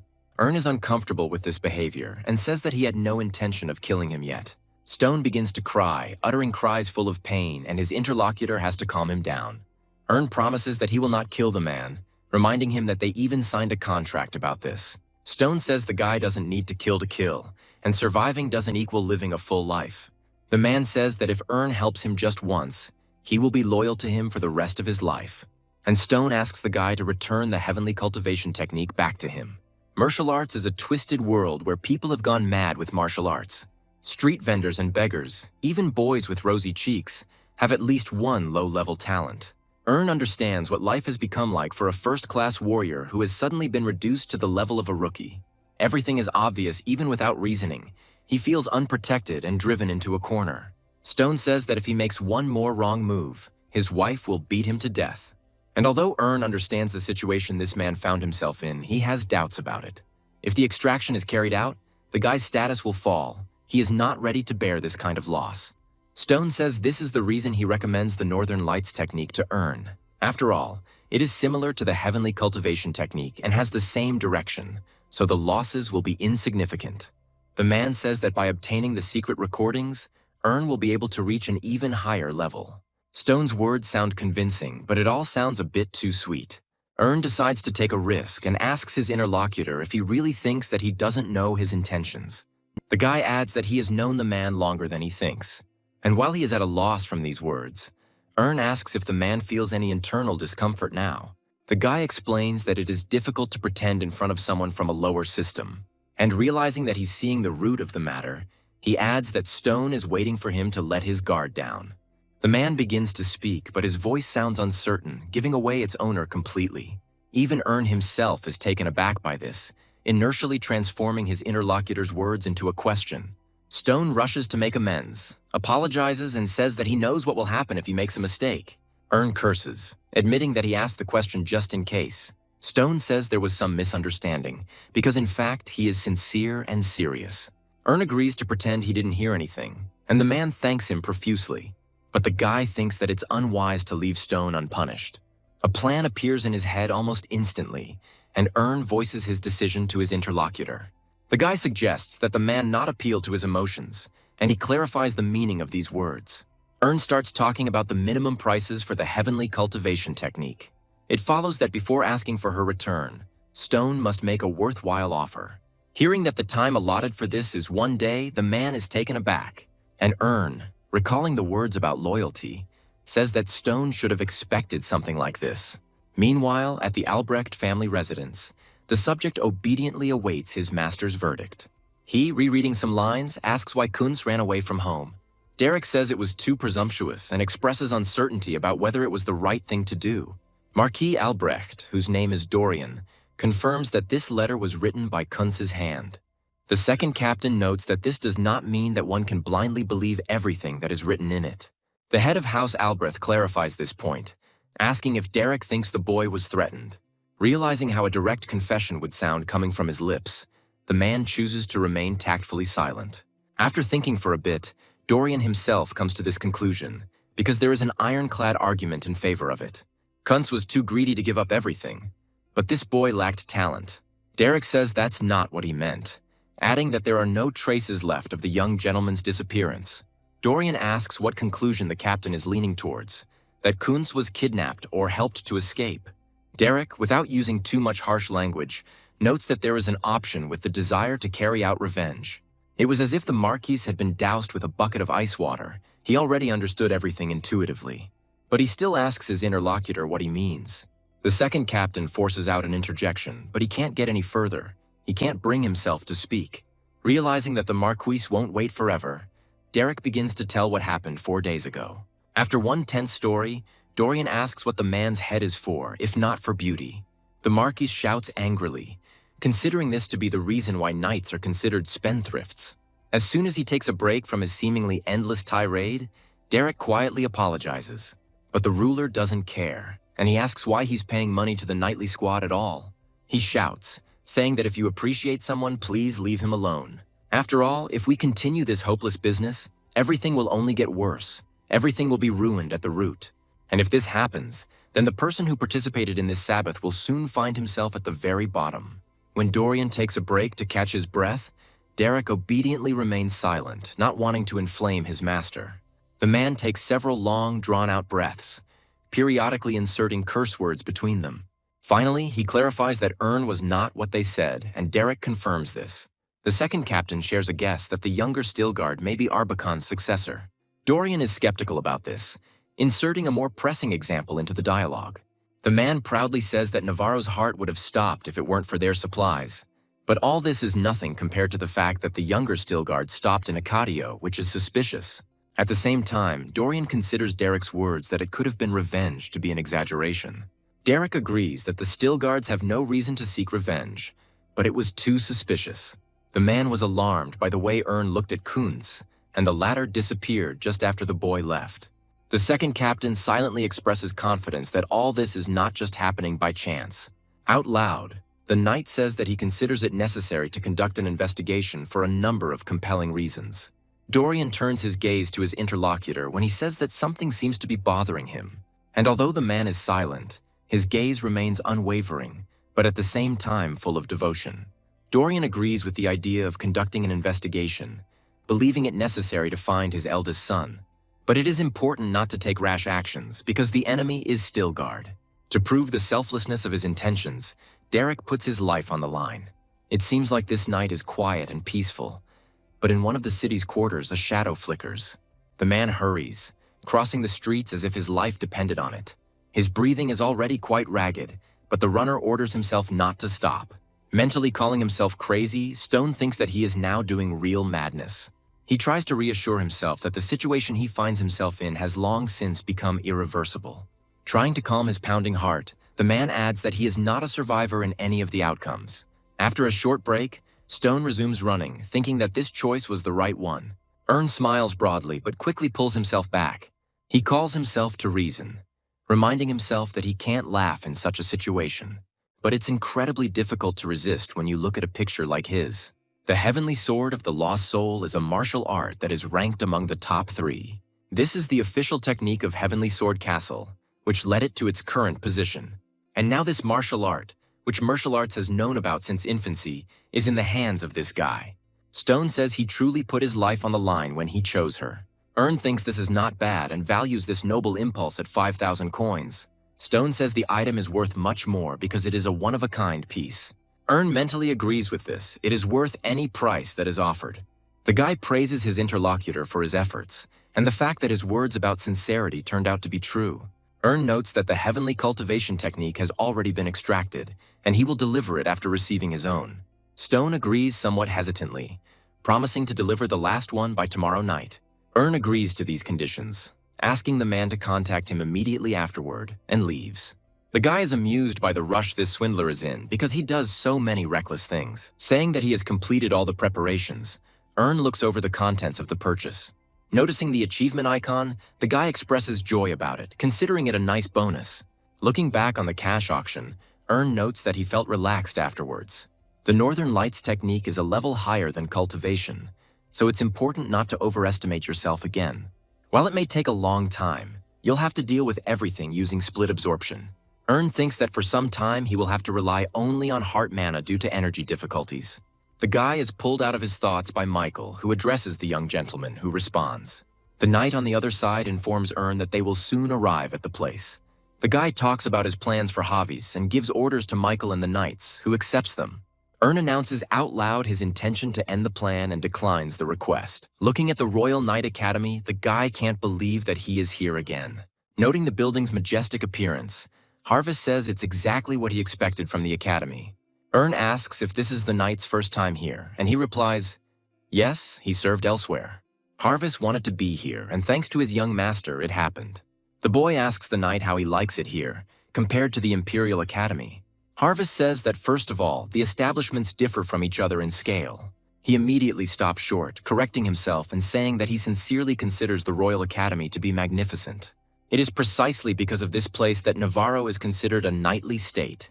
Ern teases Harvest, saying that he is far from being a spy because speaking smoothly is also an art. The knight immediately retreats, citing the fact that he is interested in the admissions committee. The man stretches sweetly, accompanies his action with a loud sound, and then the door opens. The people appearing in the doorway make the bald man surprised, and the boys go deeper. Harvest speaks up first, asking if the admissions committee is here. Baldy confirms this by asking the aliens to give him their letters of recommendation. When the man sees the coat of arms on the conveyor handed to him, he is surprised and asks the boys a question. He clarifies with them that they are from the Stilgard residence and says that this is an honor for the academy. The bald man laughs nervously, saying that he recognized them at first sight, but the guys know that this is not true. Meanwhile, the bald man asks about the Count's life and the achievements of the applicants over all this time. Ern recalls that although his father was outstanding, he was always considered unworthy of Arbahan's level. There's nothing to say about the guy and his brothers, since they haven't even reached the awakened rank. When the silence drags on, the bald man comes to his senses and apologizes profusely. He says that the guy will be admitted based on his letter of recommendation. The man tells the boys about a small training ground not far from the next building. Realizing where things are heading, Harvest points out that the Stilgards have the right to join without examinations. The man says it's just a small test, and the academy doesn't give privileges to anyone. Ern chuckles, asking if a little test doesn't contradict those words. The man corrects the boy, saying that the academy sees this as a simplification of the process. Interrupting the bald man's endless chatter, Harvest asks what kind of test Ern is facing. The first test is to leave an imprint of your palm on the back of a stone wall. Circle adds that you shouldn't strike, but just feel like you're pushing the stone. Mana management is important here, otherwise you can get a low score. Ern specifies how far the stone must be pushed to get a perfect score. Circle is amazed that this guy did not respond to the informal approach, unlike his brothers. This intrigues the man. He believes that an interesting specimen has appeared at the academy. Circle says he can't clearly define the boundaries, so he needs to give it his all. Looking back, Ern notes that in his past life he didn't know what this test meant. Depth is the output of mana, while brightness is a parameter such as control. All the prints, in Ern's opinion, look so-so, there is not a single one of them worthwhile. Continuing to study the marks with his eyes, the guy suddenly freezes, having found something interesting. He finds this print to be looking good and becomes curious about who left it. A certain image flashes before his eyes. Ern remembers him among those entering. Circle urges the guy, reminding him that he doesn't need to just stare, but to act, and he agrees. Harvest assumes that Ern is nervous, even though he knows that with his abilities the task is easy to complete. At the same moment, the guy comes closer to the wall and touches the cool, rough surface with his fingers. While he slowly exhales and concentrates, those standing behind him watch intently. By pouring out mana, Ern forces the wall to take on any imprint he desires. As the dust settles, Circle is amazed, wondering if it really is Stilgard. After all, this guy's imprint turned out to be neither clear nor blurry, neither deep nor superficial. The man finds it hard to believe and gives Ern a 5. The guy is surprised by this, asking inquiringly whether this is really the highest score. But this is not so, because Circle says that this is half of the maximum estimate. Harvest is amazed by this and is seriously puzzled, but Ern is very pleased with himself. They move on to the next test, and the boy steps forward, crossing his blade with his opponent. He mentally notes that this boy's fencing style is also somehow strange. It's as if someone who has no talent is trying to look like a professional in the eyes of others. Circle believes that the future of the Stilgards is not as cloudless as it seems at first glance. Having looked at Ern's technique to his heart's content, the man says that this is enough. He calls the boy Cadet 73, addressing him by his full name. Circle concludes by calling both mana mastery and sword fighting techniques ordinary. Hearing the man call it middle class, Harvey's later becomes outraged about it. He asks Ern if this means that the young master's plan is now thwarted. The guy reminds us that the spy indicated in his report, for now, we need to live up to it. Harvest considers his interlocutor to be magnificent, saying that in his place he would have long ago lost his temper. Ern says he will hide his abilities until he is sure he can handle the Empire. Hearing these words, Harvest is puzzled, but he understands that they do not sound like empty chatter. After all, the knight knows firsthand that Ern's potential is no less than Arbacon's own. The young man believes that with him, the Stillguards will be able to tie the Empire's hands and feet again. Ern, noticing Harvest's intense gaze, catches the knight's mood. The guy smirks and asks why he has such a distrustful expression on his face. Harvest denies this, saying that at his age, such a misconception is quite natural. Ern notes that he will have to work hard for the next 2 years without any breaks. And he begins to give the young man instructions such as that he should constantly report on the state of the Empire. Although Harvest is shocked by what he heard, he says he will do everything perfectly. Ern expresses satisfaction and says that he will look forward to all of this. Handing the wallet to his subordinate, the guy asks him to have a good time with the knights. He himself sees no point in wasting time on fun, wanting to cut the semester in half. Harvest says the guys will be very upset about this. And Ern notices that they are not parting forever, and asks to forget about him at least for a while. Harvest expresses his submission and says that he accepts the young master's generosity with gratitude. He wishes Ern great success and that he always remains in good health. They don't say anything else to each other, but the boy watches the knight walk away. He thinks that he has made all the preparations he is capable of at the moment. And now the main goal is to prepare for the collapse of the family, which is supposed to happen in 2 years. Addressing the knightly academy, the boy notes that he will once again follow the path of a cadet. He wonders if he should try to do what is within his power and authority. The semester begins immediately the day after the entrance ceremony. This guy is the son of Viscount Tallerman, his name is Dimitri, and now he is talking about a fixed duel. Its second name is considered to be the internal rating battle, which Ern knows about. The guy remembers that in his past life, this really infuriated him, although he was always at the lowest level. Dimitri continues to tell his neighbor about this battle without stopping, boasting about his knowledge. Ern thinks this guy can't remember the details even if he tries to strain his memory. Getting close to him wasn't part of Stillguard's plans, but for some reason this chatterbox doesn't even think about shutting up. Ern mentally kicks himself, realizing how badly he screwed up his choice of roommate. Entering the auditorium, Tsirkal loudly asks why it is so noisy inside. In a tone that brooks no argument, he orders everyone to take their seats immediately. Noting the man's seriousness, the first-year students unquestioningly carry out his orders. The circus only speaks up when complete silence reigns in the audience. He says that he is the one who will be responsible for this class from now on, but he does not intend to introduce himself. First of all, the man plans to have a fight, and he starts talking about it. The format is a full-fledged tournament in which the entire class participates. When Tsirkal finishes with his explanations, he asks if everyone understands everything. A wave of voices agreeing with him in different ways rolls through the audience, and then Circle announces that they should meet next on the training ground. One of the opponents makes a sharp dash forward and hits his opponent with a weapon. From unbearable pain, he falls to his knees and bends in half, trying to regain the ability to breathe. The circus announces that a student named Holland has won. The man then calls numbers 33 and 34 to the battlefield. One of them turns out to be Ern, and Dimitri wishes his roommate good luck. Mentally noticing that it was Stillguard, Circle realized that this boy was very unlucky. After all, in terms of the level of fencing, Franz can confidently stand on the same level as the highest. But Ern, unlike his opponent, is in the middle, which is not good for him. Circle wonders how the hero's family can be in the lower middle class. Looking at these two, thoughts of an extremely pitiful sight involuntarily come to mind. Circle is firmly confident in himself, believing that his judgment cannot be wrong. Looking at this battle, the man notes that this guy is good at blocking the enemy's strong attacks.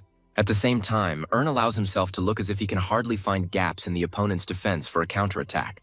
But the game gets out of control at that moment when the guy realizes something he couldn't even imagine. This is the fact that in the middle class there was a boy whose skills were at such a level. Ern considers Franz not just weak, but completely worthless. The guy thinks that even pretending that it is difficult for him is not an easy task. But there is still one more point in the plan, according to which Ern must supposedly accidentally defeat the enemy. Jumping as high as he can, Franz tells his opponent to try to parry the blow. Ern believes that this is the very chance he needed for an accidental victory. The guy dodges the attack, jumping back sharply, and Franz misses. He is puzzled, breathing out the question in bewilderment from his zeal and asking if Ern is really evading. He grins, turning around and starting to tease his opponent with his back. Franz actually goes to strike from behind, but Ern dodges and hits him in the knee. The pure attack attracts the attention of Sirkal, who finds this aspiration noble. Franz can't stand the pain and starts whining, while Ern freezes because he didn't expect this. In his mind, he addresses his opponent, saying that he didn't put even a fraction of his mana into this attack. Meanwhile, Circle reports that Ern Stilgard is the winner of this duel. Franz spews curses, promising to show his classmate who's who. Ern chuckles to himself, because this puppy doesn't even know he's talking to a first-grade student. Ern thinks that for his own safety, it is best for him to stick to the middle. Stepping aside, he turns back to the arena, intending to see who the next pair of duelists are. It turns out to be Baran Darius and Ern's roommate, Dmitry Talerman, whom we already know. The guy isn't even interested in watching this, because the outcome of this battle is obvious from the very beginning. Baran himself is not embarrassed by this. He strikes the first blow as if he were facing an equal opponent.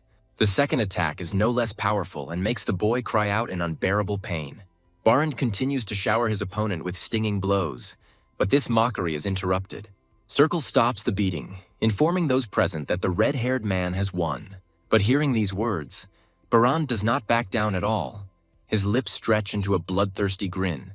Trying to minimize the pain, Dmitry tries to shield himself from the hail of attacks, but he can't stop screaming. His former opponent can't stop, becoming more and more heated. When a strange hand intercepts the wooden sword, Baran belatedly realizes who is in front of him. And Sirkal, in an ominous voice, clarifies whether the boy really took what he said as a joke. The redhead apologizes, justifying his behavior by saying that he was too excited and did not hear the words of his interlocutor. The man reminds him that this is just training, not a deadly fight, and gives the guy a warning. Redhead condescendingly expresses his understanding and says that he takes these words into account. Circle asks his ward to visit the hospital and allows him to rest a little. Feeling someone's gaze on him, Barand meets his own with the piercing eyes opposite. Even those around them begin to tense up, seeing the sparks that run between these two. Casually patting Ern on the shoulder, Barand condescendingly allows him not to worry about his own skin. He confidently declares that for this guy it will all be over with one blow. Ern doesn't respond to this, but looking outwardly calm, desperately asks himself not to get excited.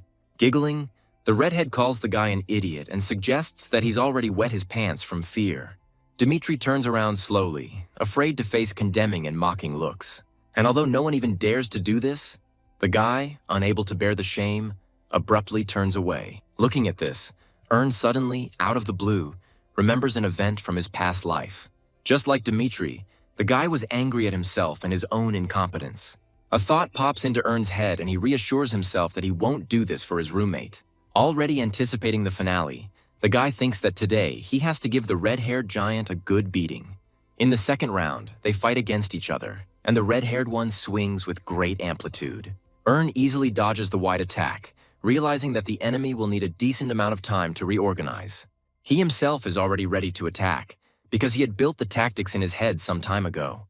Taking out Barand, Ern grins and jumps to the side, depriving him of the opportunity to return the blow. At first, the redhead doesn't even understand what's happening, but then he instantly flares up. Unable to control his emotions, he lashes out, screaming that Ern is really annoying him. But the wooden blade again fails to strike, while the enemy successfully carries out his plan. Finding himself behind the red-haired man, Ern slaps him on the lower back with relish, and Barand curses in frustration. Red asks if the fight is really fun for him, and his opponent confirms these words. Barand suggests seeing how long this guy's tricks will work. Quickly turning his sword over, Ern strikes his opponent in the stomach with the opposite end. Circle is very surprised, because he never expected to see something like this from someone like the younger Stilgard. Ern's classmates are also amazed that he managed to do this to Barand Darius himself.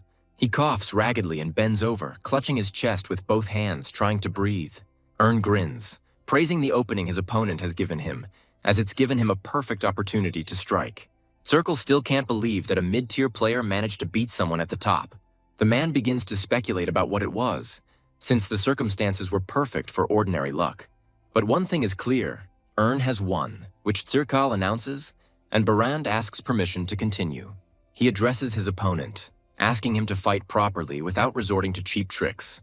And then, to everyone's amazement, the redhead turns to the instructor and submits an application for a duel. He grins, saying that in the midst of a tournament he has no intention of fulfilling this request. Cursing, Barand begins to shake again, but not from pain, but from the anger boiling inside. Red approaches Ern, asking how he dared to lower him in the rankings and starting to threaten. At first the guy regrets that everyone is looking at them, but then he stops caring. Introducing himself by his full name and as the Count's son, the red-haired man tells his interlocutor to remember his name. Someone snorts off to the side, and turning around, Baran sees that it is their instructor, who is already laughing out loud. Turning to Tsirkal, the red-haired man asks what he is laughing at, clarifying whether he is really making fun of the Dariuses. He says that this is not so because no one dares to ridicule the Count's family. He just found it funny that Darius was trying to rise up at the expense of the Stillguards. Those around, hearing the surname of a well-known family, are uncontrollably amazed by it. They know that this family is also a Count's family, but it is on a completely different level. Everyone knows, practically from the cradle, that the Stillguard family is a family of heroes. Red is taken aback, asking why Ern didn't tell him his last name right away. Pleased with himself, the guy smiles and says that no one asked him about it. The next day, Ern wakes up with the first rays of the sun. His attention is involuntarily drawn to his neighbor's empty bed, which cannot help but raise questions. Ern mentally suggests that Dmitri had already managed to go somewhere so early. The guy also comes to the conclusion that the defeat in the first round became a good motivation for his neighbor. Remembering his past behavior, Ern praises Dmitri, considering him much better than himself. The guy reminds himself that he also needs to move forward little by little. There's nothing difficult about it. He asks Shadow to eat nothing but this shield and to wait for his quick return. The pet mumbles something in response, and the guy decides to take this as agreement with his words. According to the plan, on the first day, the Academy cadets must climb a rocky mountain. This workout is also known as the Hell Race due to the fog-shrouded peak and steep slope. Something flashes across the path, leaving only dust behind. It's Ern, and he wonders if climbing this mountain has always been this easy. The guy didn't even break a sweat, feeling as if he was running not on a hill, but on a plain.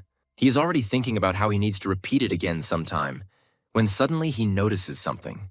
This forces the guy to brake sharply and turn towards what caught his attention. Seeing a familiar face, Ern remembers that Franz was his opponent in the first round of the training fight. And while he's trying to remember this guy's name, he says that he was waiting here for him. Ern is surprised by this and asks for what purpose he needed this. Franz asks his interlocutor to go somewhere with him, saying that it concerns his friend, Dmitri. Ern counters by explaining that the latter is not his friend, but just a roommate, and the blue-haired man is at a loss. But he quickly pulls himself together, saying that they need to hurry, as Dmitri was caught in a rockfall. Ern suggests calling an instructor if a classmate has an accident. Franz says that someone has already done it, but Dmitri continues to call his friend, that is, him. The classmate keeps saying something about encouragement, but Ern doesn't believe a word of it. After all, when setting a trap, it is necessary to approach the matter more carefully, and all these words are unconvincing. But the guy thinks that if he ignores this, he will be pestered even more. And with the thought that it would be better to get it all over with right now, he asks Franz to go first. After a while, the blue-haired man bursts out laughing, recalling his words about Ern taking the bait. Red praises him for his excellent work, calling him a bastard and standing on Dmitri's lifeless body. Franz tells Ern that he's screwed, recalling what was said during training about the consequences. Dmitri shows signs of life, groaning from the painful movement and starting to moan. Ern looks at him indifferently, but images from his past life appear before his eyes, making him feel something. Berend asks how he feels. What feelings arise when he sees his beaten friend? Ern says he's really interested in something, so he'll ask one question. The guy asks if something so serious happened yesterday that allowed him to stoop to this level. The redhead flares up and starts to rage, reminding his interlocutor that he has dropped in the rankings. But what angered him most was that, having simply beaten him, Ern withdrew from the next round.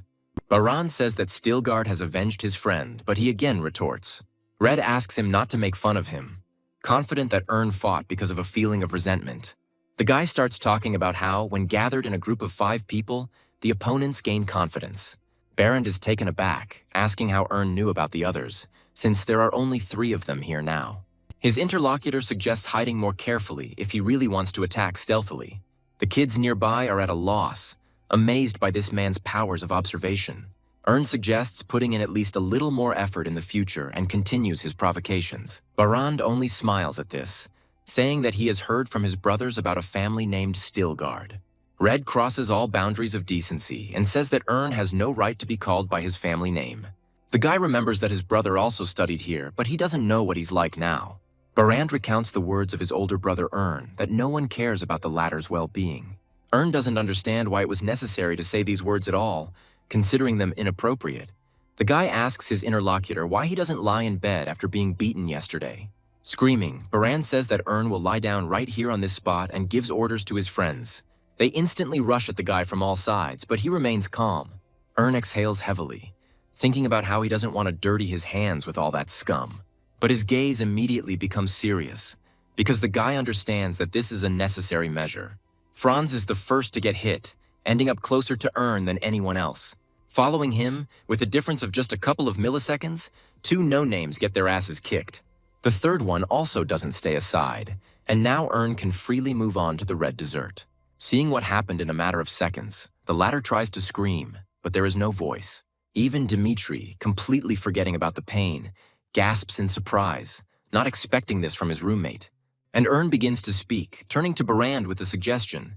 He suggests that the place where the red-haired man lies down will become his grave.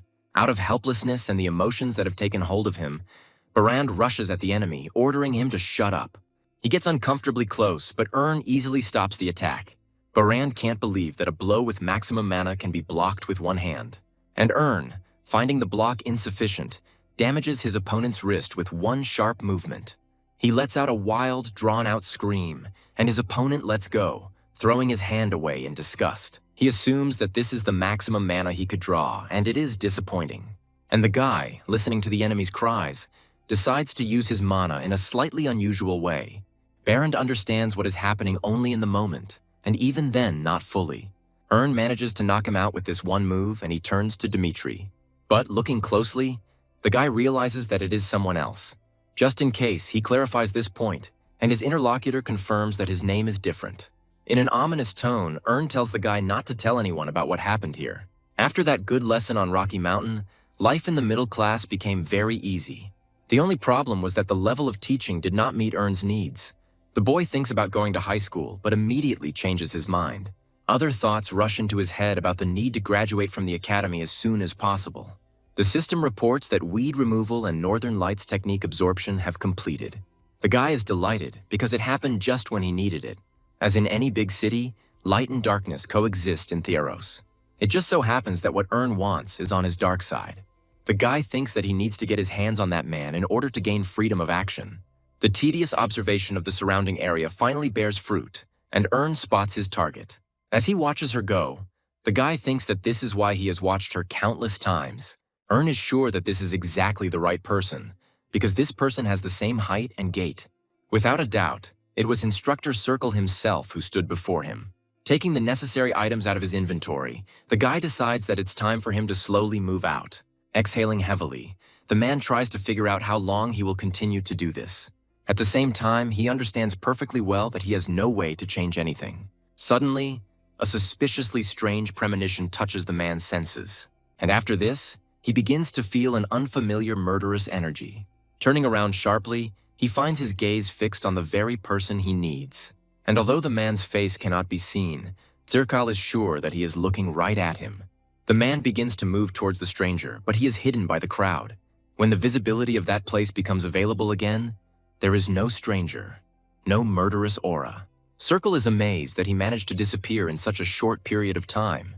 The man has a bad feeling and is going to get out of here as quickly as possible. At first, mingling with the locals in the crowd, Zirkal makes his way into a secluded alley. He quickens his pace, but he can't get far. A rustling sound from ahead makes the man freeze. The familiar silhouette appears before him and remains motionless.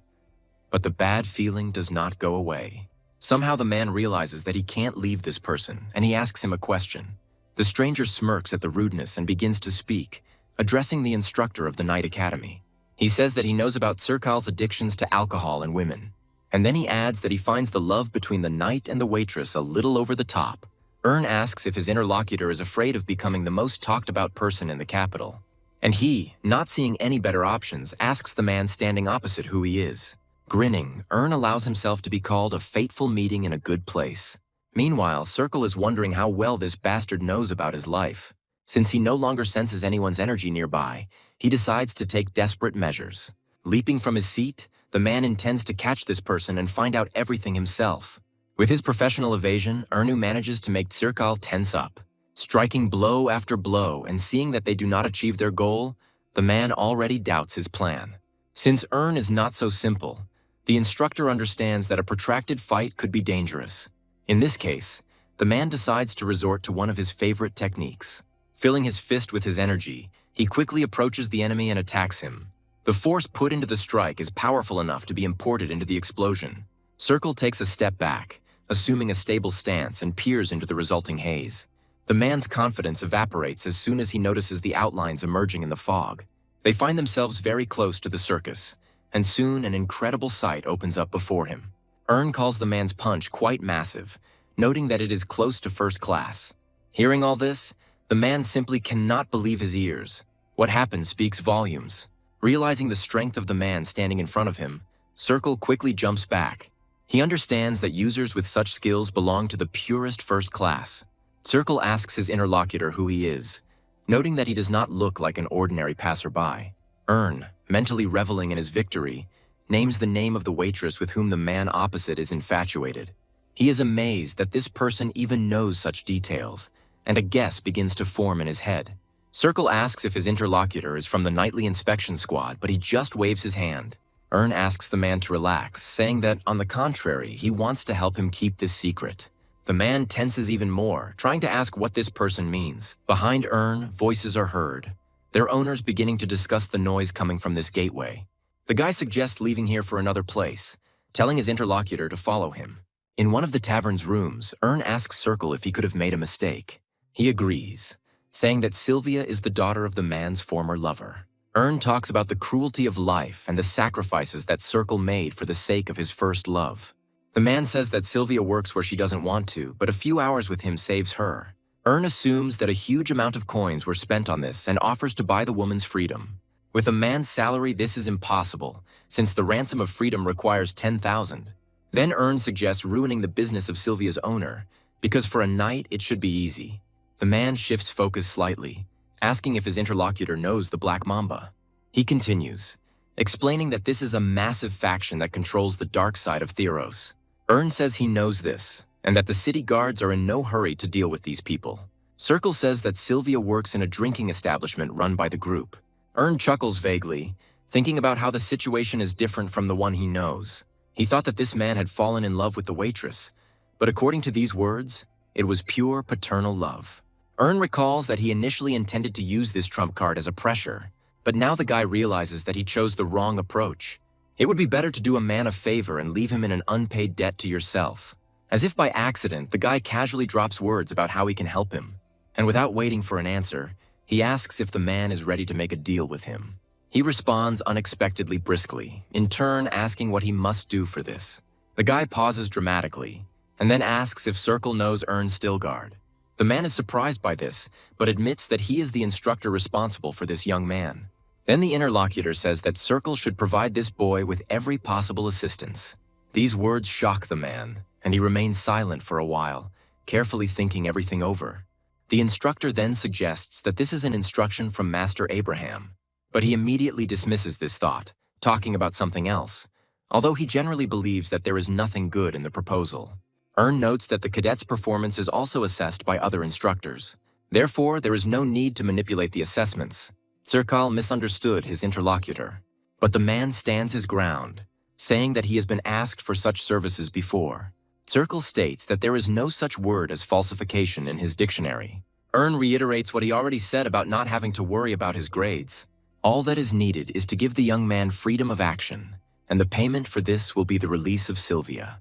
The guy clearly says that if gets freedom, then Sylvia will also become free. This sobers up Circle, and, absent-mindedly dropping an interjection, He puts forward a suggestion about the escape.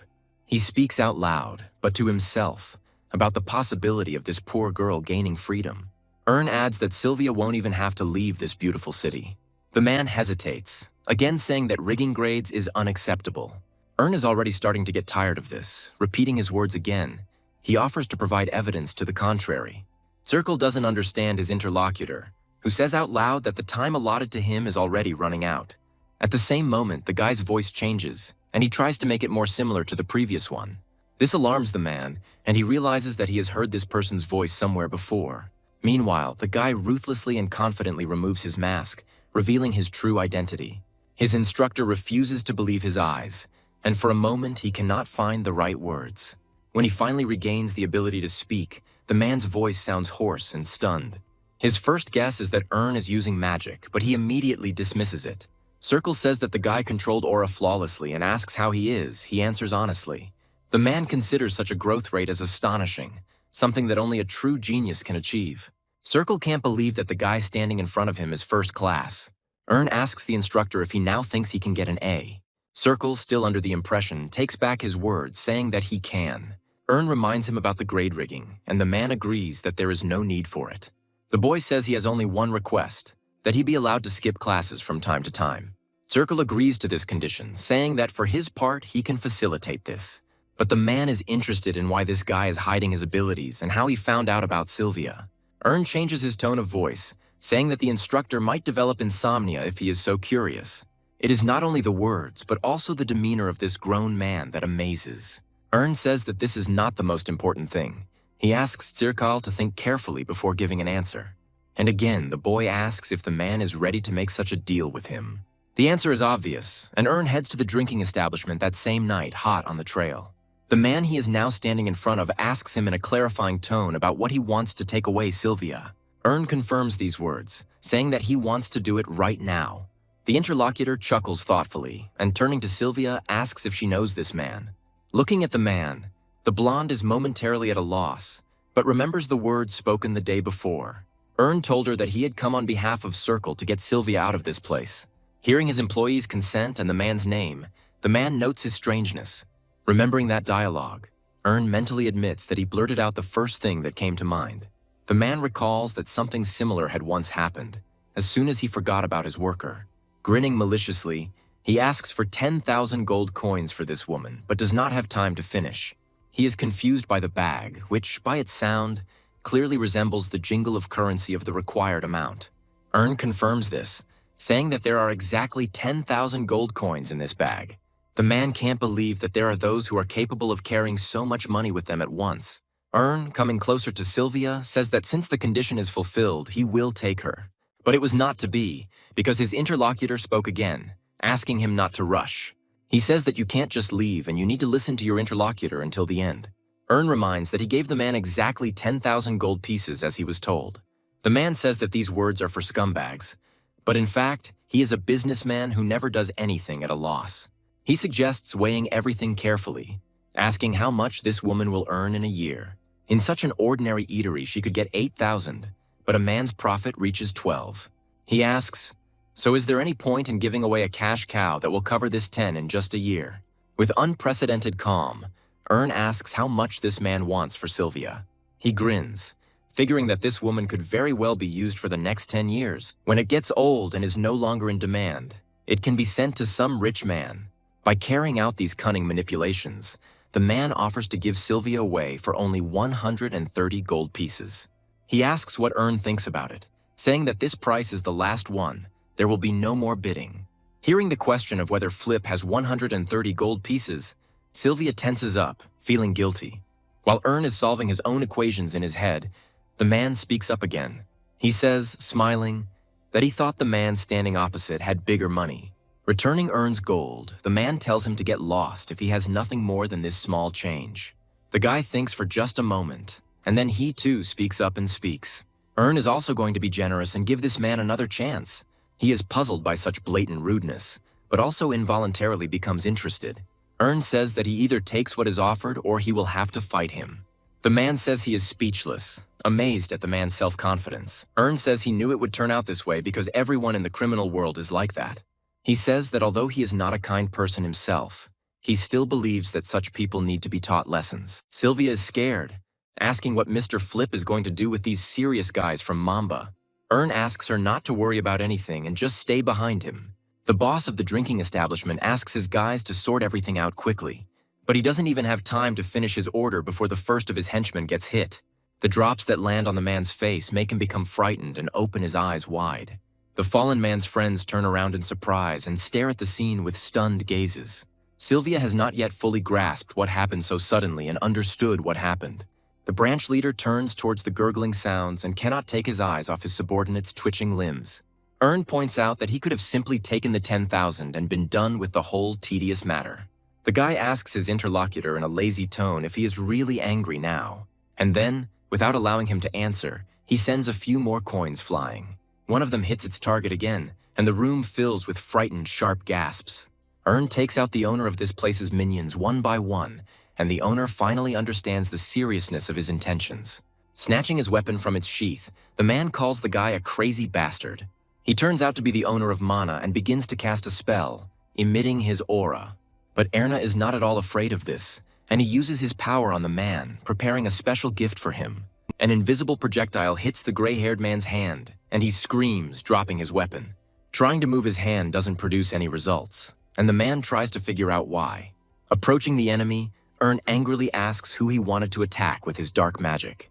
The guy asks another question, asking if they should communicate differently in the language of the criminal world. The opponent pitifully clarifies what this means, and Ern, in turn, asks if he really doesn't understand. The guy says that if this is so, then he must definitely hit his opponent. As he does so, the man is roughly spun around and hits his face painfully on the floor. As he approaches his opponent, Ern agrees that man is indeed a complex creature. The owner of the establishment asks him to stop and starts saying that he will pay him double. The guy pauses, asking what he means, and the man explains. He thinks Flip is the troubleshooter, so he promises to pay him 3 times as much for his immunity. Erna is interested in this proposal and asks again, allowing his opponent to read him. The man asks his interlocutor not to worry about anything, saying that he has a lot of money. If Ern reveals who his client is, he promises to pay even 4 times more. The guy pretends to hesitate, thinking hard about it. His interlocutor can't understand what there is to think about here and promises an even higher recommendation for work at Mamba. Ern pretends to think out loud, suggesting that he should have come here after receiving the order. Hearing these words, the man is surprised by this, and again it becomes unclear to him what is happening. Ern repeats his intention to take Sylvia, but his interlocutor treats this with distrust. The guy says that this is precisely why he should have grabbed the opportunity while it was there. Ern's gaze hardens, and Stilgard begins to advance on his prey. The man doesn't like this, and he stammers as he asks the guy to stop. Ern leaves these words unanswered, putting his insidious plan into action. Sylvia, standing nearby, screams, and the guy remembers what he had already managed to forget. Turning around to look at her, the guy groans, stating the fact that she has witnessed a brutal scene. The blonde tries to say something to this, but her own voice refuses to obey her. Ern continues, explaining his cruelty by saying that the words of this scoundrel made everything inside him boil. Finally, Sylvia manages, albeit hesitantly, to ask who this man really is. She starts talking about how she can deal with everyone alone, but the guy interrupts the blonde. He says that he is the man sent to rescue her by Circle. The guy also adds that he is the one who helped Sylvia gain freedom. Sprinkling coins on the countertop, Ern says he wants to rent the top floor entirely. He asks to bring dinner only for the girl, and not to even think about coming to his place. For that amount of money, the owner of the goals would ensure that not even a mouse gets to the dear client. Ern tells Sylvia that he will be in the room across the hall and invites her to have a good rest without worrying about anything. The woman agrees to this, wishing her savior good night. Ern remembers how he erased all traces in the usual way, and they left the establishment unnoticed. He is confident that, at least tonight, no one will threaten them. As Ern removes his mask, he reflects on his encounter with the aura of Circle. At the same time, he thinks about the ascending method and the 1,000 dimensions footwork technique that he used. This helped Ern realize what kind of foundation was needed to master the Northern Lights technique. He continues his meditation for a very long time without going to bed, because he wants to comprehend this basis. As the sun's rays begin to filter through the window, Ern lets out a long sigh. Jubilant thoughts involuntarily rush into his head about how he finally managed to do it. He managed to piece together all the disparate threads, and it was more invigorating than any sleep. As Ern takes up his sword, he thinks about how he has cleared the space with weed removal. Thanks to this, it was possible to sow the seed of the Northern Lights technique, which has 7 stars. And now, at last, it has begun to bear fruit, which is a sign of excellent rank. Before Ern, there was only one other owner of this, but even his guy was able to surpass him. The boy recalls the characteristics and abilities of his thunder sword, which emits electrical energy. Ern thinks this is not bad and finds such characteristics inherent in magical weapons. A guy walks into a store and buys a pretty impressive amount of goods, celebrating the fact. The cast-iron ghost bullets Ern bought specifically for Shadow, and the other one is an adaptation to the awakening rank. The guy makes excuses, trying to convince himself that these large expenses are rational. Choosing a specific purchase from this set, Ern decides to test its effectiveness. Sylvia sits like that, motionless, for some time now, recalling the events of the previous evening. There is a knock at the door, and the blonde hears the person approaching her call himself Flip. Sylvia experiences a pleasant feeling and, getting out of bed, hurries to the door, asking her friend to wait. But when she sees the one in front of her, the blonde gets scared because she sees a completely different face in front of her. Although this guy looks better, the fact that they are strangers makes the woman afraid.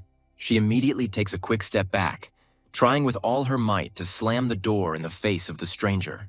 Ern doesn't let her do this, proving to be faster and much stronger than Sylvia. Feigning pain on his face, the guy says that he is Flip. As he said, the blonde is at a loss. Ern says that this is his real face and that yesterday he used transformation magic. Sylvia apologizes after hearing the rational explanation and admits that she thought it was a black mamba. Ern notices the blonde's tired appearance, and she says she hasn't closed her eyes for a second. The guy says that she could have come to him if she was afraid, adding that he forbade the owner, not her. Handing Sylvia a bucket, Ern tells her to do something about her appearance. At first, the blonde doesn't understand what he means, but then she decides to look inside. The guy confirms her suspicions, saying that first of all she needs to change her appearance. Later, when Circle meets the two, he freezes uncertainly, assuming he has the wrong room. Realizing that something personal is going on here, the man speaks up, apologizing to the couple. He apologizes for his behavior, already suggesting out loud that he got the wrong room. And this girl, embarrassed, turns to the man saying that it is she, Sylvia. Circle can hardly believe his eyes, but the voice of his interlocutor really does sound like his friend. Sylvia explains how she achieved this, and the man tries to spot the blonde in her. Ern joins the conversation, saying that it is simple camouflage magic, and this pendant is a special artifact that can be used to avoid Mamba's pursuit. Circle asks where the guy got such a thing, but thinks about the appearance of his interlocutor. Suddenly, there is a rustling and fussing sound under the man's clothes. The gaze of all those present turns to the rising mound that has appeared. It grows larger with each passing moment, and Sylvia screams in fear. Something bursts out of the man's chest, tearing his clothes to shreds, and he screams. Terrible thoughts creep into Sylvia's head, and she begins to scream piercingly. At this cry, Shadow rushes at his master, frightened no less than the young woman.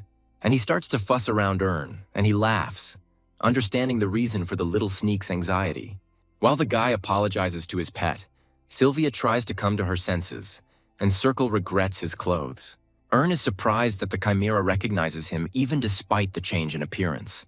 When Sylvia finally comes to her senses and becomes interested in the animal, the guy asks Shadow to say hello to her.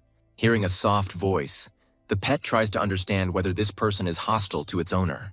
Coming to the conclusion that Sylvia looks friendly, Shadow makes an interested sound, and then he makes such a face and squeals so loudly that it could easily pass for a friendly greeting. Sylvia and Circle cannot resist the charm of this cute little animal. Ern allows Shadow to play with his new friend for a while, and he agrees. And while these two are busy with each other, the guy approaches the man with a conversation.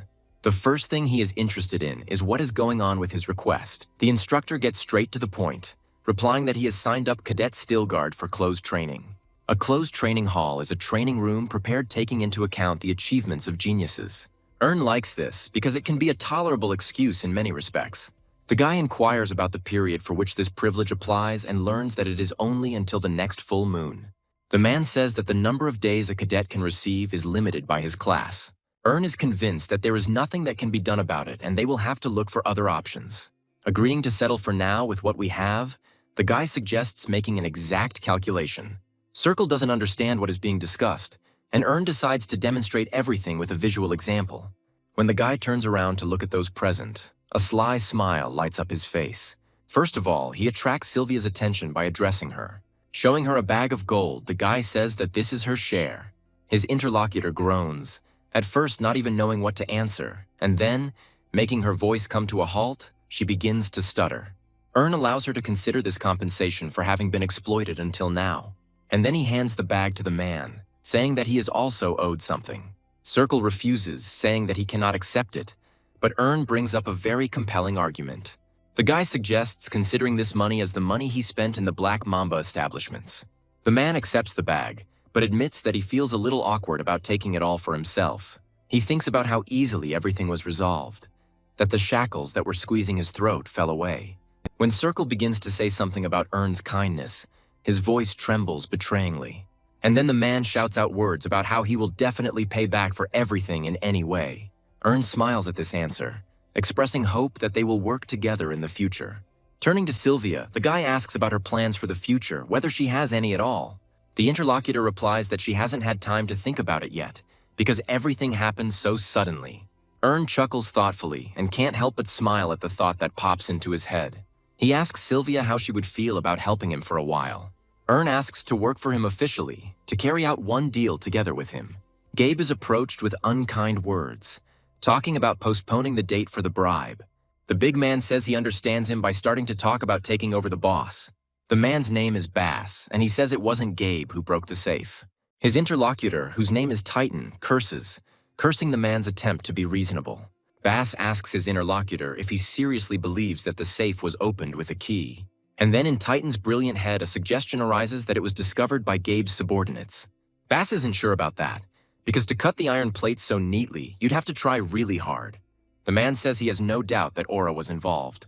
Titan doesn't understand why the owner of Aura would rob Gabe, and his interlocutor has no thoughts on the matter either. Deciding to walk around the room looking for clues, Bass comes to the conclusion that something is definitely wrong. Everywhere there was such perfect cleanliness as he had never seen before in his memory. Suddenly, something shiny flashes off to the side and Bass goes over to check it out. Bending down and seeing what is in front of him, the man concludes that Gabe has indeed been attacked. He shares with his friend that this room was visited by a character unknown to them. Titan is slightly at a loss, asking his interlocutor what he means. Bass asks how many Aura users there are who can kill people with a coin toss. Titan tries to figure out who this bastard is, and his interlocutor says that it doesn't matter. The main thing now is that he dared to stir up a hornet's nest. Earn is meditating at this time to expand the area of energy concentration. For this, he used the elixir of 1,000 levels. The guy needs his plan to succeed. Earn wants to collect centuries of energy and awaken the Northern Lights technique. Concentrating more carefully to maintain the desired phase, he recalls the past. Coming to a logical conclusion, the guy thinks that this is enough progress for now. Earn believes that reaching peak energy development right now is excessive greed. Thinking that he has achieved certain goals, the guy is thinking about taking a little rest. Thinking that he would have to live as Flip for a long time, Earn bought himself a mansion. Looking at the view, he concludes that it is worth the money spent. Hearing a familiar sound outside, the guy approaches the window again and, noticing its source, becomes immersed in thought. After observing Sylvia for a few days, Earn realized that she was more capable than he thought. If only because she always completed the work that the guy assigned her. She can read and write and is trained in etiquette, and Earn assumes that Sylvia is from a fallen aristocratic family. If this guess is correct, then it is certainly possible to touch upon painful memories with questions, and it will be similar to what Earn himself experienced in his past life. Turning away from the window, the guy thinks that he sees no need to interfere in Sylvia's affairs.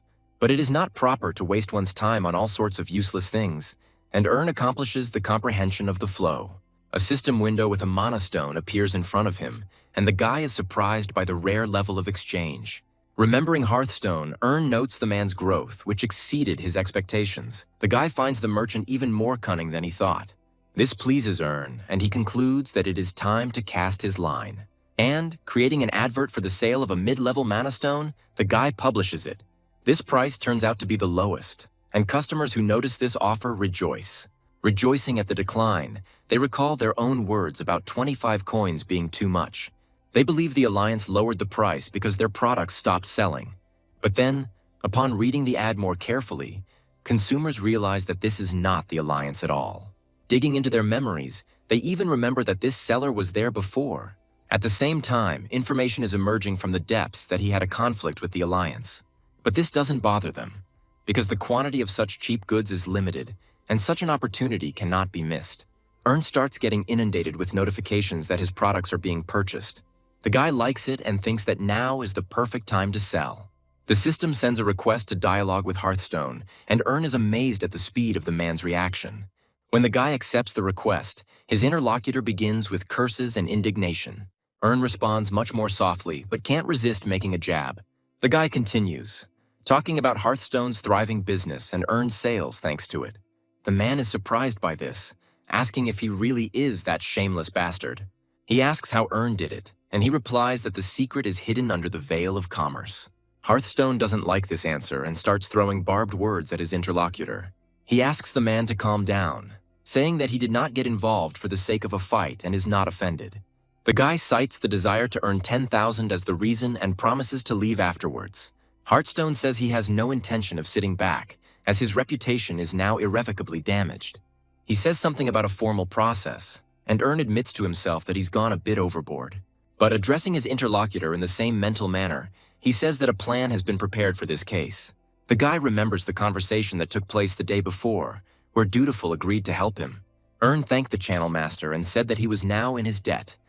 But he retorted softly. Dutiful said that in their relationship there could be no talk of debt. It could seriously upset him. The man remembered a phrase that says that the greeting is what the answer will be.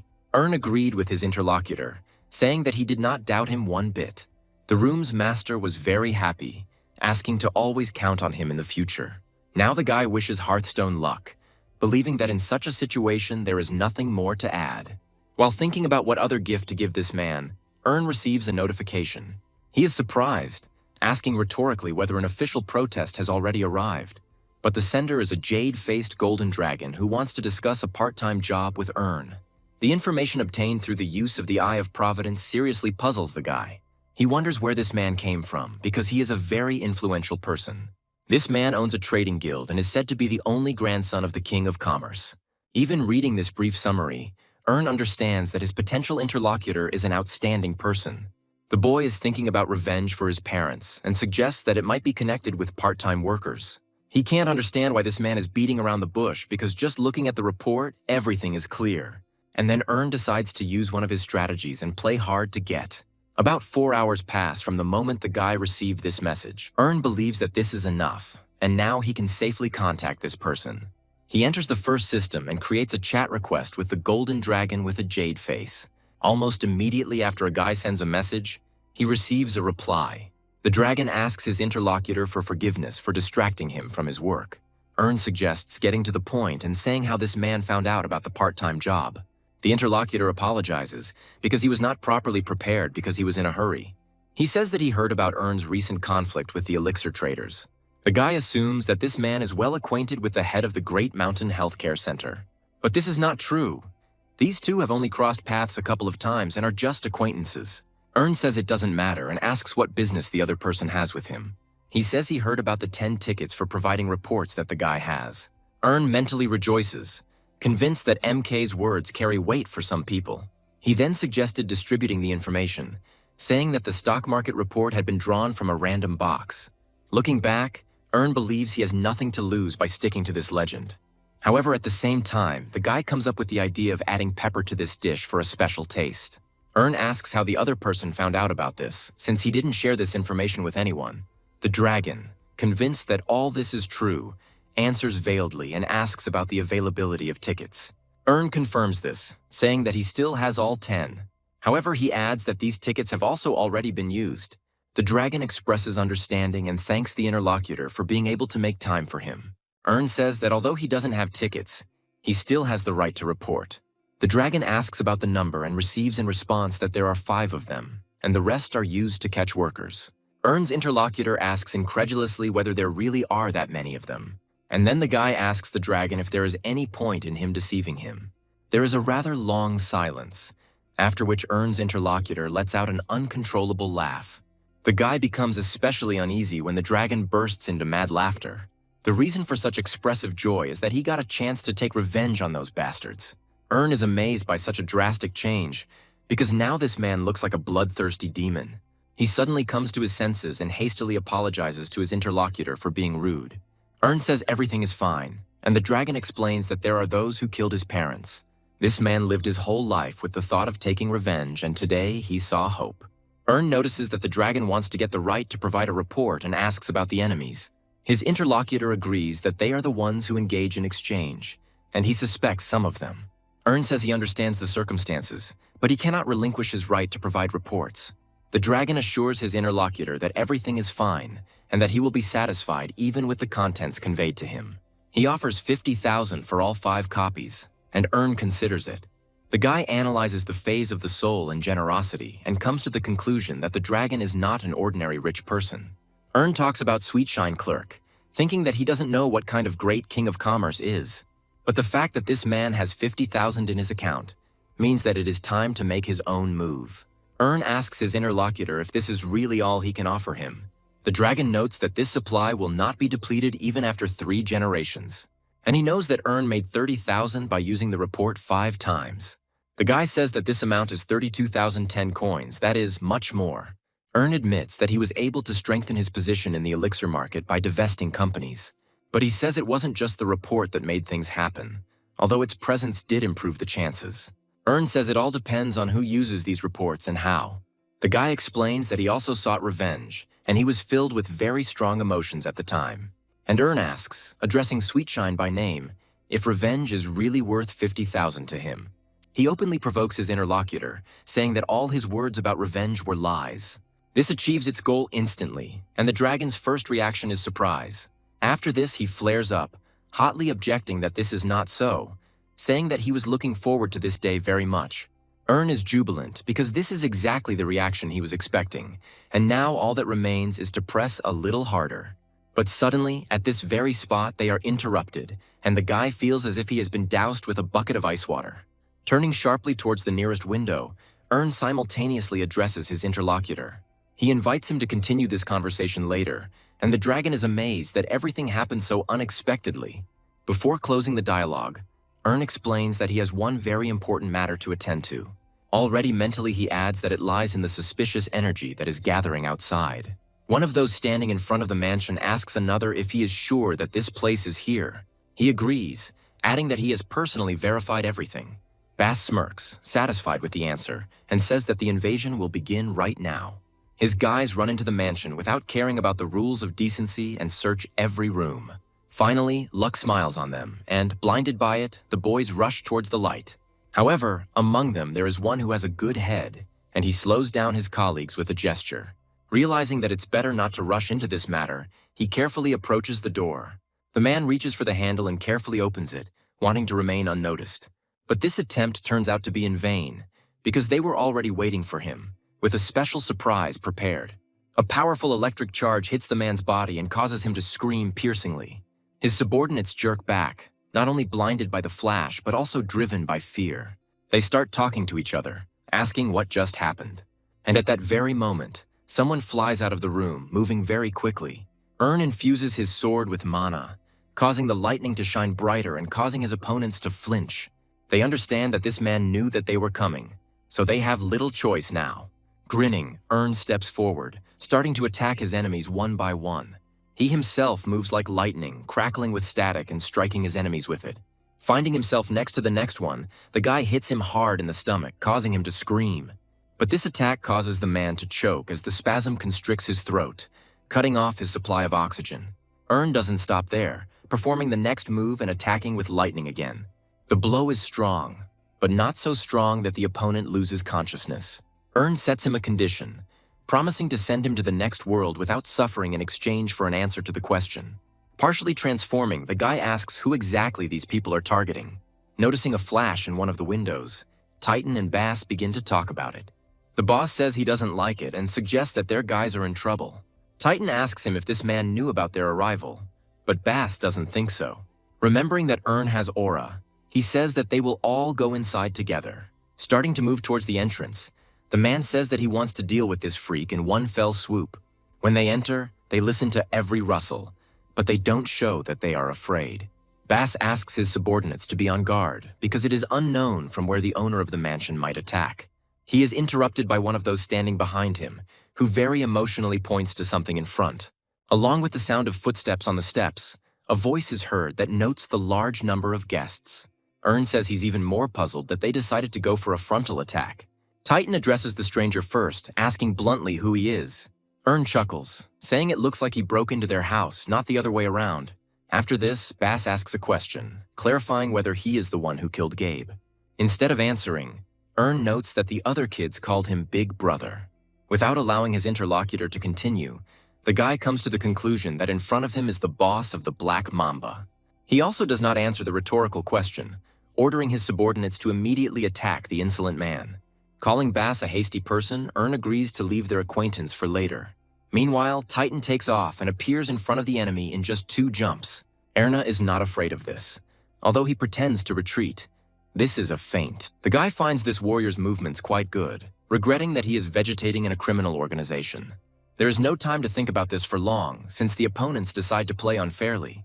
And although does not approve of this, it is not difficult for him to dodge such primitive attacks. Spinning around, he infuses his blade with mana, causing the energy to flare. A bolt of lightning shoots out from the end of the blade and strikes the nearest person. But she doesn't stop there, moving on to the second one standing nearby. Likewise, the merciless flash hits its third target, causing it to scream. But Titan, for better or worse, manages to at least partially block the unruly surges. This is not easy for him and takes a lot of energy, and the man hisses and groans from the strain. Bass, who was watching everything from the side, thought that this fruit was stronger than he thought. Cursing, the man remarks with annoyance that he had not wanted to use it until the very end. Switching gears instantly, Bass thinks that if his opponent doesn't die, he will lose consciousness. Titan notices movement to the side and finds himself thinking that it is a signal. Moreover, it wasn't only the thug who managed to catch him, the rest of the henchmen also came to their senses. Mentally addressing them, Bass orders them to immediately get out of this place and save themselves. Is no fool either, so he is one of the first to notice something is wrong. When this person starts using the technology, the guy gets tense because it is unfamiliar to him. And Bass, very quickly finishing his preparations, says the words to activate the ice blast. It all happens in just a few moments, during which frantically thinks about what to do. Ice spikes soon head towards him, attacking from every available direction.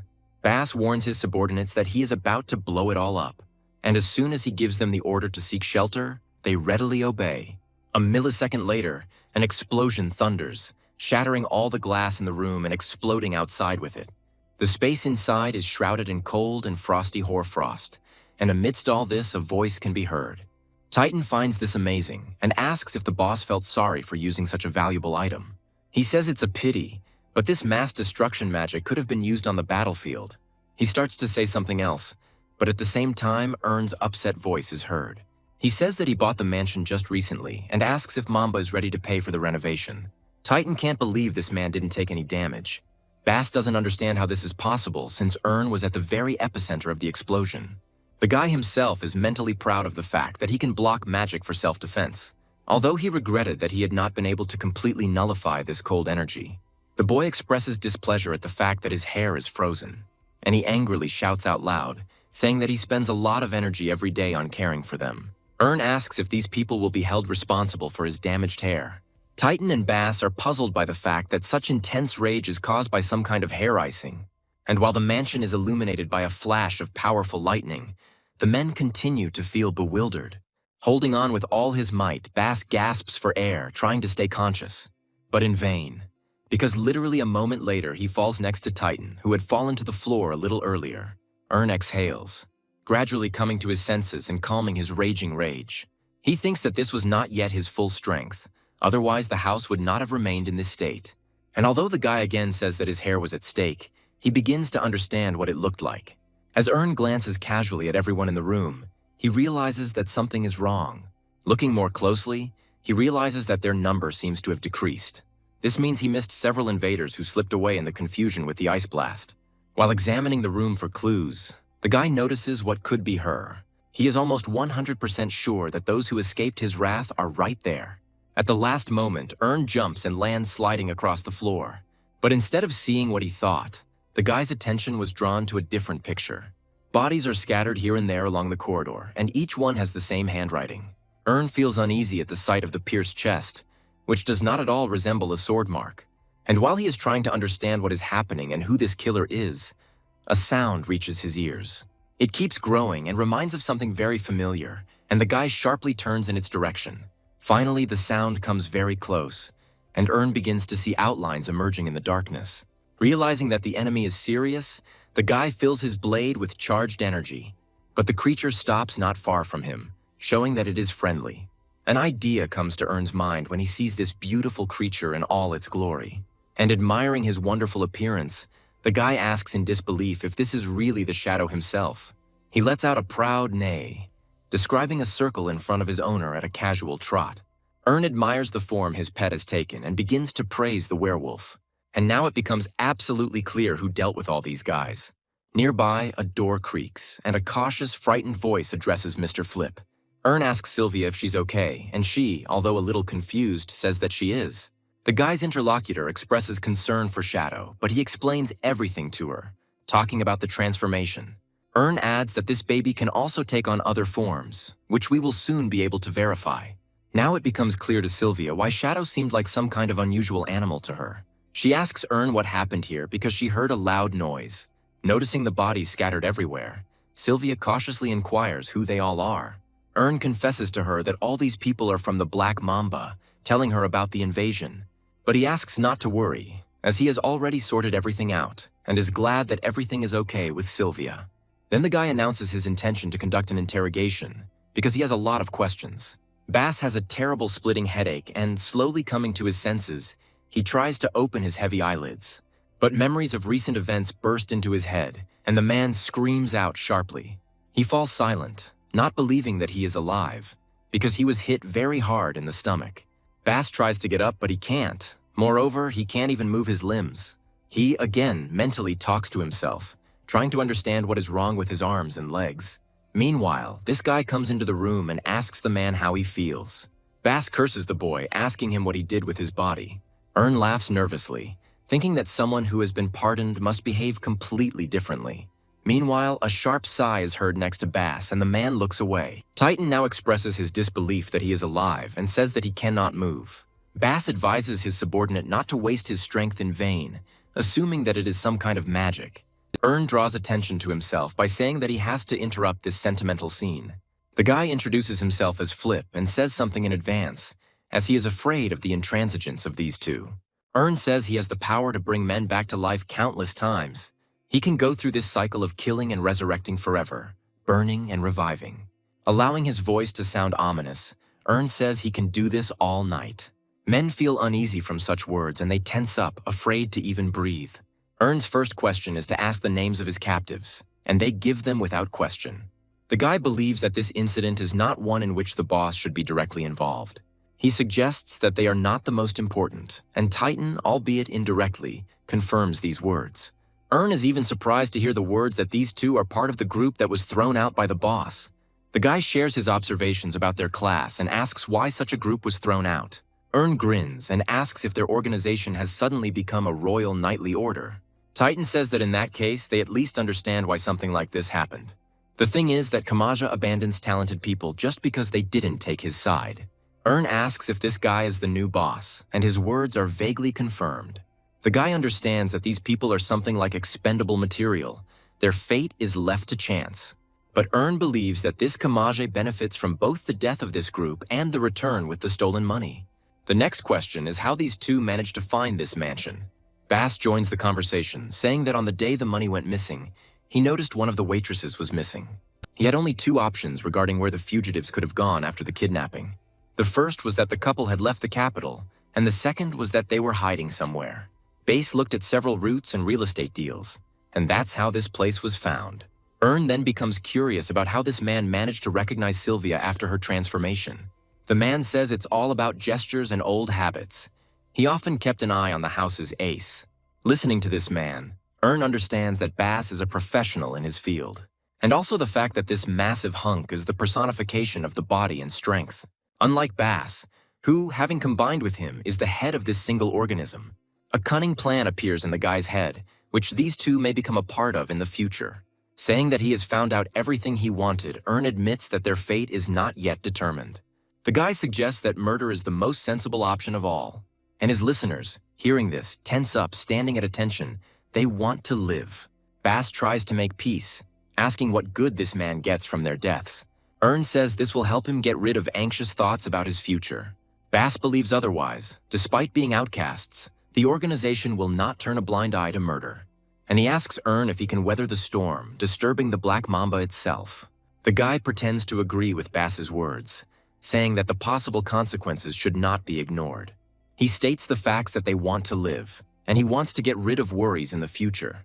The Trinity starts talking about a way for everyone to get what they want. Seeing that the sweet couple was already chatting among themselves, Ern grinned and interrupted them. He says that he does have one way of peaceful coexistence in mind. And after this very method is announced, the boys are indignant about the murder of Kamaz. Bass repeats his words and explains that this way they will be able to capture the Black Mamba. He says that they have failed their mission and will not be able to kill this man. Thinking about this, everyone else realizes that the leader's words are very close to the truth.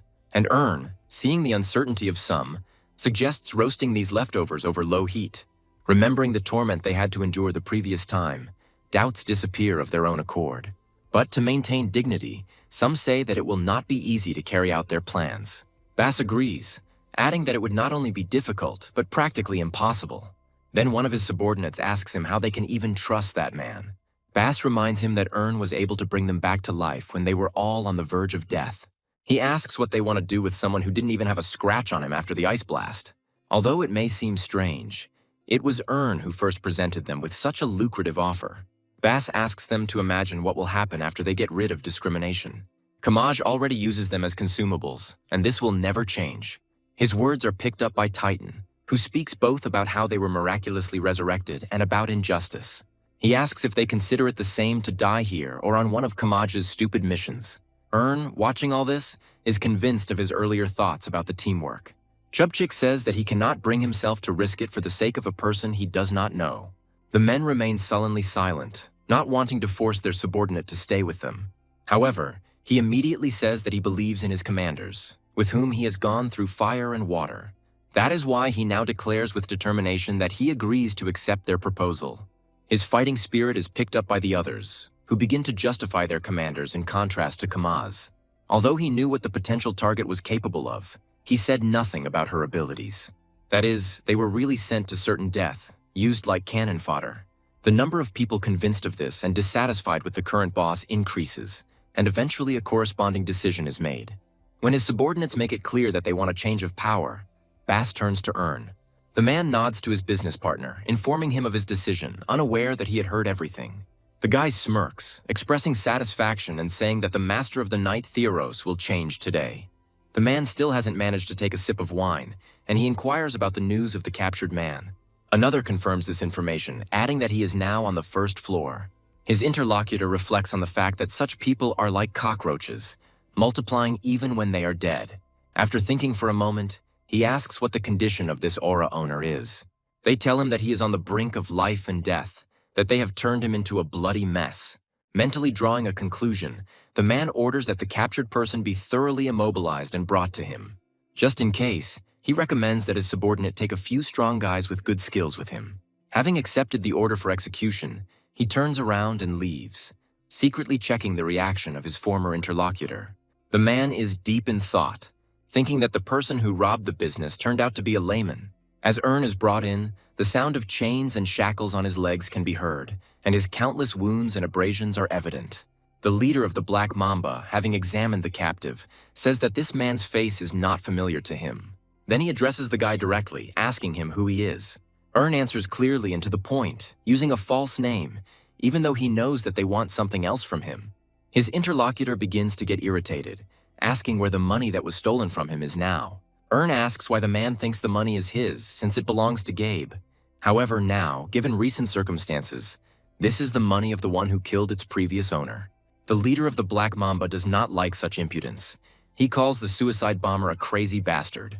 He claims that this money is the property of the group, and it belongs to him. The man turns to Bass, confident that he has certainly taken the money with him. He remains silent, and with this one short nod, he irritates his interlocutor. The man, barely containing his rage, asks why Bass was complaining to him here. He shouts that the interlocutor must stand at attention and report everything as required. Bass says he never does anything pointless, just as he now sees no point in talking to a corpse. The man becomes enraged, asking again and asking his interlocutor to repeat what he just said. Bass glances around the room unabashedly, taking in everyone in it with a searching gaze. All those present are watching what is happening closely, ready to rush to help at any moment. Bass informs that there is no one in this room who should remain alive. The guy's lips stretch into a smile as he says that this is very happy news for him. At the same moment, releases his aura, covering and enveloping the space around him. When the magical power is enough, the boy easily breaks his shackles. In one short moment, each of the chains that wrapped around his body, each link crumbled to dust. All of the Black Mamba's henchmen are seriously puzzled, as they have never seen anything like this before. The leader himself experiences similar feelings.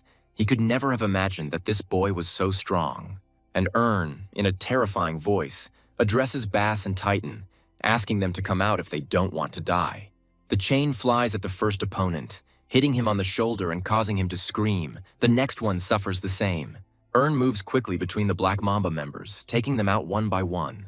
Looking at this bloodthirsty guy, disturbing thoughts appear in the head of the group leader. He thinks that he had some strange premonition about the owner of Aura from the very beginning. Deciding to attack him, the man puts two and two together, realizing that there was a conspiracy behind his back. Just when it seems like is about to get it, the guy turns to face his opponent. But he doesn't pay any attention to this, believing that he won't be able to dodge within such a short time limit. But is a talented boy. He slips out from under the blow at the very last moment.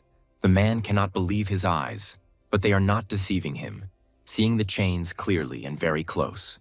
At the last moment, the leader of the Black Cobra manages to see the guy's face, catching his gaze, and then the chains tightening around the neck cut off access to oxygen, forcing a wheezing sound out of the throat. The man tries to loosen his grip, but nothing works. His position is unenviable and disadvantageous. Approaches his opponent and addresses Kamaja, saying that this is all thanks to him. The guy continues in an ominous whisper, enunciating each word and promising to devour the Black Mamba. The man, still clinging to life, forces out a trembling voice to ask for him to stop. But he doesn't even have time to finish speaking, as the chains around his neck tighten with a sharp movement. Titan and Bass are so astonished that they cannot find the strength to utter even a word. They don't take their eyes off their business partner until he sits down on Kamaja's desk. Initially ignores the two, but still finds it appropriate to speak up. The guy asks them why they are standing on the threshold and offers to go inside. Bass agrees. When this happens, asks his interlocutors what is happening on the lower floor, and one of them reports. Hearing that Kamaja's henchmen have been disposed of, the boy is satisfied and praises the guys. And then he clarifies about the most important establishments of the Black Mamba, and Bass confirms these words. Says he believes he has done enough to sort things out with senior management. The guy asks if they can win over the remaining opponents to their side. Bass suggests that the negotiations should go their way, as they have leverage. Kamazu was disliked by the trade association, which meant that half of the potential allies were on their side. Bass agrees, but sees the main problem as justifying their actions, which appear to be treason. Unlike his interlocutor, does not see any difficulty, saying that a justification can be invented. He suggests spreading a rumor that Kamaja is the culprit behind Gabe's death. Bass finds this option quite good, as it could even win over brothels. Picks up the slack, noting that gambling establishments would then be isolated and would wave the white flag. Titan, who spoke up, asks if they really think the organizations will believe this. Recalls how he was caught by them and says that this is exactly why it happened. The guy assumes that eyewitnesses have already been found and have started spreading rumors about all this. Therefore, the organizations will have no reason not to believe Bass and Titan, who captured the wielder of Aura. Says that he himself is just a shadow, and it is these two who will come to the fore. The guy suggests taking advantage of this opportunity to influence public opinion on crime. The guy gives the boys this look, and they simply can't help but believe him. And Bass agrees for himself and his friend, saying that they will try to pull it all off. Says that he will listen to their report at his mansion, asking his interlocutors to come there.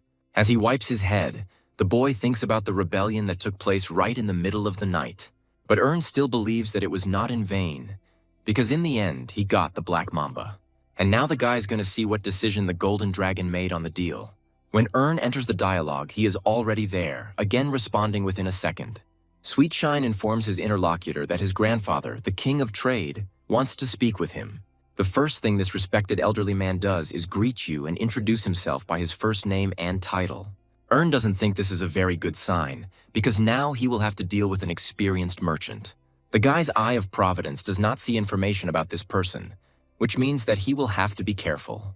Decides to start with a respectful greeting, naming the full title of his interlocutor. He notes that his interlocutor knows him, and the guy says that it's all because he's a big celebrity in his world.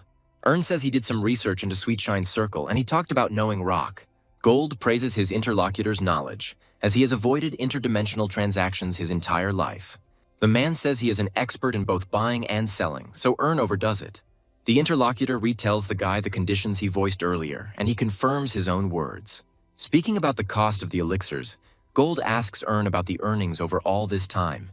This impresses him, because it is quite difficult, and even the head of the Great Rock Mountain could not earn that much. The King of Commerce shames asking him again if he thinks he has gone a bit too far. The guy understands that this old man has calculated everything, and he cannot even argue with him on this matter. But he still tries. Although with varying success, the King of Trade sits firmly on the throne. Gold says he was shocked by what he heard when his grandson relayed to him the words about the cost of revenge. Agrees with him, saying that there is no price to be paid for taking revenge on one's parents. But then the man says that he is a merchant, so he will look at revenge from that point of view. Hearing Gold say that he values revenge at 50,000 coins, the guy thinks hard. And although this grandfather knows how to remain calm in a situation, managed to see the mistake he had made.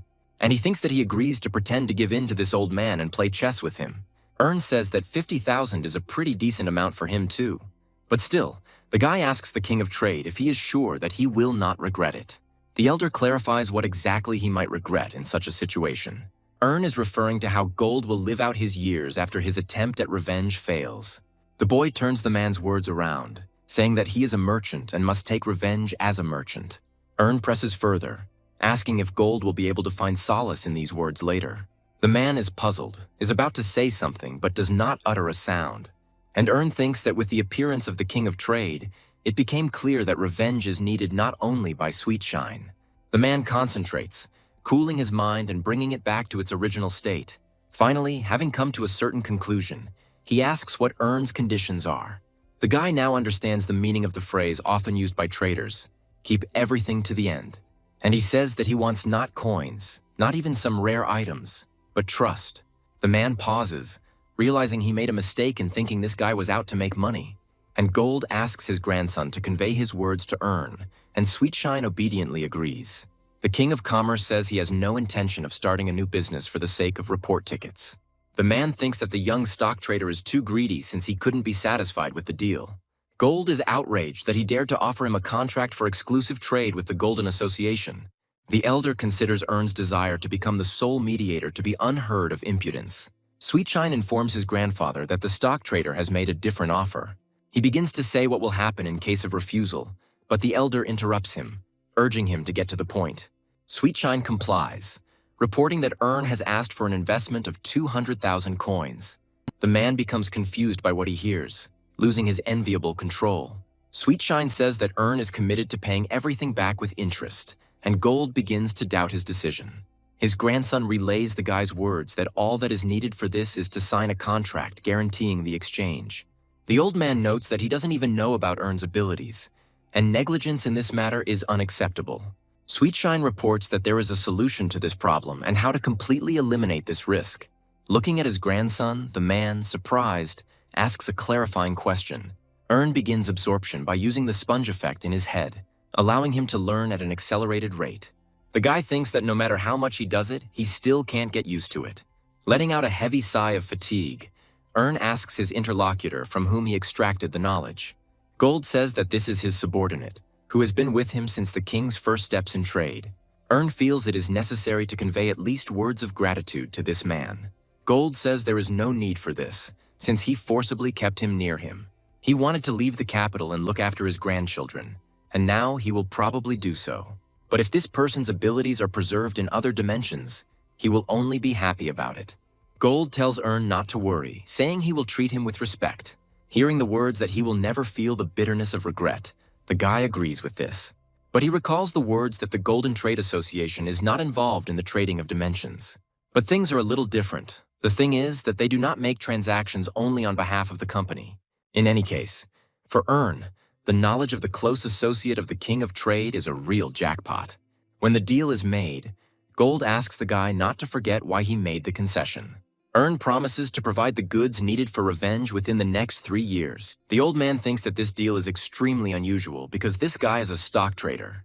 He didn't think he would ever sign a contract with such concessions, but so far he doesn't regret what he did. Saying goodbye to the king of commerce, Earn expresses hope for their further cooperation.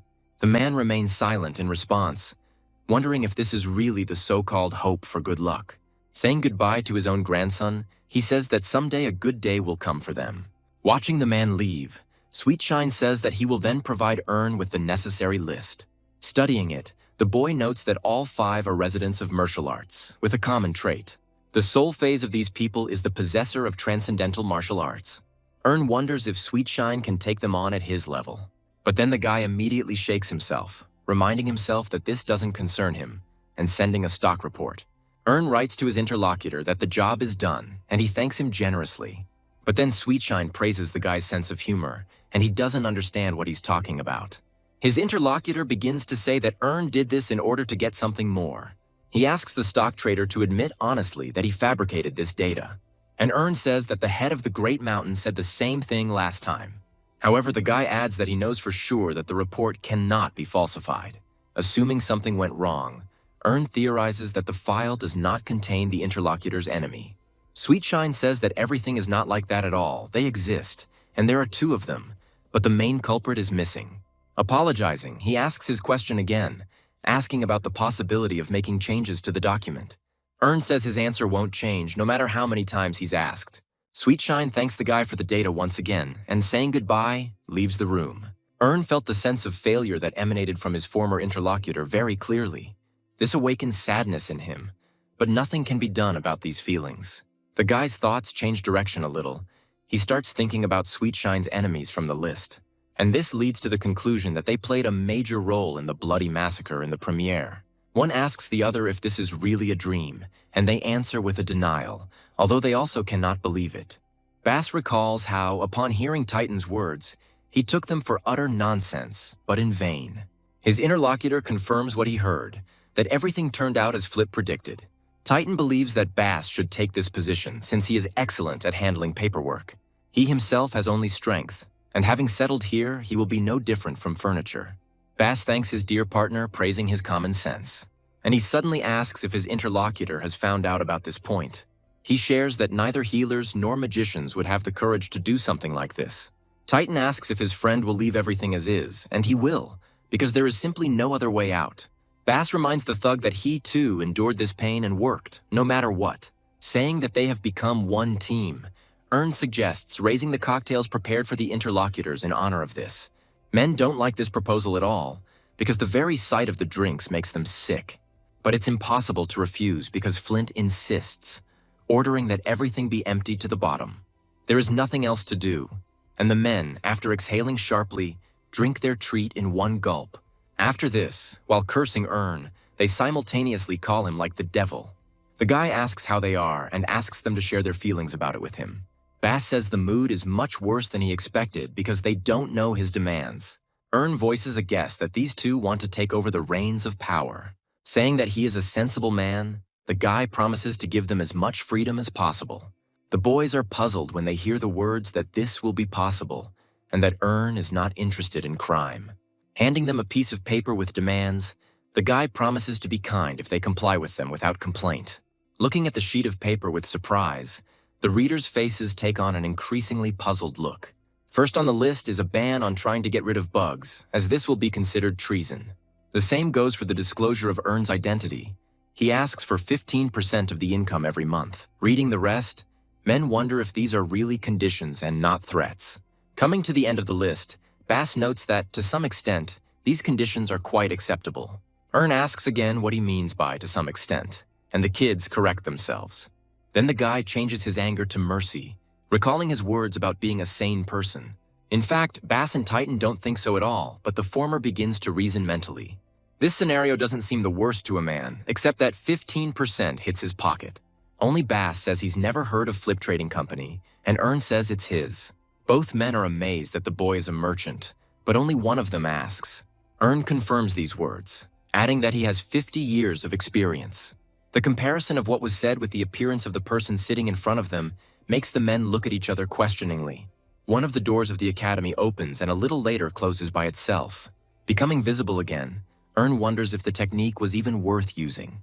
But he still comes to the conclusion that there is nothing wrong with being overly cautious. Ern thinks about how much he's accomplished in these 15 days. The first thought that comes into his head is about achieving an excellent rank. After this, he remembers the agreement he managed to make with the King of Trade.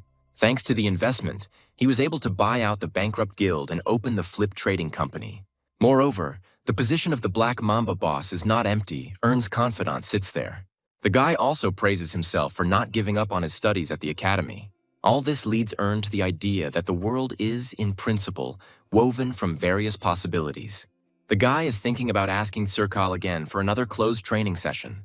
At that very moment, the door opens, and the instructor is happy that his student has returned on time. Ern greets the man, admitting that he had been meaning to visit him. The guy starts talking about closed training, but finds out that there is a more serious problem now. Ern is surprised by this, asking a clarifying question, and the man does the same. He asks if the guy got into any trouble before entering the academy.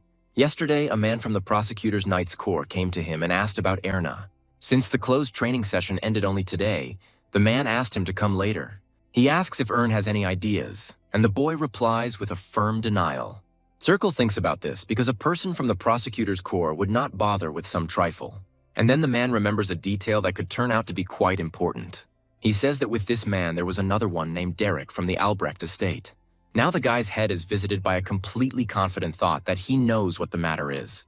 After all, it follows from this that Marquise Dorian, the head of the Albrecht family, suspects him. Ern reflects on the fact that it is impossible to punish a killer who left no evidence. The good news is that the guy has a solid alibi for just such a case. Even a man from the prosecutor's night competition couldn't refute this. As soon as Ern finishes his thought, someone enters the interrogation room and asks if he is Ern Stilgard. The guy confirms these words in a calm tone, saying that everything is correct. Saying that he is pleased to meet him, the man calls himself Zenitz, stating his position. Ern is mentally amazed that the commander himself came to him for questioning and begins to ask about the reason. The man asks him not to be afraid, saying that he will just ask him a few questions. Taking his seat, Zenitz asks the guy if he minds if he starts right away. The commander says they still haven't been able to find Marquise Albrecht's missing son, Kunz. Ern plays dumb, pretending he's just now realizing what happened. His opponent, with a dispassionate look, clarifies that his interlocutor did not know this, and he shakes his head negatively, but does not utter a sound. The man confirms this. He says that Ern really couldn't have known this because the Stilgard guards left earlier. Then Zenitz asks if the boy thought it was strange that Kunz was absent from the academy. Ern says he was a little confused, but then decided they were just in different classes. He adds that, on the other hand, they didn't even really know each other. Kunz seemed willful to him. Showing understanding, the man remains silent for a while, but soon speaks up again. When he says he has no more questions, Ern is seriously surprised. He doesn't understand why he was called into the interrogation room then if there was no intensive interrogation. The guy asks if he can go, but he is asked to stay, saying that there is someone who wants to talk to him. Turning towards the door, Zenitz tells the man that he can now come in. The heavy canvas moves aside deliberately slowly, as if it were already part of a second interrogation. And when Ern sees the silhouette of a man appearing in the darkness of the doorway, his guess is confirmed. Seeing Derek tense, the guy is finally convinced that the real interrogation is about to begin. A man greets his young acquaintance with the words that they haven't seen each other for a long time. Ern notes the fact out loud, saying that the second captain's face has become very haggard. Derek agrees, saying that in a situation like this, there is no other way. After this, he falls silent, and for a while there is absolute silence in the room. Zenitz watches everything from the darkness, and now his gaze is fixed on the suspect's face. But, contrary to expectations, it appears impartial until the silence is broken again. The man turns out to be Derek, and he asks Ern why he did it. The guy is mentally amazed that the man gets straight to the point, but out loud he expresses bewilderment. The captain says his young master disappeared without a trace just 24 hours after the steel guards left. He recalls that on the eve of this, a fight even broke out between their knights. Derek asks Ern if he thinks this coincidence is too strange. The guy mentally notes that this foundation is too weak, and he exhales heavily out loud. Ern continues, saying that he is only suspected because he was there by accident. The man admits that he has thought about this tens of thousands of times before today. More than a month had passed since his young master Kunz had disappeared. If he had left of his own free will, the Albrecht's men would have had plenty of time to find him. But there are no traces anywhere, and no one is making any demands for ransom. The man expresses firm confidence that, if this is the case, it is not an escape or a kidnapping. But little Stilgard had both the motive and the opportunity to carry out his plan. Zenitz turns to Sir Derek, reminding him that before him stands the son of an earl and the descendant of a hero. He asks him to show respect, and the second captain reluctantly apologizes. Ern asks Zenitz if Derek has the authority to question him since he is not a prosecutor. The man answers positively, saying that he came with him and that Marquis Dorian asked for this. He adds that they can stop the interrogation here today if Ern has any objections. The guy asks what motive he could possibly have, reminding him that deaths happen. Ern asks if they can substantiate their guesses and also what their reasons are. Derek is quickly located, saying that on the night of the disappearance, a detachment of Stilgard stopped in the village of Thane. But she was only a day's drive from Acadio, so how could the day have been so stressful? The man finds this strange, because it looked as if they were trying to get to this place. Ern says it's because sleeping without a roof over your head would be extremely uncomfortable. Zenitz says he would do the same because nothing can replace a soft bed. Derek takes it calmly, but says that the most interesting part is about to begin. The man goes on to talk about the testimony of the inhabitants of this village. They said that the arriving detachment remained there from night until the next morning. Zenitz notes that this is not enough to justify an indictment, as there are dozens of similar accusations.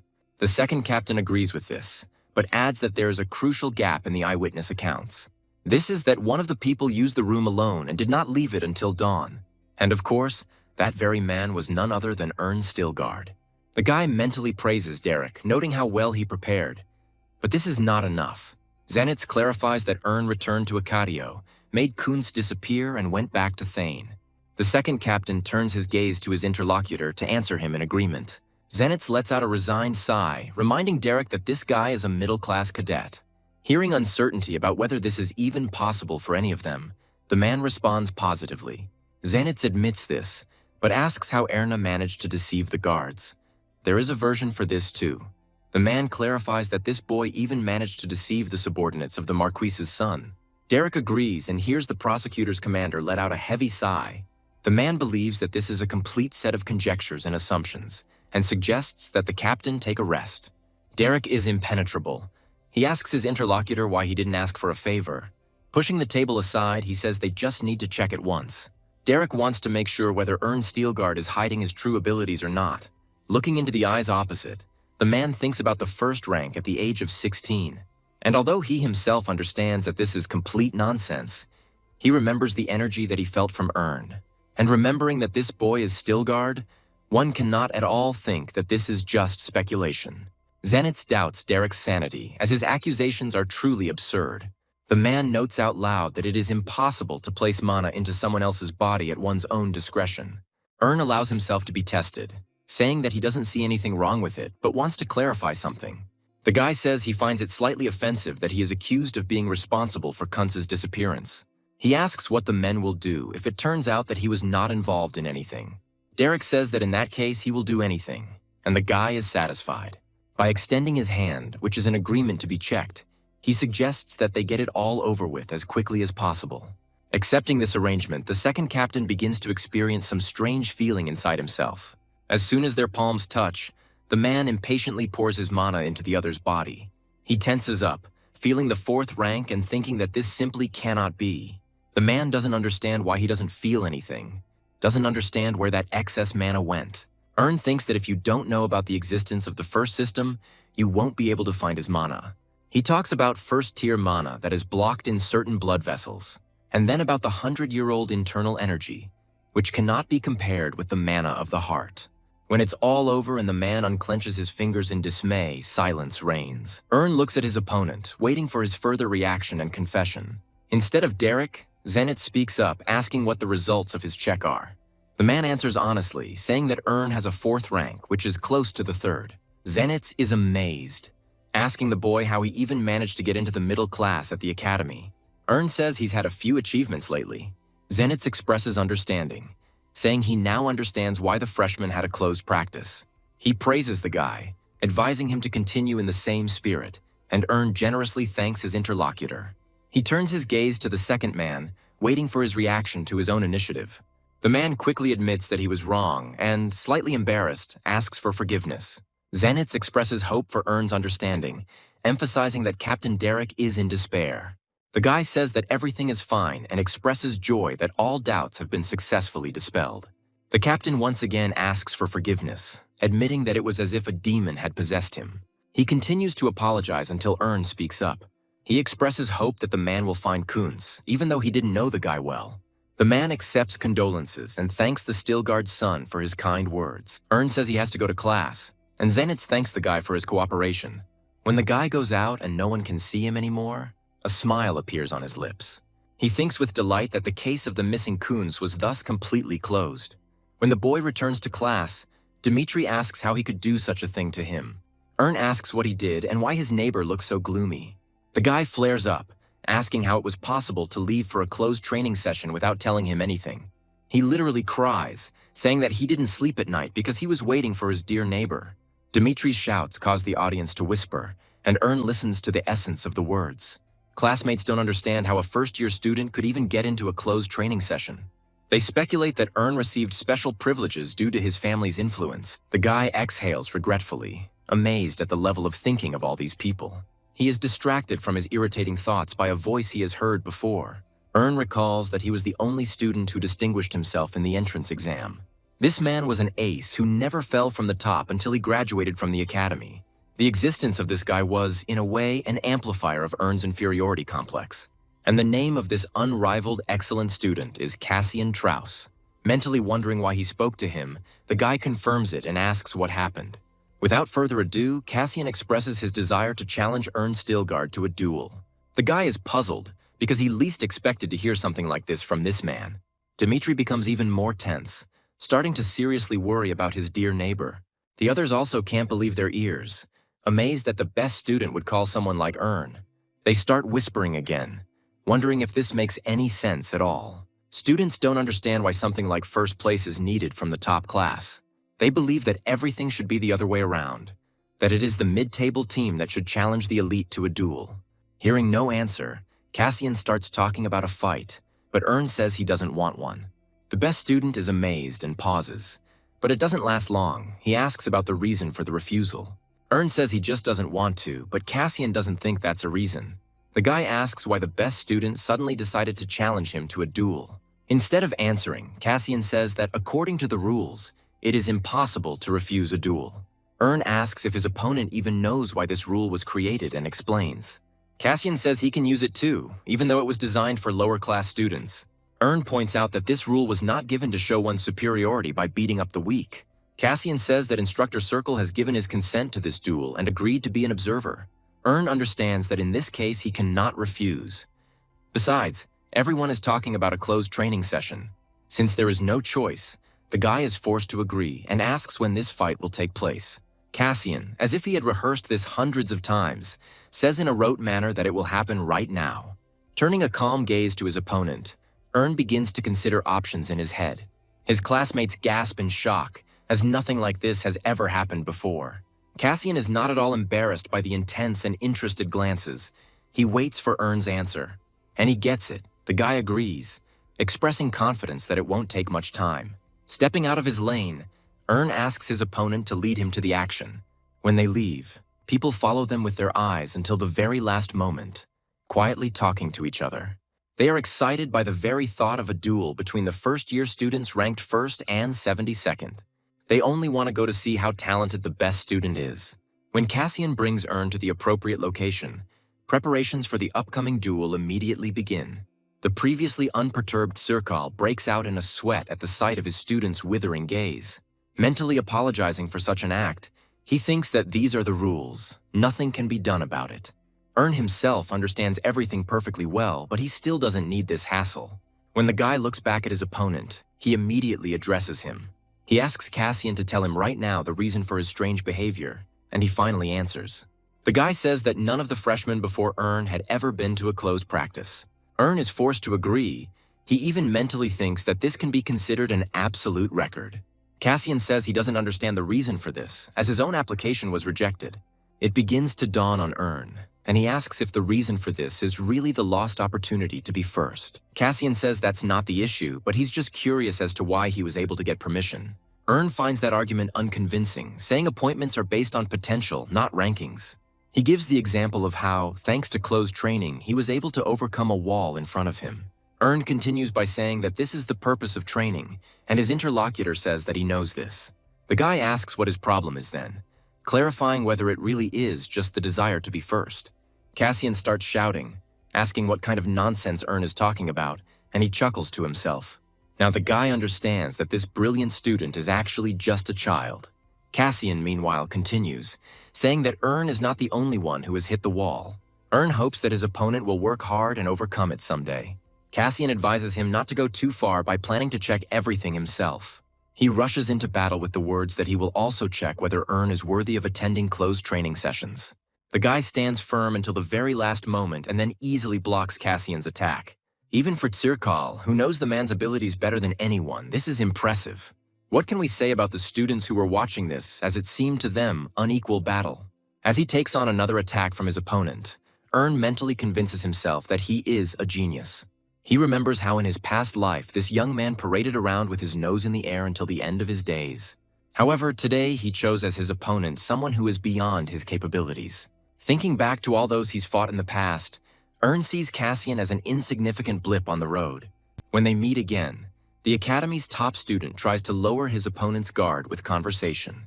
Cassian acknowledges the strength of Ern's defense, but asks how long he will continue to defend himself. The guy thinks that his opponent does nothing but irritate him and expresses regret. It's about how you can't take out Cassian with one blow, because in the eyes of others, Ern is average. He thinks about how to deal with this upstart discreetly and remembers something. The trail Cassian left behind also had its flaws, and they lay in its control skills. And this is exactly what is needed to carry out the plan that just came to Ern's mind. So as soon as Cassian finishes his lunge with a blow, the guy abruptly moves out from under the training sword. Ern drops to one knee, pretending his dodge was a little awkward. However, he is surreptitiously checking the reaction of his opponent, who is already noticeably exhausted. As Ern slowly rises to his full height, Cassian gasps in shock. Confused, he asks his opponent what he is doing and what is wrong with his sword. In response, Ern says that a knight who has truly reached the heights controls his strength with gentleness. Heaviness is overcome by lightness, and fast speed is compensated by slowness. The boy explains that the person who taught him this truth is his own father. Cassian is surprised by this too, asking again whether His Excellency Abraham really said this. Students watching the fight express confusion as to why they suddenly started chatting. Cassian expresses understanding, asking to share with him the continuation of this instruction. Ern is secretly jubilant, glad that he managed to interest the enemy, but says that's all. Instead, Abraham demonstrated what he had said by example. Pointing his sword at the enemy, the guy says that everything happened exactly this way. Suddenly, he is just centimeters away from Cassian's face, and he involuntarily flinches. The guy tries to understand where he went wrong, to grasp the truth hidden in the depths. But suddenly his face hardens in an instant, and the best student cries out in indignation. Striking at his opponent's sword, he calls these antics frivolous. But suddenly Cassian becomes puzzled, because confident that he touched him, he did not even feel the blow. Pleased with the manipulation he pulled off, Ern grins, reveling in his victory. Cassian can't believe he was fooled by some mediocre guy. However, the best student is not going to give up so easily, because this would be a blow to his reputation. Blinded by the injustice, Cassian rushes at his opponent with a war cry, and he, with an unperturbed expression, easily repels the impulsive blow. Cassian is starting to understand what it is, but it's not easy at all. At this time, the enemy asks him what he can say about this now. Ern clarifies, asking if he has the right to be admitted to closed training sessions now. The guy mentally giggles maliciously, reveling in his own superiority. Cassian now doesn't know how to behave, because the situation is developing ambiguously. He expresses denial out loud, theatrically believing that this fight has taught his opponent nothing. Immediately after this, Ern gives the instructor a prearranged signal, and he quickly comes to his senses. Saying that he sees no desire to fight in these students, the man declares it a draw. Observers, however, don't think so, calling this conclusion nonsense and asking the guys to continue the fight. Circle silences them, declaring the duel over and ordering them to return to their classrooms. The students were not impressed by this outcome, believing that this fight simply could not end in a draw. One of them recalls the expression on Cassian's face, who was also stunned by what was happening. Others recall the words about the right, and they are told that this meant closed training. They come to the conclusion that Ern is indeed worthy of such a privilege after such a battle. The best student of the academy silently approaches the instructor and silently says goodbye to him. When he leaves, both he and his former adversary follow him with their eyes until the very end.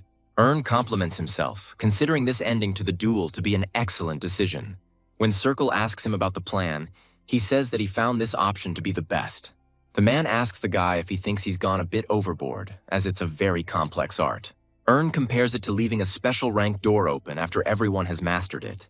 He thinks that what he demonstrated is the 8 stars darkness sword technique. Circle believes that this child is now confused after higher skills. Ern says that he did it for this very reason, and the fight ended the way it did thanks to the instructor. Circle believes that the guy could have lost if he hadn't gone too far. Ern admits that he wanted to annoy that bastard a little and didn't want to lose to him. The guy also says that after classes he will have to leave the academy for a short time. The man doesn't understand why Ern even entered the academy since he skips classes so often. And at the same time, Circle wonders why this guy is leaving this time. Watching the people working, Ern, realizing that it is all his, finds the view beautiful. Almost immediately after this, the head of the trading company, that is, him, is called out. Seeing his deputy, the guy asks if there have been any incidents. The answer is negative. This is Marcus, and while he is Ern's current deputy, he is the former head of this company. The man says that his boss arrived just in time because some decision needs to be approved. Looking over the list of new employees, Ern gives orders to double their number. Marcus thinks this is unjustified, but the guy believes that even so there will be a shortage of personnel. The man thinks that he still can't believe the volume of deals that the boss requested. Ern says he'd really like to quadruple his staff, but he's better off taking things slow. He adds that they will now have a lot to do, as in a few years their company will be the largest. Ern asks his deputy to be careful, and he says he will keep it in mind. The guy also asks to hire carpenters to repair this old building. Marcus considers this unnecessary, since the business has only just opened and there is still space in the warehouse. Ern reminds him that he is the boss here, and his interlocutor is forced to agree with him. The guy asks whether clients would be willing to use services with a nondescript appearance. Marcus has no choice but to agree with his boss. Arguing with him is useless. The guy looks at this man from the perspective of an old man who has been in business for half a century. According to her, Marcus is a pretty good option for the position of deputy. Besides, the guy is confident that this man will not stab him in the back, and that means a lot. Emerging from such thoughts, Ern asks where the secretary is at the moment. Knocking politely on the door before entering, the guy asks if there are any complaints about the secretary. The boys, puzzled by the knocking, peer out from an excessively high stack of important papers. But seeing who exactly came to them and hearing a familiar voice, they express joy. Shadow reacts especially violently to Ern's appearance, rushing towards his owner with a joyful squeak. The guy reminds him that they haven't seen each other for at most one day, and the baby already misses him so much. Ern suggests that he has placed too much work on Sylvia's shoulders, but his interlocutor says that she herself is happy to help, because under his sensitive guidance she has settled in well. Ern praises Sylvia, saying that she is handling everything even better than he expected. And the secretary suddenly remembers that the workshop reported that the guy's order was ready. He is pleasantly surprised by this, because he did not expect it to happen so quickly. Sylvia says the deputy picked him up earlier in the day, and Ern replies that there was no need to go to all that trouble. The guy's interlocutor suddenly becomes interested in where he plans to use this thing. Ern says that this is an order for Shadow, which surprises both the animal itself and Sylvia. As they leave the building and go out into the backyard, the guy turns to his charge. Saying that this order is exclusive, Ern asks if Shadow will be able to eat it all. The little animal approaches the task with all readiness, and at the same moment flies out of the hands of its owner. The next moment, the first chomping sounds are heard, and Ern wishes Tanya bon appétit. The guy suggests that, from a human point of view, it would be like seeing a carriage made of sweets. Thinking that there should be some result by now, Ern decides to check his email. When logging into the first system, the first thing the guy sees is a message about passing the entrance exam. Ern is delighted, finding it hard to believe that his idea actually works. While checking out the affiliate store, the guy notes that they're asking for 100,000 as an entry fee. Remembering the channel master with kind words, Ern finds him very useful in many ways. Lost in thoughts of a slightly different kind, the guy wonders whether he should, for starters, change the name of the store. While editing and then saving the information, Ern suddenly feels like he's gone a little overboard. But he quickly dismisses such thoughts, justifying himself by saying that this is just the concept. Ern discusses how partner stores have one specialized field, and also that he is not a manufacturer but an intermediary, so he does not affect the quality of the product. In this situation, the guy finds it rational to make variety an advantage of his store. However, a glance at the inventory is enough to make you feel ashamed of the range of goods. The guy turns to Stone and he responds surprisingly quickly, which is surprising. The man looks happy, saying that everything is great thanks to Ern's help. But that's not what the guy meant when he asked how things were. He meant the library's safety. Stone agrees that this is no longer a joke, saying it is difficult to pick up even one volume. Ern says there's nothing he can do and admits he wanted to provide the man with a business partner. Tom clearly likes this initiative and clarifies what exactly his interlocutor means. Ern resorts to trickery, saying that it is pointless now because Stone will not be able to do anything because of the security. The man habitually dodges, saying that this does not mean that it is impossible to find a breach in security. Ern interrupts his interlocutor, asking a specific question about security. Asking about the quantity, Stone realizes that in just 1 year he will be able to return half of his internal energy. This makes him impatiently inquire who exactly his business partner is. Ern honestly admits that it's a partner store, further piquing Stone's interest. The man is happy about this, expressing confidence that this way the money will definitely not go down the drain. And when he asks what the name of the store is, Ern announces it with pride. Stone is confused when he realizes who exactly owns this establishment. Ern thinks the man is going to laugh at the name, so he asks him not to. Stone says that's not the issue, but that the guy will have to go through a very tough test. Ern says he'll handle it himself, saying how much below the market price the offer will be. Realizing that this is not enough, the man comes to the conclusion that his income will also be less. Ern asks his interlocutor to think, asking what exactly the problem is. The guy continues, believing that it is most profitable to sell his goods in full volume at a discount. Stone agrees, believing that high sales volume is indeed profitable. Ern asks the man to prepare martial arts recordings and send them to him if everything is clear. As he ends the conversation, the guy is happy that he has figured out the martial arts recordings. And now Ern is looking to restock his store with other products. Later, he thinks that this sortie was useful for him, although short-lived. Thoughts of opening a store, stocking the shelves, and making progress in his connections bring him satisfaction. At the same time, the guy thinks about confirming Shadow's ability to transform. When Ern finds himself in the backyard of his company, he involuntarily screams at what he sees. He is pleasantly shocked that Shadow took everything, even the smallest details, into account during the transformation. Ern is convinced that the incomplete transformation into a sword was then due to the young age of the creature. However, now the guy was finally convinced that Shadow was a werewolf of the highest level. Ern thinks there are many other uses besides combat aid, like keeping the baby well fed. Returning to the dorm, the guy is surprised by Dimitri's absence, assuming that he is training. This plays into his hands because Ern is burning with impatience, wanting to know how things are going with the partner store. When he logs in, he sees a chat request from Sweetshine, which prompts him to think about something. Ern's interlocutor notes that they haven't been in touch for a long time, and he asks how he's feeling. Sweetshine says that after much deliberation, he finally got his thoughts in order and made a decision. Even though the revenge will be incomplete, he is ready to carry it out. Ern tells Sweetshine he made the right decision, and he responds. He notices that it took him a lot of time to think about it, which is not good. He is burdened by the thought that if only 2 people are avenged, the main culprit will remain unpunished. At the same time, he will find out about the revenge and hide, and Sweetshine will lose the opportunity to take revenge on him. Ern reminds that a lot of time has passed since then, and it is not a fact that the 3 are still in touch. Sweetshine says they're masters, so they're bound to know some news about each other. Ern agrees and explains why the relationship between these people is special. His interlocutor is confused when he hears that these people are accomplices of the massacre. After a short pause, Sweetshine asks how Ern knows about all this, and he says that only in general terms, recalling the crumbs that Stone obtained for him. The Premier Bloodbath is the name given to the tragedy that occurred after the emergence of dimensional transactions. That day, the energy of many people was drained, and Sweetshine's parents fell victim to these circumstances. The latter says that he wanted to wait, find the main culprit, and then catch the whole gang.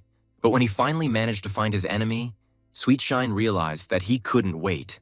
He wants to make these people feel everything he went through in their own skin. Earn likes the direction of this man's thinking and agrees to support him. The guy also allows the revenge-obsessed person to contact him at any time. Sweetshine is amazed to hear that Earn is even willing to be his conversational partner as a bonus. He is puzzled, although he thanks the guy, and then, saying that it will be later, leaves the conversation. Earn wonders if this man will be able to get revenge, since both of his opponents are at their peak.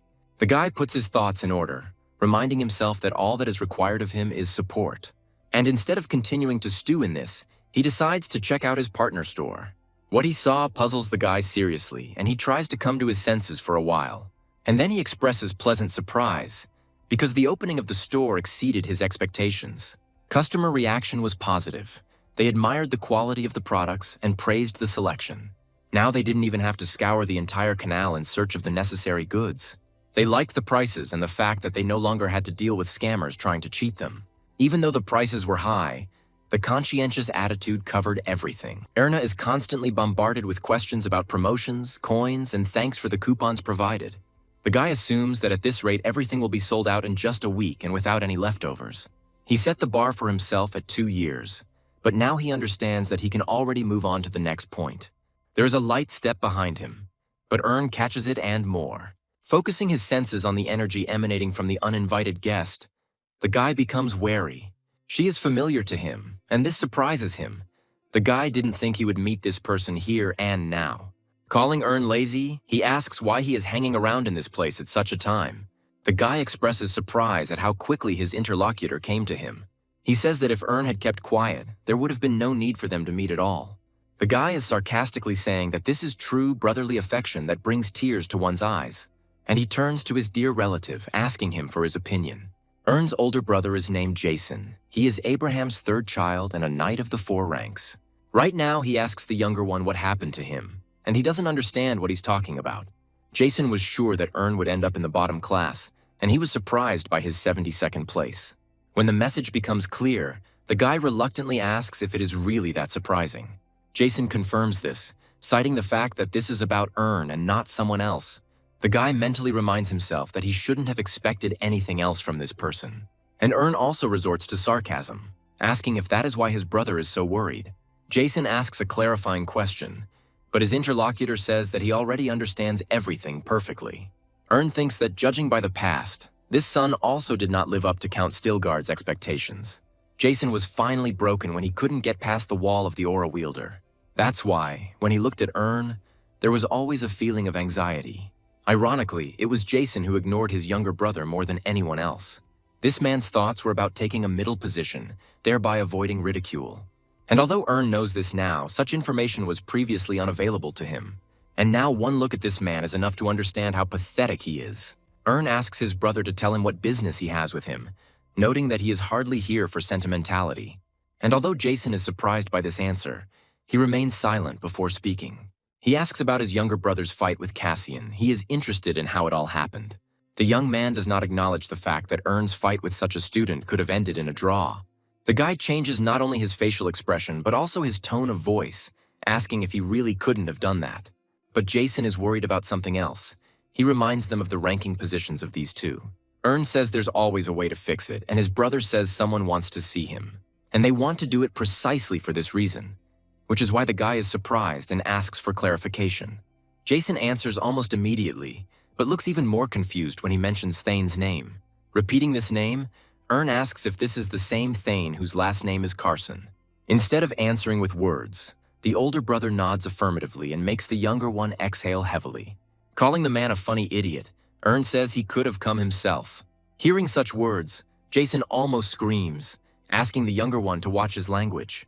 Earn asks about the rashness of the words and whether there is anyone else here besides them. He clarifies whether he needs to go to Carson now and where exactly he wants to meet him. Jason says his brother shouldn't go out in that outfit and Thane won't meet him in person. Pointing to the envelope, the young man asks Earn to come to the address written inside. Asking if the younger one has a dress suit, Jason asks to put it on. Having looked closely at the envelope, Earn begins to speak in amazement, but his elders interrupt him. The young man speaks of the honor that has befallen his brother, since inviting a first-year student to the club is unheard of. Ern doesn't consider this an honor. On the contrary, for him it's an invitation to a puppet show. Jason starts to say something about what his brother makes him think about with every word he says. But he interrupts himself, instructing Erna not to be late for such an important event under any circumstances.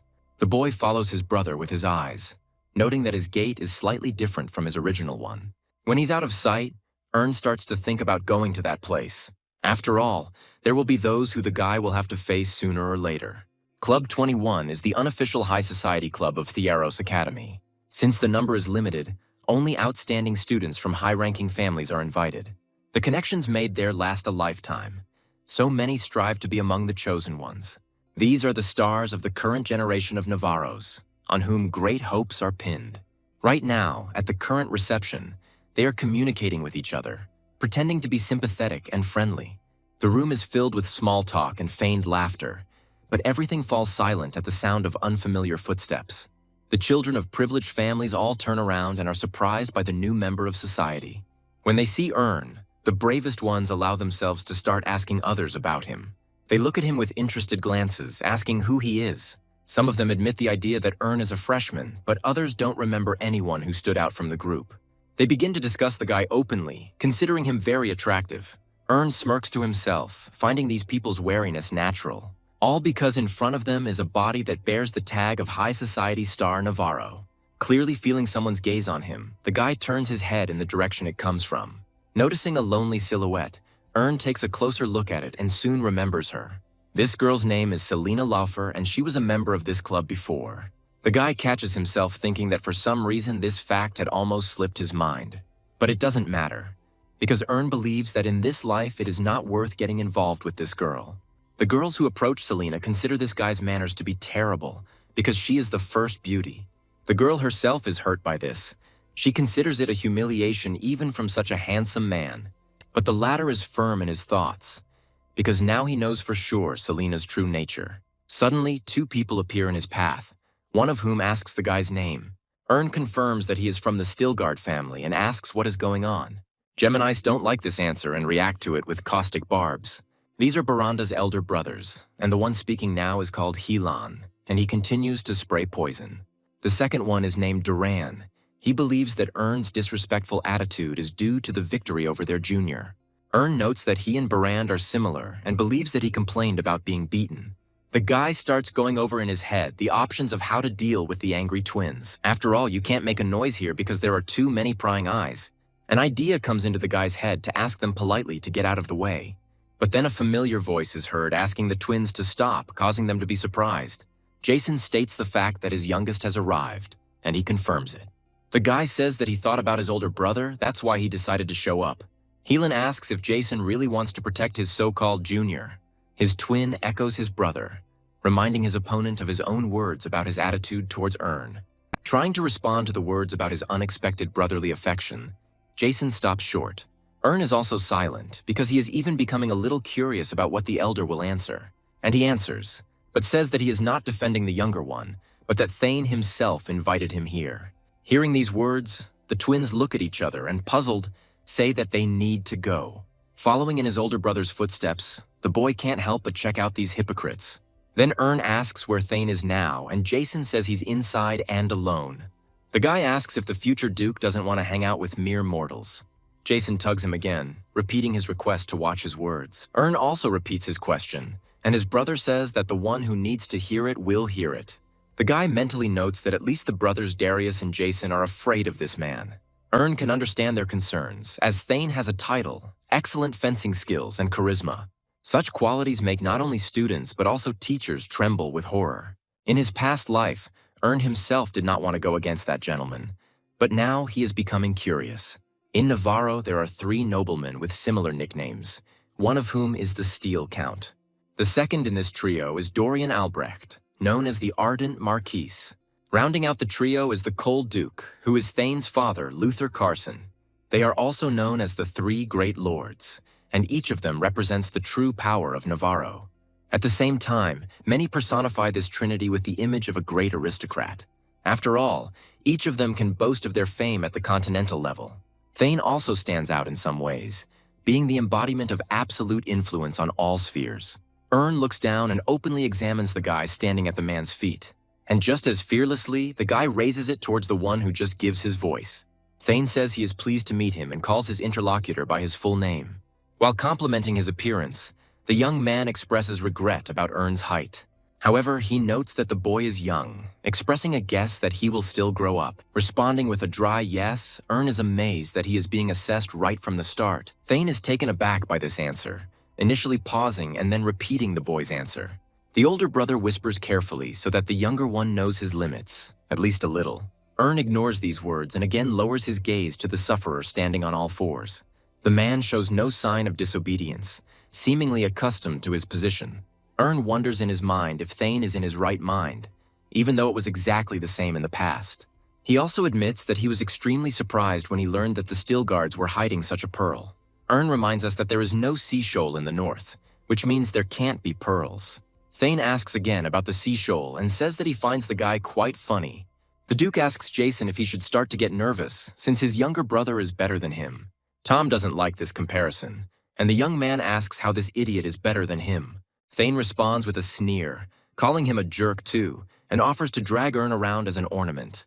These words offend Jason, but he is so afraid of his interlocutor that he stupidly remains silent. Thane suggests that we stop the idle chatter and take a better look at this guy's abilities. He also says that he no longer needs the footrest and tells the sufferer to get lost. When he gets up, he doesn't even straighten up to his full height, and Ern continues to look at him. Noticing an attentive gaze on himself, the boy hesitantly turns his own gaze towards him. Ern bears it with dignity, without even blinking, and the man standing opposite becomes embarrassed. As he slowly walks past, the boy no longer looks, unlike his older brother. But still, some unknown force makes Ern look at that twisted back again. He hears words addressed to the unfortunate man that he was lucky today thanks to the newcomer. They wonder if he really wants to live his whole life as an errand boy. Noticing Ern's curiosity, Thane asks him if he thinks he's overdoing it. He wonders if the boy thinks it's inhumane to treat people like footstools. Ern answers cautiously, but honestly, he is of the opinion that there is only part of the truth in this. Thane says he doesn't really care because the guy can see everything from this angle now. But he was starting to wonder why Ern wasn't showing him the respect he deserved. Unlike the extremely calm guy, his older brother tenses up, even feeling the sweat coming out. Ern then asks if the cultural level of this place was not like this originally. His interlocutor, not understanding the hint, asks the guy to explain, and he does so readily. Ern says that's how the Darius brothers behaved, and now he does too, and Jason is older than Thane. The guy says that looking at this, he himself decided to start following this line of behavior, and under the stunned and frightened face of his brother, he asks another bold question. Ern asks if there is any problem or complaint about him following his elder's example. To everyone's surprise, Thane bursts out laughing and then bursts out laughing uncontrollably. He likes that this guy has the gift of gab. He begins to think of him as a useful thing. The Duke expresses hope that Ern's skills are not as good as his ability to speak. The guy gets the idea that this person wants to have a duel with him. And he mentions a duel that took place relatively recently with the best student of the academy. Thane says that after the fight with Ern, he continues to remain in this state.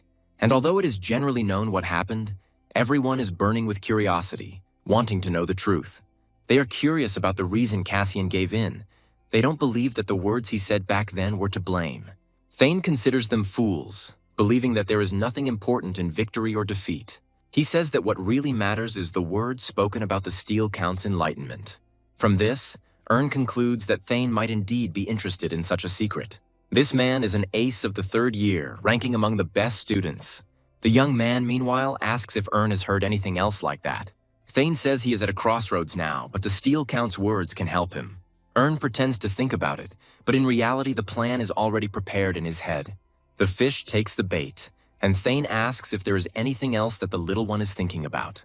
Ern laughs to himself, because while he pretends this is a gesture of goodwill, the Duke is actually a petitioner. An idea appears in the guy's head to beat up this hypocrite like Cassian before. But for now, he says that there really is something else, and Thane asks the guy to talk. Ern obeys, saying that a knight who has reached the heights controls strength with gentleness. He repeats the words he said to Cassian, and then adds the last one about there being fullness in emptiness. This interests Taina, but he doesn't understand the meaning, asking his interlocutor to explain it to him. Ern says it means pretending you don't have anything, even if you do. You have to be full inside, but look empty on the outside. The state where you look like a normal person, more than anything else. Thane remains impressed, saying he feels as if his consciousness has been instantly opened. Ern is amazed at the conceit of this man, who believes that this is how one can achieve enlightenment. Thane approaches Jason, asking why his brother's words differ from his own. The Duke scoffs at the third son's knowledge of more than his second, who seems to be the one to be expelled. Jason starts to hesitate, trying to find a suitable excuse, but Thane continues, interrupting him. He says he finds this surprising, as he considered only Kieran to be a useful person in their family. Thane admits that the idea that Jason should be nervous was a joke before, but not anymore. Turning to Ern, the young man says that he liked him and that he liked him. However, Thane cannot let him into the club because all the seats are currently occupied. Because that is their symbol, no one will increase the number of participants just like that. But at the same time, Thane doesn't want to let the younger Stilgard go so easily. And he turns to Jason, asking him how he feels about making room for his brother. The boy's voice breaks out and he asks if Thane is seriously going to throw him out of the club. He is completely serious and asks what else his interlocutor can offer, besides a name. Thane, also in color, says that he does not at all need to have 2 whole Stilgard offspring with him. Thane chuckles, asking Jason to make his face simpler and saying he was only joking. After all, it is thanks to Sir Arbahan that he can now enjoy all these benefits. But Ern can see perfectly well that every word spoken from this man's mouth sounds like nitpicking.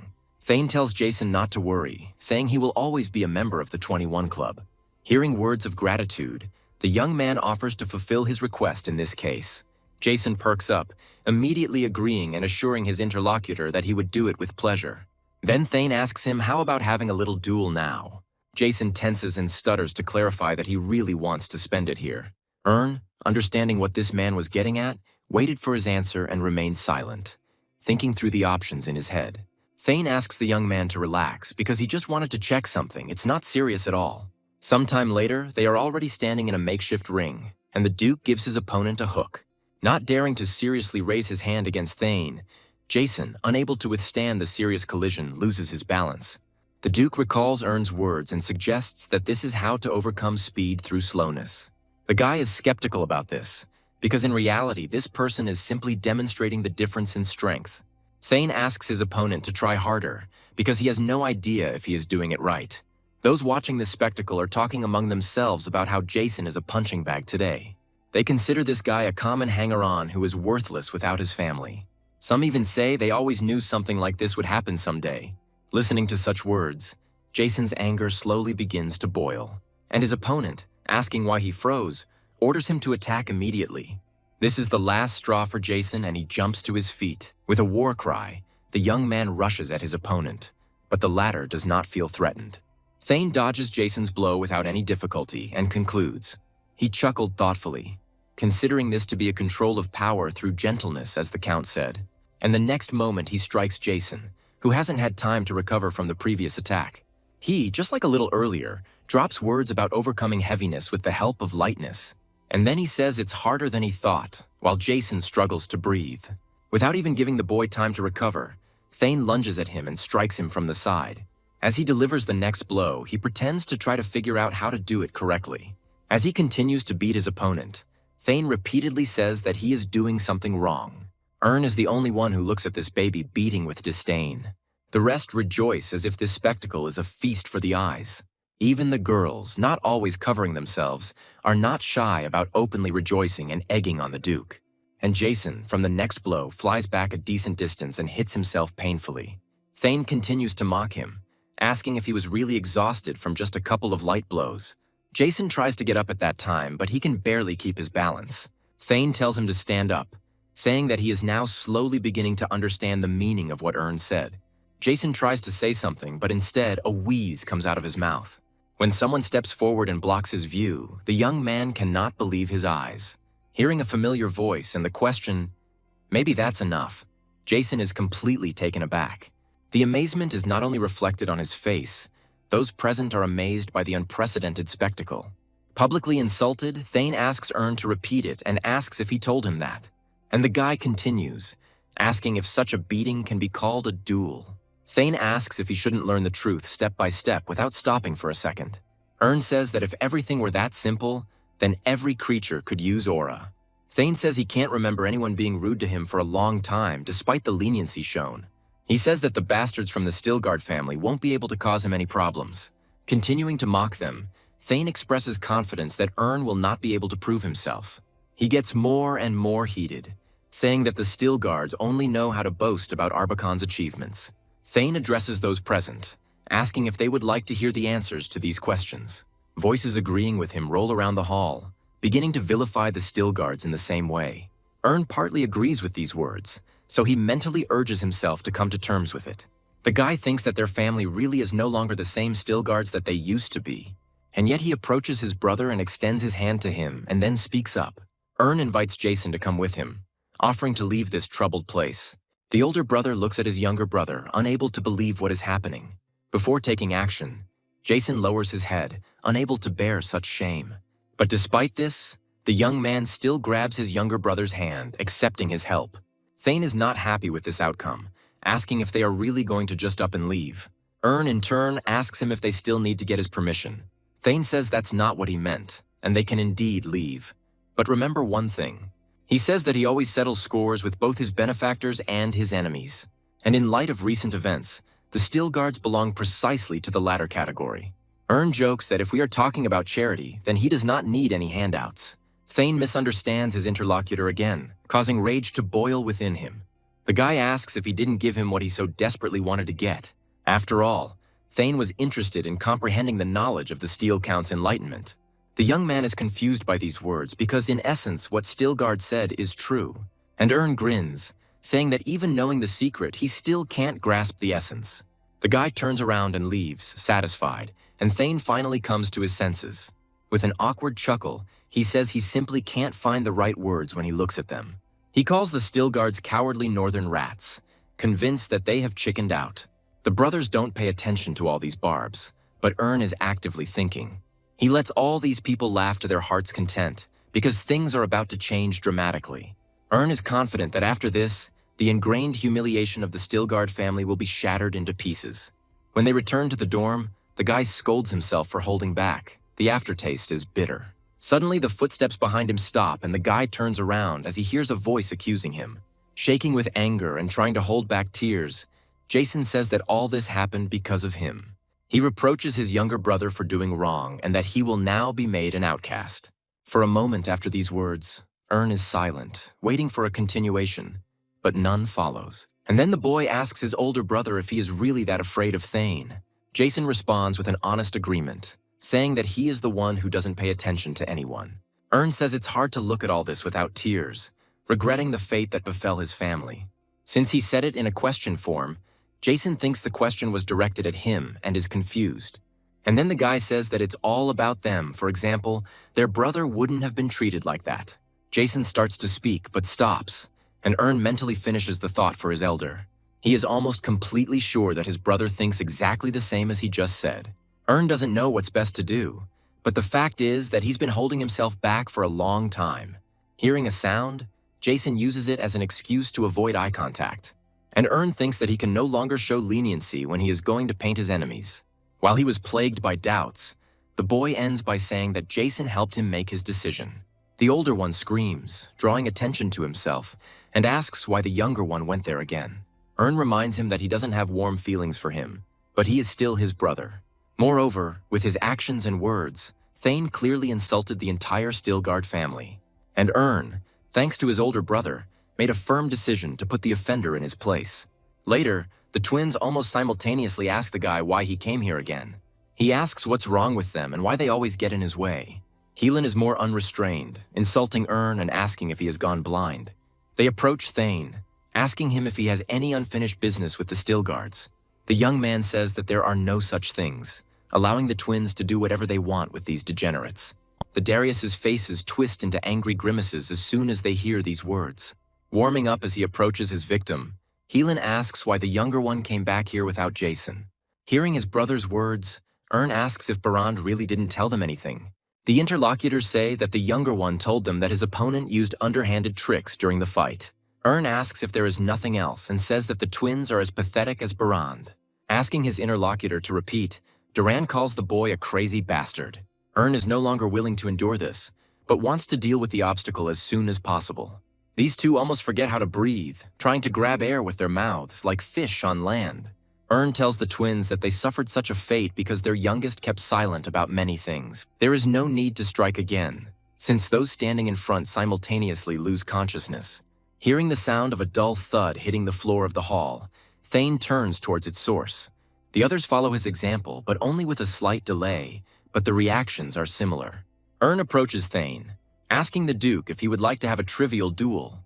He absent-mindedly drops words, asking again what this guy is talking about, what fight he is talking about. Asks his interlocutor why he is so cowering in fear, since the fight will be a trivial one. Whispers begin to circulate around them.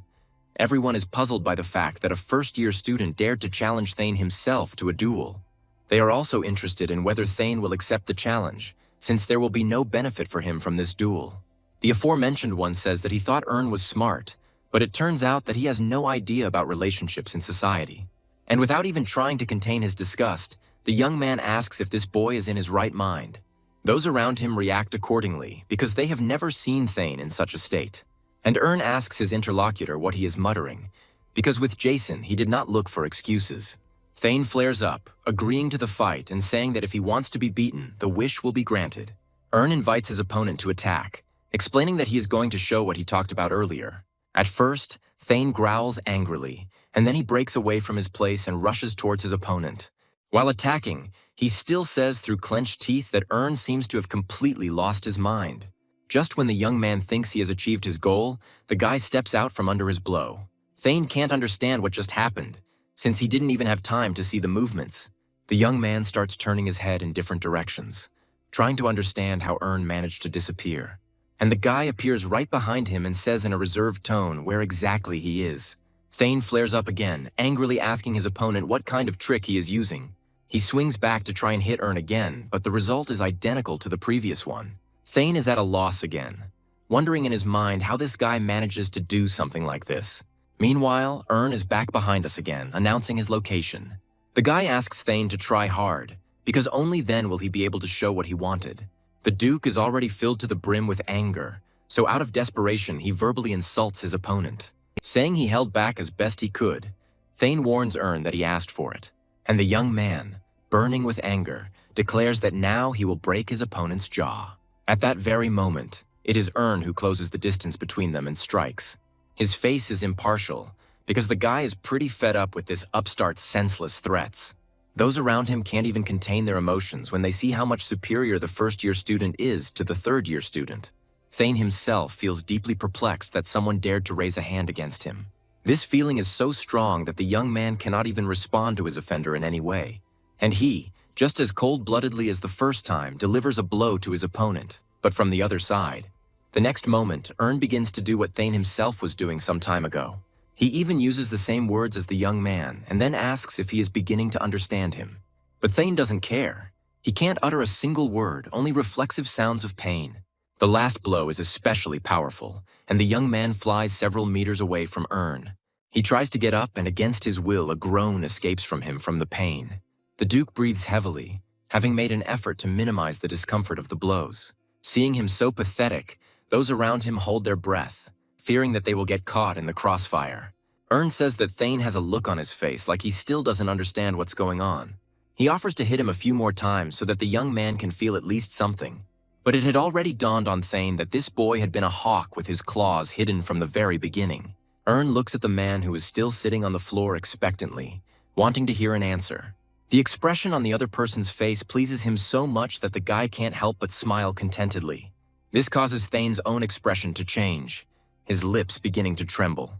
Trying to get up, the young man thinks that will not get away with what he just did to him. And, calling on William, Kaplan, and Hardin for help, Thane orders that not a single living spot be left on the guy. Coming out of the crowd, the trio asks how dared to behave like that in this place. The guy grins, remembering that the fight should be one-on-one, and he is also a first-year student. And while these guys are experiencing something akin to confusion, is actively thinking. He's even glad that everything turned out this way because now he can have a great time. is also interested in seeing the abilities of the future night squad of the royal family. A little later, the first of the opponents attacks his opponent, opening the fight. But Ern has no trouble dodging his slow and brutal attack. This not only surprises but also puzzles the young man, because in the eyes of others, a mistake is worth his reputation. And while he's pondering how to correct his mistake, Ern takes action. Unlike his opponent, this guy's punch hits its target and he coughs. As the young man falls to the floor, Ern slowly takes a position advantageous for his next attack. Thane thinks louder than most because he knows the henchman better than anyone else. But even so, Ern's blow makes a big impression on the rest of those present. When it's all over, Thane can't believe a freshman could take out the best students on his own. And at that moment, the guy turns his gaze to the culprit of the action, as if to say, "It's your turn." This not only puzzles but also frightens Thane, because he has already experienced the force of Ern's blows. And then the young man calls Paris for help, asking if he really intends to stand like a statue. He calls Ern funny and asks if he really wants to reach the second rank threshold. The guy understands that this man has a keen eye because he allowed himself to fight at the level of the third rank. Ern recalls that Paris is the best among the third-year students. And most likely, this man is strong, because next year he should graduate from the academy. Paris thinks that with such abilities, it is permissible to act arrogantly, but it was not worth it. Ern reminds those present that they were the ones who went after the one who didn't bother them. Paris praises his interlocutor, saying that he is better than Cassian, at least he has a good pedigree. However, there are some reservations, and the third-year student begins to voice one of them. He says 21 is not a club where a freshman can dictate the rules. Those around him begin to get scared as soon as they notice the first signs of Paris's red aura. And only Thane rejoices, convinced that Ern will no longer be able to get away with a couple of injuries. The guy himself is surprised, agreeing that there is definitely something to see here. Plus, these are the very famous red moon light spheres. But Ern is not afraid. On the contrary, he can't wait to check how strong this man is. Noticing how the boy's lips stretch into a smile, Paris asks about the reason for the laughter. And then he declares that when it all starts, he won't be laughing at all. With very fast and impulsive strikes, Paris pushes Ern back, forcing him to put up blocks. The kids watching this suddenly jump back, thinking that they might get hit too. Ern is considered a tough nut to crack, but they don't think he'll be able to withstand the pressure of mana for much longer. The boy himself didn't even break into a sweat. On the contrary, thoughts of a completely opposite kind began to arise in his head. He is disappointed, believing that Paris is still far from being called a famous warrior. Ern thinks about what he should do because he doesn't want to shock those present. He comes up with one idea, which he considers to be the best of all so far. And Paris, who happened to be very close at that very moment, shouts that Ern is finished. In vain, because the cruel truth sobers him up the very next moment. Shielding himself from the powerful impulse, Thane is slightly puzzled, as he doesn't remember Paris using such a technique. And yet he rejoices, believing that he is the creator of such a powerful attack. And just when the young man has time to think that everything is over, what he sees leaves him dumbfounded. At that very moment, Paris lets out a piercing scream of unbearable pain. And those present, under the influence of this unusual sight, recoil in fear. Thane thinks this is crazy, not understanding how a first year can already use aura like this. After all, these are not just some outbursts, but control inherent in an experienced owner of aura. Meanwhile, Ern himself approaches the young man who is moaning too loudly. The guy thinks that Paris is overacting, because aura users' bones heal quickly. Feeling the gaze of others on his back, Ern slowly turns in their direction. From these facial expressions, he understands that those present are under a strong impression. Ern tells them that he gets the impression that everyone here has gotten seasick. The guy ends his address by telling these people to stop staring at him. And although at first they are deeply surprised by the request, they ultimately obediently fulfill it. As laughter erupts in the room, Ern turns to the voice that says he can't believe what he's seeing. Thane not only praises the guy for his mastery of aura, but also says that there is hope for the Still Guards. Ern is surprised by the boy's sudden change in mood, assuming that he hit him too hard, and he proposes to end this senseless psychological war on this note. Extending his hand to Ern, Thane says that this time he will make him a sincere offer, and the Duke invites the Count's son to become a member of the 21 Club. Thane admits that Paris was right, and that if Ern had waited just 2 years, his era would have arrived. The guy asks in response what the hell he's talking about, why would he even need to do that? Thane replies that it's because there's a world outside the academy too. He continues by saying that all these people will in the future stand at the head of Navarro's political life. The young man suggests that Ern think carefully about what might be best for him. To the supportive glances of those around him, the guy snorts, saying that this is all terribly funny. Thane can't believe his ears, asking Ern again what he just said. The guy asks what is unclear in his words and calls his interlocutor funny and boring. He starts to boil again, intermittently saying something about the favor shown to him. Ern smirks, because he thinks that Thane is holding on to his father's pant leg, bragging about the family's status. The young man, in a fit of rage, draws his blade, ordering his opponent to shut his mouth. Those present scream, realizing what this could lead to. And Thane screams, asking how dare Ern talk about him as if he knows anything about him.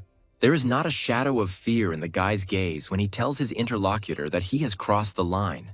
Using one of his favorite moves, Ern immobilizes his opponent. As the attack lands on his arm, Thane's fingers loosen and he drops his knife. At that moment, Ern is right there, grabbing his opponent by the throat.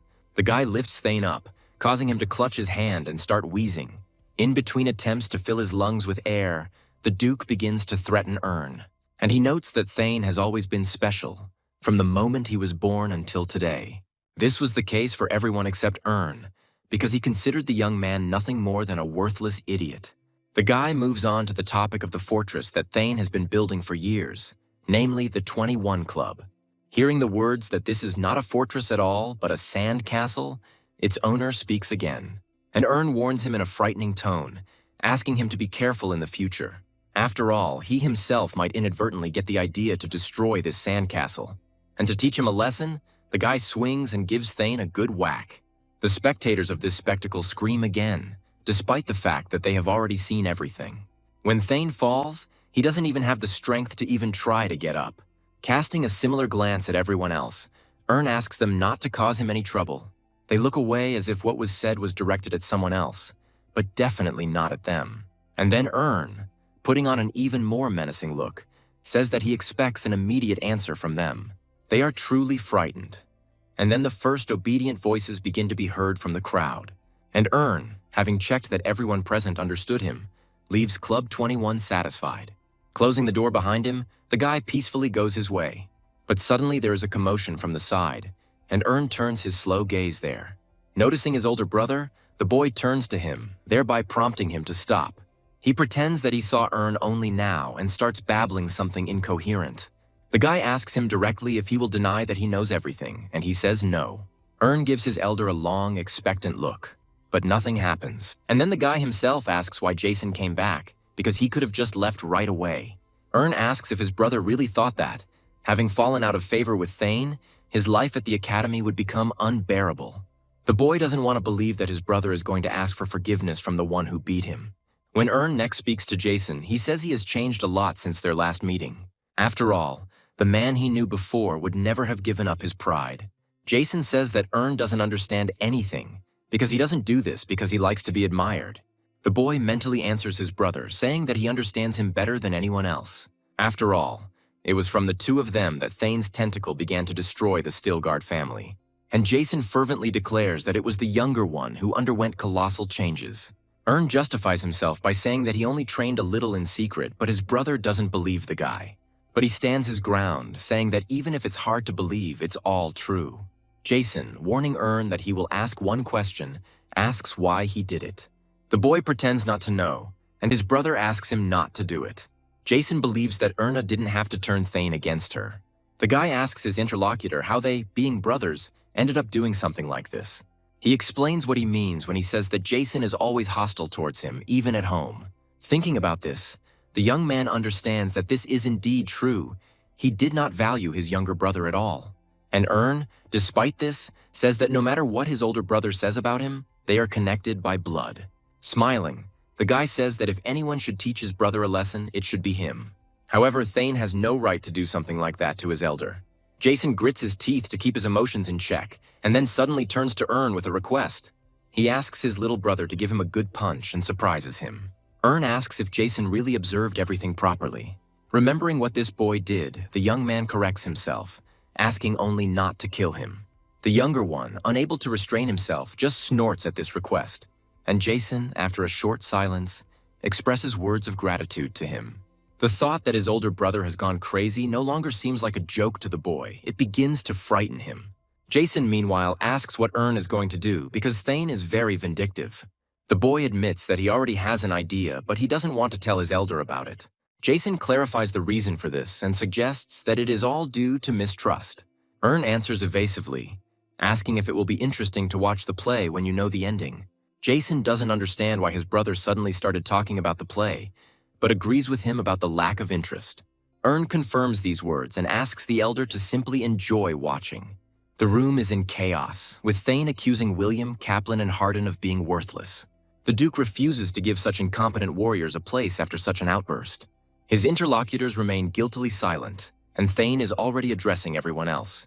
The Duke shouts, saying that if someone is muddying the waters, we need to unite and immediately teach the impudent fellow a lesson. The young man is indignant, believing that all these noble children can do is suck their thumbs. During a pause in the furious monologue, Paris dares to intervene, asking the violent man to calm down. But it's in vain, because Thane tells him to shut up, since he too has not shown himself in the best light. The Duke asks if the best in the stream doesn't feel a drop of shame for what happened. Silence reigns in the room, broken only by Thane's breathing, quickened by excitement. But then he comes to his senses and, turning to Paris, asks how his hand feels. His answer is laconic and expresses humility. Then Thane asks his interlocutor about Ern's strength. But Paris, not wanting to belittle himself, says that he was simply careless. He reminds us that Ern hid the fact that he was the owner of an aura, and a very powerful one at that. And after this, he expresses confidence that next time he will certainly win. Thane expresses joy at this and warns that otherwise he will turn to the seniors.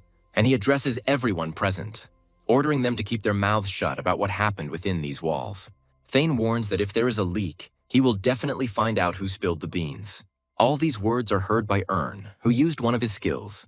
The guy is amazed by this man's pride and is glad that everything is going according to his plan. He is sure that he has nothing to worry about now, because for some time everyone will definitely remain silent. And then Ern comes to the conclusion that it is time to slowly move forward to meet him. After all, it was this man who was the reason why the boy visited Club 21. Ern knows exactly where to look for him, so he does it quickly and hides in the shadows. He clearly hears loud sobs and clearly sees hands trembling with fear, clutching the handle. Experiencing all the humiliations he had to endure, this boy tries to overcome himself. Pointing the blade at the point that will bring him death without suffering, he tries to even out his breathing. However, he fails to do this, as Ern asks if he wants to make a bet with him. The boy flinches in surprise and turns sharply towards the speaker. Ern smiles, expressing confidence that this boy will not be able to stab himself. The interlocutor suddenly remembers both the tone of his voice and that mocking look he saw on the sly. Ern confirms this and, stating his name, asks if this guy remembers him. Although Ern doesn't give his last name, the boy says it quietly, as if tasting it. Ern asks what the other person is trying to do is called suicide or self-torture. He continues by saying that he understands him and that his older brother is going a bit overboard. The boy is surprised that Ern also knows that they have different mothers. So Huin stutters and asks how he knows this. He is the second son of the Carsons. Ern asks if there is a single cadet who doesn't know that they are brothers. But that was not the point. Huin asked how this guy knew he was the Carsons' illegitimate son. Ern thinks it's all because he's been to the future, but he says out loud that he won't tell. The guy immediately asks Huin to give him his dagger, confident that he will not carry out his plan. Those words and the realization that someone knows his secret prove to be powerful catalysts. And Huin sharply raises his hands with the weapon, wanting to prove that he can do it. Even though he is really scared, the guy still makes a dash. However, almost at the very end, his hand is suddenly intercepted, preventing him from carrying out his plan. Huin is surprised by this and even disappointed because he was so close. Continuing to hold the stranger's hand, Ern admits to the boy that he managed to surprise him a little. After all, he really couldn't have thought that Huin would have the strength to strike. With a trembling voice, the boy asks Ern if he is going to remove his hand, and he says that the problem is both the great strength of the older brother and the great weakness of the younger one. Ern asks if it would really be good if it all mixed up in moderation. Huin doesn't understand him. Ern continues, suggesting that his interlocutor actually has a very hot temper, and he, becoming even more perplexed by this, asks the guy to let him go, but he sets a condition. Ern agrees to loosen his grip if Huin doesn't cut himself with the knife. The look of that one turns out to be very eloquent, unlike the language. Ern changes his own, demonstrating that he too must be reckoned with. In the end, Huin gives in and agrees not to hurt himself. Convinced of the truth of this guy's words, fulfills his part of the agreement. Finding his reflection in the blade's mirror, Huin suddenly sniffles convulsively. The next moment, his eyes fill with tears and this guy is already whining loudly. As the dagger falls to the ground with its characteristic sound, Huin suddenly gives voice, screaming loudly.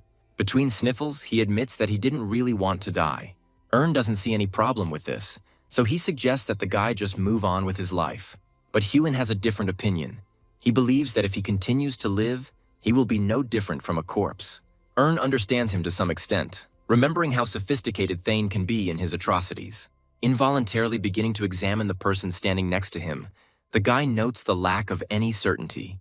The gaze is caught by this uncertain expression on the face and the attitude towards what is happening, the lack of dignity. Can already imagine how much he will have to suffer with this man. The guy suddenly asks how Huiyin is treated in the family, believing that the attitude there is more bearable. The boy agrees with this, confirming that his father does not belittle him in any way. Thinks this is similar to the Duke, because he says that everyone is equal and treats them accordingly. The guy asks if that's why Thane hates him so much, and he gives a vague yes. Huin says that at the ducal residence, his brother adhered to the boundaries, but everything changed at the academy. Having built his own kingdom, Thane made his brother a prisoner, the object of his hatred. Asks the boy if he has thought about escaping from the so-called kingdom. Huin believes this is impossible, as he is still not considered human. Instead, they point fingers at him, saying that he is no better than an animal and the guy has concerns. Assumes that Thane is torturing his brother like this because he knows everything, hence the suicidal thoughts. The guy can't answer out loud because he's afraid of bursting into tears, so he just nods. Tells his interlocutor that he considers him too young to die, and he promises to help Huin, since fate has so fortunately brought them together. Hearing the words that will make him the head of the ducal house, the boy is amazed. Huin asks incredulously, sometimes stuttering, what this man is going to help him with. When emotions get the better of him, he starts shouting, asking his interlocutor to stop talking nonsense. Counters by saying that he was, in fact, completely serious when he said that. But even regardless of this, Huin considers these words to be pure nonsense. Suddenly the boy stops and, turning to begins to speak again. He thanks him for saving him and promises that he will definitely pay him back this debt. Huin corrects himself, reminding himself that he is not a duke, and thinks about what said. Exhaling heavily, he admits that even imagining himself as a duke is ridiculous for him. And says he wants Huin to laugh when he finds out what exactly he did to his brother. These words interest the younger one, and he asks what the interlocutor did with Thane. Says that Huin won't believe him anyway and suggests that the guy find out what happened himself. Turning to leave, the guy asks his interlocutor to find him when the decision is made. Huin doesn't understand what's going on, so he can't even formulate his question properly. And thinks that this guy has no choice but to become a duke. After all, a few years later, Thane will die of an incurable disease, and Huin will become the head of the Carsons. Only has to make a small contribution to this process for his contribution to be counted. While his neighbor sleeps, the guy discusses the politics of the 21 Club. Its main purpose is to form connections with cadets who are most likely to succeed in the future. The idea that came to Ern's head seems more and more tempting to him, but he doubts the success of this undertaking. The guy wants to choose only those who are guaranteed to be successful in the future, and he has several in mind. Now they are ugly ducklings, but later they will turn into beautiful swans, becoming, for example, a duke, or the main character of national songs, along with others. A clear example is the loser who will become the owner of the magic tower in the future. But there are also slightly less outstanding ones, although in his field this official will be a real genius. Thinks that all this time he was not serious about the academy. After all, the cadets gathered at the academy are the future of Navarro himself.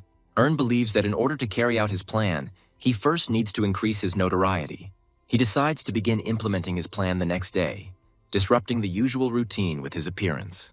While some wonder who he is, others recognize the student who fought with Cassian in the past. The aforementioned is also among those who are perplexed by the appearance of their former opponent, and those who know him loudly proclaim the name of Stilgard. He himself, smiling to himself, finds the atmosphere in the upper class rather ferocious. Hearing approaching footsteps behind him, turns to face his potential interlocutor, and he asks what business the middle-class cadet had come here for. Erna is already pretty fed up with this. He is sick of the gatekeepers constantly pursuing him. Meanwhile, this guy again asks what his silent interlocutor was doing in this place. Asks him about his name, and the bald man answers with a question, asking why he needs to know that. The guy agrees, saying that the name is of no use, and asks his interlocutor about his rating. The bald man is puzzled, but nevertheless answers, and it turns out that he is in 30th place. Finds this a bit weak, apologizing before saying it's not right for him. The bald man is outraged that someone in the middle class is talking to him like that. Analyzes the information received, judging by which this guy is at the bottom of the rankings. If you defeat such a cadet, he will automatically move up to the middle class. Doesn't need this, so he looks for another target, but his gaze catches on Cassian. Seeing his puzzled look, the guy mentally grinned with satisfaction. And also addressing him silently, he asks him not to worry, because he doesn't want to attract attention to himself. Finally meeting the gaze of another target, the guy remembers that he really was like that. Because of Cassian, this guy was constantly in second place for 2 years, but then he revived. Addressing Max Jr., he clarifies whether he is currently in second place. He responds rudely, agreeing, but asking what Ern's business is with him. Says that he doesn't need anything from him. Max is just pathetic, and of course he is taken aback by this. The guy continues his provocation, pressing on the sore spot named Cassian, and asks a question. His strategy works, because Max immediately clarifies whether this impudent fellow is really asking for trouble now. Asks his interlocutor how he likes the idea of trying to fight someone of a different rank. Such blatant impudence causes the audience to fall into perfect silence after a few sighs. During this, Max clenches his teeth so hard that you can almost hear the grinding sound, and then lets out a roar. He agrees to this guy's terms, offering to arrange a duel right now. Hearing this, Max's classmates become confused. Cassian tenses, remembering all too well how good this guy is in a fight. Well, a little later, 2 wooden blades collide with a characteristic sound. Max barely manages to withstand Ern's onslaught, but the guy groans from helplessness in the face of it. His opponent looks extremely calm, because he knows perfectly well that their forces are unequal. Just as Ern's weapon is about to reach Max, a commanding voice forces the fight to stop. The opponents freeze, literally centimeters away from each other. Max breathes heavily, unable to believe that a middle-class guy is capable of such a thing. Wasn't tired at all. On the contrary, he was ready to continue the fight at any moment. But the fight was stopped for a reason, as anyone watching can see. Meanwhile, the instructor announces that victory belongs to a cadet named Stilgard. Those who watched the fight considered it something unimaginable, because there's a huge gap between them in the rankings. In terms of points, Max was dozens ahead of his former opponent. Some admit that they didn't even have time to see what was going on, so good were Stilgard's abilities. And Max, looking up at his opponent, wonders what his true essence is. The cadets talk quietly among themselves, assuming that will now move up to the upper class. Baldy, remembering Stilgard's words, trembles with fear, not wanting to lose his upper-class privileges. But suddenly he remembers that in order to move to another class, he needs to win 2 victories. Baldy is happy about this, believing that he has hope. But the mood of some of his classmates is the opposite. The instructor approaches him, asking Grab if he has gone blind, but he asks in confusion. The man recalls how exactly Max was defeated, which, if repeated, could cost him his place. Baldy can't believe it, remembering how fierce his classmate can be. The instructor says that this is not a difference that can be narrowed during training. The man asks Grabe to prepare for the worst, because Max will not be able to protect his position. The instructor is mentally delighted that the Steel Guards still have gunpowder in their flasks. He believes that the Iron Guardian's power is concentrated in the youngest member of the family. As he leaves the room, asks why there is such a huge crowd here. He begins to talk jokingly about what the fight was like, when suddenly he notices an acquaintance nearby. Since Huin doesn't dare to approach closer, the boy approaches him himself. He is surprised at how quickly Carson came to him and asks how he knew his location. Huin feels awkward, but still answers that it's all because of those with whom he came. Noticing Club 21, asks what the point of standing outside is if you want to watch the fight. Huin suggests that the reason is that everyone knew in advance what the outcome would be, and the guy says in an excited whisper that he was told that is an aura user. Chuckles, asking how Huin managed to find out everything so quickly. He admits that before coming, he carefully thought over everything his interlocutor told him. Glancing at the crowd, says this isn't the best place for this kind of conversation. Asking to follow him, the guy promises to show them a quiet corner where no one will dare to disturb them. A little later, Huin impatiently asks Ern about the plan, believing that Thane will not leave everything so easily. His interlocutor shifts the focus a little, suggesting that the guy is actually content inside. Before answering, Huin is a little embarrassed, so he stutters as he begins to speak. But suddenly he breaks down and the guy admits that he is simply insanely glad that Taina got beat up. Huin continues to get more and more excited, admiring Ern's actions and regretting that he didn't see it all for himself. To top it all off, the guy grabs his interlocutor by the hand to sincerely thank him. Ern is amazed that this kid is more grateful to him for this than for saving his own life. But Huin suddenly changes his tone, saying that this won't break Thane because he is a real madman. To prove this, the boy cites the argument that his older brother once tried to poison him. Ern doesn't understand the benefit of poisoning a mature youth, but he learns that Huin was 5 at the time.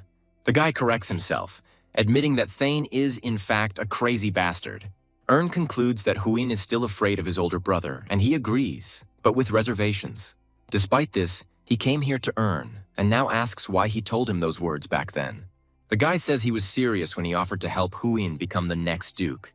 He shudders in fear and, looking around, asks Ern to speak more quietly about such things. The guy finds this funny, reminding them that they are not at a rebel meeting. But the thing is, Huin is sure that he will be laughed at when they find out what exactly he is aiming for. Ern notes that no one said it would be easy, but he is ready to teach his interlocutor everything. He begins with the lack of legitimacy, recalling that Huin is an illegitimate child. In a similar manner, Ern provides explanations about the Duke's fencing skills, charisma, and disposition. Huin is not offended by these words. On the contrary, he agrees that this is exactly what he is.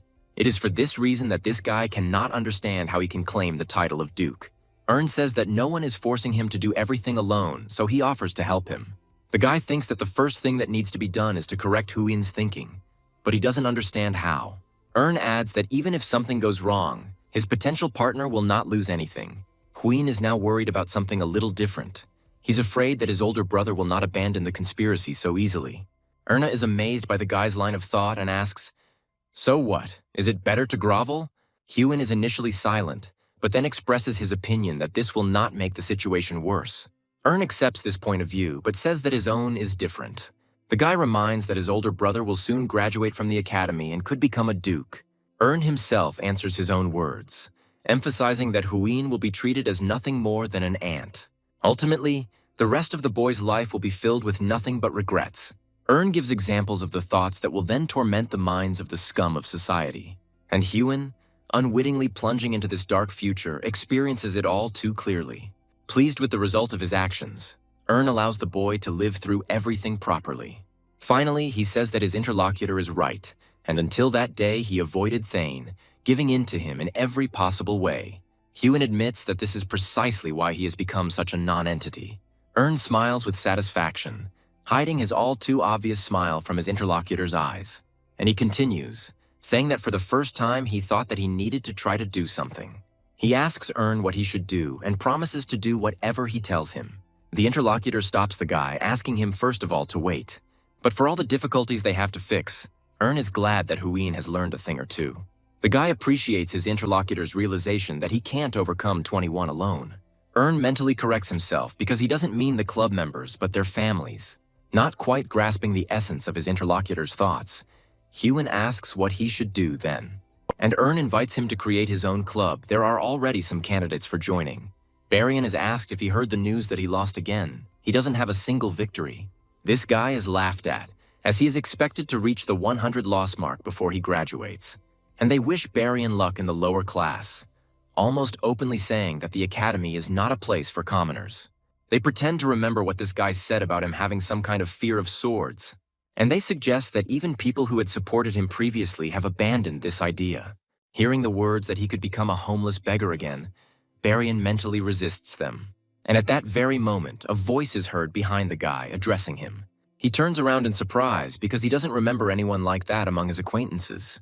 And Ern says that everything worked out perfectly because he was just about to meet him. The guy feels even more uneasy, so he asks again, repeating the words of his interlocutor. Barian glanced warily around the room, remembering how he obediently followed Ern. But looking at all these people, the guy doesn't understand at all what kind of gathering this is. Huin checks with Ern that no one else is coming, and he confirms this, saying that everyone is here. Looking at the people around him, the guy thinks that all these people are those ugly ducklings who will turn into swans. For example, Baryon and Mita are knights who will represent the next generation, and this guy named Benjamin will become the youngest mayor of Acadio, who will be hailed as a genius. Davin will become an invincible field commander who will expand the horizons of military science. The last two are geniuses that the Academy overlooked because their talents are not measured by rankings. And Ern even feels a little sorry that no one followed the man he is looking at now. His name is Chappelle Klaus, and he is his family's maverick and future wandering magical genius. Hewen distracts the guy from his most amusing thoughts by asking him to say at least something. Ern does so, starting to talk about what everyone has heard in general terms about the purpose of this meeting. He uses allegories, saying that they are all now pupae that will soon become butterflies. And this will happen very soon, so their club will be called Vizlet. The guy's speech is interrupted by Baryon, stuttering and asking him to wait. He says the idea does sound great, but he doubts it will be successful. Ern listens patiently and says that he is not just confident, but 100% convinced of success. Baryon continues to express uncertainty, admitting that he has big problems in all areas. He slows down a little, pausing between words and beginning to look around at those present with a timid gaze. The guy carefully expresses his observation about who is gathered here now. He says that there is not a single person among them who has previously made a loud statement about himself. Baryon hastens to correct himself, justifying himself by saying that he didn't want to spoil anyone's mood with his words. Benjamin expresses his conviction that such a statement will not be able to spoil the mood of anyone present. After all, these are facts, the guy continues to say, comparing the club's 21 and their takeoff. He doesn't see much potential in it other than to connect with Stilgard and Carson. Ern guesses that's the only thing that makes him feel insecure here. Benjamin asks if there's any point in focusing on this, and then Ern agrees to demonstrate to those present an undeniable advantage. When a guy loudly asks someone to come in, all eyes turn towards the door. It opens and Marcus walks in, greeting him, introducing himself and stating his position. Savoring the name of the company the man works for, Benjamin thinks, trying to remember it. And Marcus admits that for now, they are a small company with only a few enterprises. Getting to the point, the man expresses a desire to provide regular sponsorship support to students. This immediately produces the desired effect, including on the previously skeptical Benjamin. The others are even more surprised, even stopping to breathe, having listened so attentively. Baryon dares to ask why on earth this company would even help people like them. The answer turns out to be incredibly simple and is that the company is under the protection of Ern. The guy himself asks what those gathered now think about this and says that these are not all the privileges. However, he adds that he is not going to insist, leaving the choice entirely up to the guys. Returning to the dorm, Ern is glad that things with the club are settled. All that remains is to get that thing. He doesn't intend to delay and immediately enters the first system. The guy starts talking about the fakes that have been put into circulation and the original that has appeared. The notification comes almost immediately after the download is completely completed. Ern's face shows confusion and slight excitement, but he understands that everything is working out. The guy's interlocutor has the nickname Sun God, and he responds to his message about the art of reincarnation. Ern gently counters the idea that it's an expensive pleasure by saying that he has no intention of doing it. His interlocutor takes note of this and says that he will then name his price. Ern thinks that this item is one of the best in the first system, and although it is in the first line, the price of 150,000 turns out to be unexpected. The Sun God says that he hates those who, after they know the price, try to lower it. He says that even when trying to do this, the dialogue stops, and Ern becomes depressed because there is not enough decently. The guy is going to check out what the man with the nickname God of the Sun is doing. What catches his attention most is the phrase that this man possesses a divine weapon. This is the most excellent, above the first class, the highest limit, soaring above the summit. This is the line that, once reached, will inevitably make you look down on everything. Roughly speaking, this means that a person who has such skills is like a god. The Sun God asks where his interlocutor has disappeared to because he hates waiting. Ern responds. The guy is alarmed by the fact that this person has an almost zero balance. He does not understand why this is so. Ern is not going to let this moment go so easily and conducts a more thorough investigation. This man is called Weishol Plum. He is indeed the Sun God and ruler. He emerged victorious from a 50-year-long confrontation with the Ice Warrior. However, not everything was all right with the man who was awarded the honor of the winner. The icy energy continues to destroy his entire body, indicating that he is in a critical condition at the moment. Now that the full picture is starting to emerge, Ern understands what's going on. The guy starts to calculate how much he is missing, even if he uses all the price privileges. However, Ern cannot back down from his plan, because he simply needs the body of an awakened one. The sun god, meanwhile, asks this guy what he thinks he hates fourthly. Ern starts to say that he doesn't know because the list is very long, but stops himself. He suggests that God doesn't like to repeat things twice, and he asks how he knew that. Intoxicated by his success, Ern asks if his interlocutor doesn't like it when someone guesses correctly. He also has an ambiguous attitude towards this, saying that he will now leave the conversation if there is no deal. Ern stops the man, saying that he is willing to make a deal, intending to profit from it. The guy starts talking about the reason why his interlocutor is in a hurry to reach an agreement. He clarifies whether it is really that God wants to remove the ice from his body as quickly as possible. The man is taken aback by this, asking who this guy is and how he knows this. Briefly describing what he learned, Ern says that in the first system, everyone knows about this confrontation. The sun god confirms this, admitting that there were many observers during that battle. However, the strange thing is that Ern somehow managed to find out about the energy that was causing harm to the man. The guy says there are rumors about the Palace of the Sun being converted into an ice residence. Looking around his expanses, the sun god admits that this boy knows how to listen to what is being said. Hearing the words that this does not change the essence of the matter, Ern cannot resist and smiles. The guy says he doesn't think his interlocutor's position is suitable for asking double the price. The sun god is taken aback. He is so indignant that he can hardly put two words together.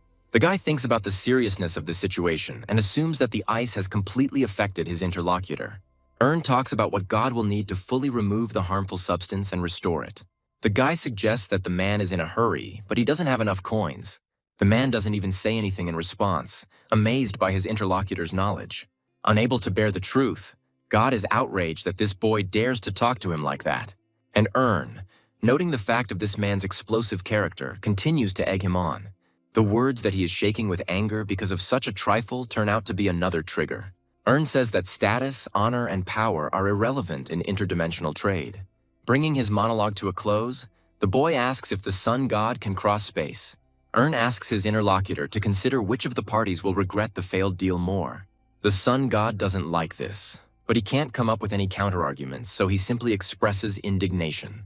Ern says that he will not die without getting what he wants, but he would argue with regard to his interlocutor. While finishing him off, the guy asks if the sun god is not on the brink of life and death now. The man remains silent for quite a long time because Ern's words are indeed true. In the end, he apologizes to his interlocutor, saying that it seems that the ice in his body has caused his brain to freeze.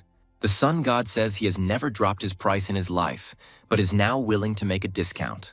Ern says that this is not necessary and suggests changing the terms of the deal slightly. He says that it is ridiculous to value the life of a god at 150,000 coins, and he agrees with this.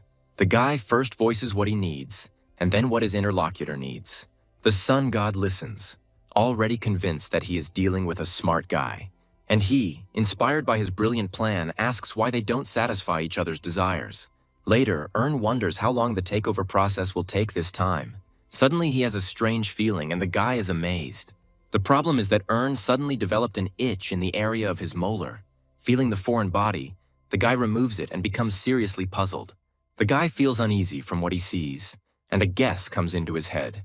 He wonders if this is evidence that the process has already progressed so far. Literally the next moment his body experiences even stronger sensations. And Ern begins to choke, considering the most terrible thing to be that he is powerless to do anything. The pain is so strong that the guy compares it to being made into a pancake. Ern even feels that all this has affected his internal organs, which makes him think of a curse. Remembering the sun god, the boy wonders why he didn't warn him about the unbearable sensations. Meanwhile, the system reports that the rebirth process is loading at 35%. When it goes up by 12, it gets even worse. Ern holds on as best he can. After all, he understands that if he loses consciousness from this unbearable pain, he will not be able to survive. The process reaches 63%, and Ern is just praying for himself to hold on. He keeps repeating only one thought in his mind, the one that he absolutely must survive. The next day, the boy walks through the academy courtyard with a gait that attracts hundreds of glances. Such a presence and appearance make not only people of the opposite sex stare at them, But the representatives of the latter do not at all hold back their enchanted oohs and ahs. Someone asks those more knowledgeable if this is the one he is thinking about now. And indeed, they confirm to him, but just as incredulously, that this guy is Ern Stilgard. Those around him are amazed because now a completely different energy emanates from this cadet. Ern only smirks when he hears these statements because they flatter him very much. The guy believes that it couldn't be any other way because now he himself can hardly believe what's happening. Last night, while testing his new abilities, he managed to understand how geniuses see the world. In his old body, the guy had to apply 10 times the force to get 10 times the return. Now this ratio has changed to 1 in 10, and perhaps even more. Ern believes that this crazy efficiency could even be equal to all 20. The guy reasons that if he had been born with such a body, everything would have come to him without difficulty. But he is doing well now, because now even natural-born geniuses will envy him. Later, the guy meditates, trying to make his skills even more powerful. As he finishes this process, he exhales slowly and wonders if he succeeded. The answer is yes, because the guy managed to complete the last achievement, raising his rank in transactions. From now on, he has access to a new channel, which Ern himself is not very familiar with. Recalling his previous experience, the guy notes that he had difficulties even in his first system. Ern's attention is drawn to the message that another new privilege has been opened up for him. Reading its description, the guy concludes that this is another mind-reading scam. He decides to try it out later, figuring out what's what on the fly. Right now, he has other things to do. With these thoughts, the guy asks the system to activate the channel selection window. And since the new one is not activated yet, Ern goes to him, correcting this. A new book of transactions appears before him, a sign that everything went as it should. The guy greets her like a new friend, noting with satisfaction that they haven't seen each other for a long time. This world marked the beginning of the magical enlightenment and brought together a collection of magical lands. The first thing the guy thinks is necessary is to look at the current events page.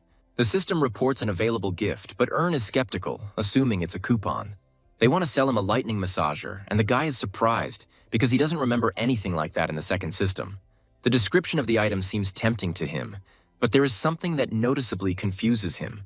The guy is skeptical that this massager can cure absolutely any ailment. This invention was developed by Antella, a monster in the field of magical engineering. They say that there are about 1,500 symptoms that this massager can cure. Reading all this, Ern becomes convinced that this subject is pure nonsense. Although, on the other hand, the guy remembers that trading between dimensions should not be based on logic. Ern decides to put off resolving this issue until later, while he takes care of other matters. The guy remembers that the knight accumulates mana with his heart, and the wizard creates a ring around it. It's a difficult process, but it's worth it, because in the end, it's possible to become a magic swordmaster. By setting the seal on the mana ring, Ern states the fact that he is now a magic swordmaster. However, the fact that he only has one ring makes the guy feel ashamed. But Ern puts the negative thoughts aside and suggests to himself to try to level up. Most of the second system representatives are scientists and researchers. Ern had heard that wizards who had taken up dimensional dealings were the most sociable. While browsing through the trade offers, the guy finds something pretty good. After talking a little with its creator, Ern concludes that this man is more of a theorist than a practitioner. The guy performs the heart tone privilege activation at the maximum level. The man on the other side assumes that Ern understood from his ad that he is currently depressed. The words that because of this boundless apathy, the magician only sells everything in bulk puzzle the guy. But even more questionable is this useless ability, which is of no use at all. Forcing himself to calm down, Ern exhales and reminds his interlocutor of some points from the ad. He remembers this, but says that now everything is different. He just forgot to edit the ad. Ern doesn't want to buy all sorts of junk. He wonders if there is anything useful there. Suddenly, an insight occurs. The guy begins to hear the thoughts of a magician who sells goods out of dire need. This allows Ern to understand what the merchant really feels, what is in his soul. The guy asks his interlocutor to clarify what kind of knowledge he is selling. He answers incredibly obviously, saying that this is magical knowledge, something that he himself has. Hearing the mental addition to these words again, the guy is amazed at the new ability. He recalls that all his previous privileges were fraudulent. But this literally represents a shield that reads at least the psychological state of the interlocutor. While making a deal in joy, Ern receives the man's gratitude in return. The guy replies that he is also completely satisfied with the deal that took place and talks about a possible meeting in the future. As he leaves the conversation, Ern mutters to himself that heart tone is truly a worthwhile privilege. Remembering Stone, The guy expresses confidence that such people will be found in this system too. He addresses these still unknown interlocutors, threatening to deal with them. After all, now he has this ability, the tone of the heart, and thoughts of Shylock creep into his head. Remembering what he was like, Ern addresses him with similar words about reprisals. Sometime later, the guy thinks that this weekend went off with a bang. During this time, he managed to obtain at least 3 rings surrounding the heart. Overjoyed, the guy is determined to get the training over with and get to work on honing his new powers. A familiar voice is heard nearby, sarcastically praising Ern's diligence. Turning towards the source of the voice, the guy notices a silhouette that also has familiar outlines. Selena Laufer herself approaches him, asking him to spare some time if he has a free minute. The girl asks her interlocutor to say at least something, and Ern clarifies what exactly she wants to hear. The guy finds Selena's appearance strange, assuming that she was waiting for him. Ern wonders out loud if this is really how it will be this time, if that's the style and fashion these days. Now it is Selena's turn to be puzzled. She tells her interlocutor that she does not understand him. Ern gets to the point without any preamble, saying that he means this girl's true face. She decides not to beat around the bush either, changing her tone when she notices that she has lost her grip. Selena admits that she never thought that some greenhorn freshman could expose her. Hearing the question about how he discovered her, the guy begins to remember that this woman is like a drug. Ern is ashamed that, like everyone else, he fell victim to these spells in his past life. Selena starts to get irritated as she repeats the question, but then suddenly changes her tone, saying that she understands everything. The girl suggests that this guy is a bird of a feather. Ern denies it, but his interlocutor reminds him that he too is hiding his true talents.